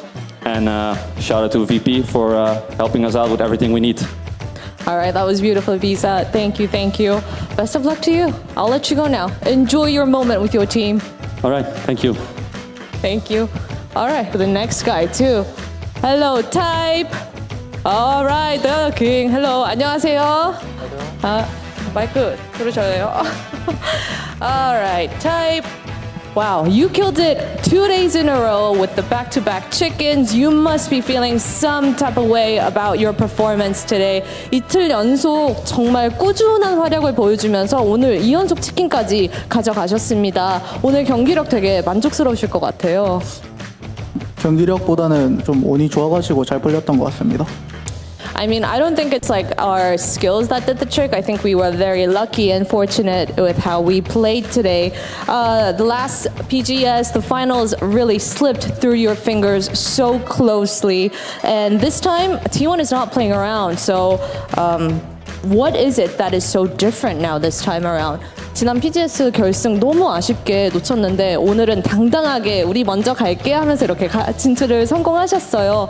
좀 연습도 준비도 많이 하셨을 것 같은데 좀 그동안 보냈던 그 시간에 대해서 한번 이야기해 주실 수 있을까요? 팀들끼리 대화도 많이 하고 혼자 생각도 많이 해가지고 좀 성장했던 것 같습니다. 아직 더 발전한 부분이 남아있어가지고 열심히 노력하겠습니다. I mean, like, I think our team, we really practiced well, and I think we still have a long way to go to make sure that we carry this into the finals. So yeah, I think we're just happy. We practiced a lot, spent a lot of team time, and all right, Type. Yeah, I thought you would be, more excited, but you're so calm. May I ask why that is? 조금 기분이 더 좋으실 줄 알았거든요. 원래 이렇게 차분하신가요? 네, 마지막 판 내용이 조금 안 좋았어가지고. 그게 좀 아쉬워서? 네, 그게 좀 아쉽습니다. I mean, yeah, I guess, but I'm not really happy with how we played our last map, so I think that's why. All right, Type, we would love to see a big smile from you. Yay. All right, thank you, Type. 감사합니다. All right. Oh, he's walking up. But all right, I guess that's it from me. And now, guys, please, take the camera away. Take the camera. God, I love you, Bella. Calm, cool, collected, and ready to just get out of here. I love that. Show me a big smile. Nah. Job done. That was literally it, right? But they did a great job. T1 came to play. They grinded it out. They got the points that they needed, and they looked pretty good doing it.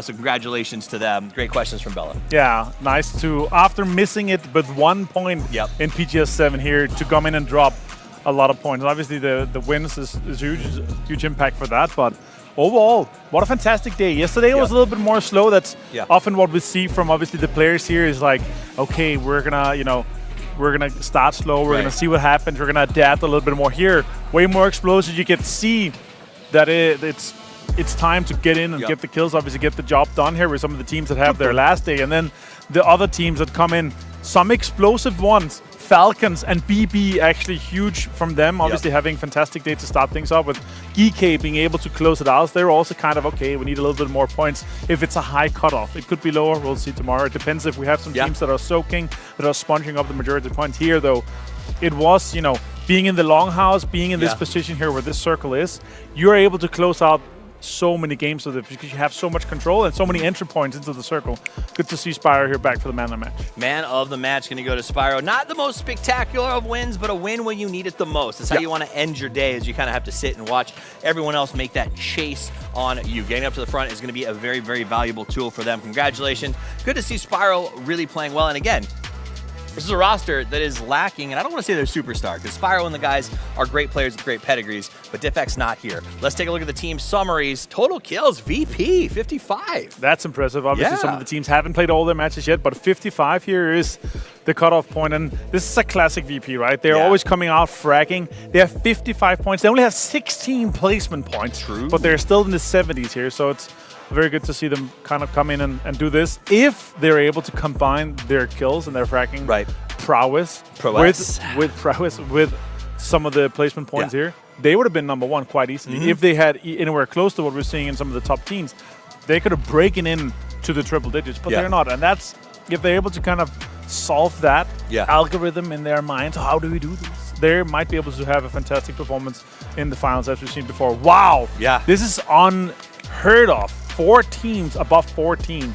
Wow, that is absolutely. So the end game very much going to these 4 teams. All teams who are kind of on that search and also pedigreed rosters that needed to make those plays. Also want to say, you know, maybe Virtus Pro, big day today. We saw them getting some ice cream at McDonald's yesterday. So, having a good time as a team.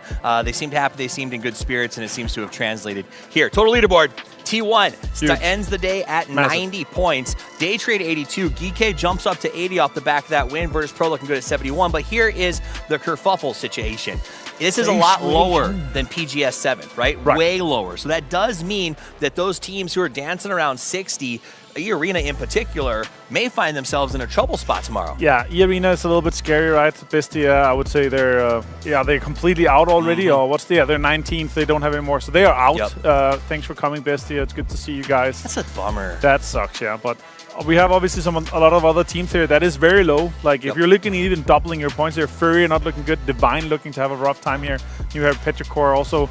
It's gonna be a little bit of a rough time for them. Forest had a fantastic showing in the last PGS. Now only 27 points. Even if they double their performance, they're still not gonna be above that 60 kind of cutoff.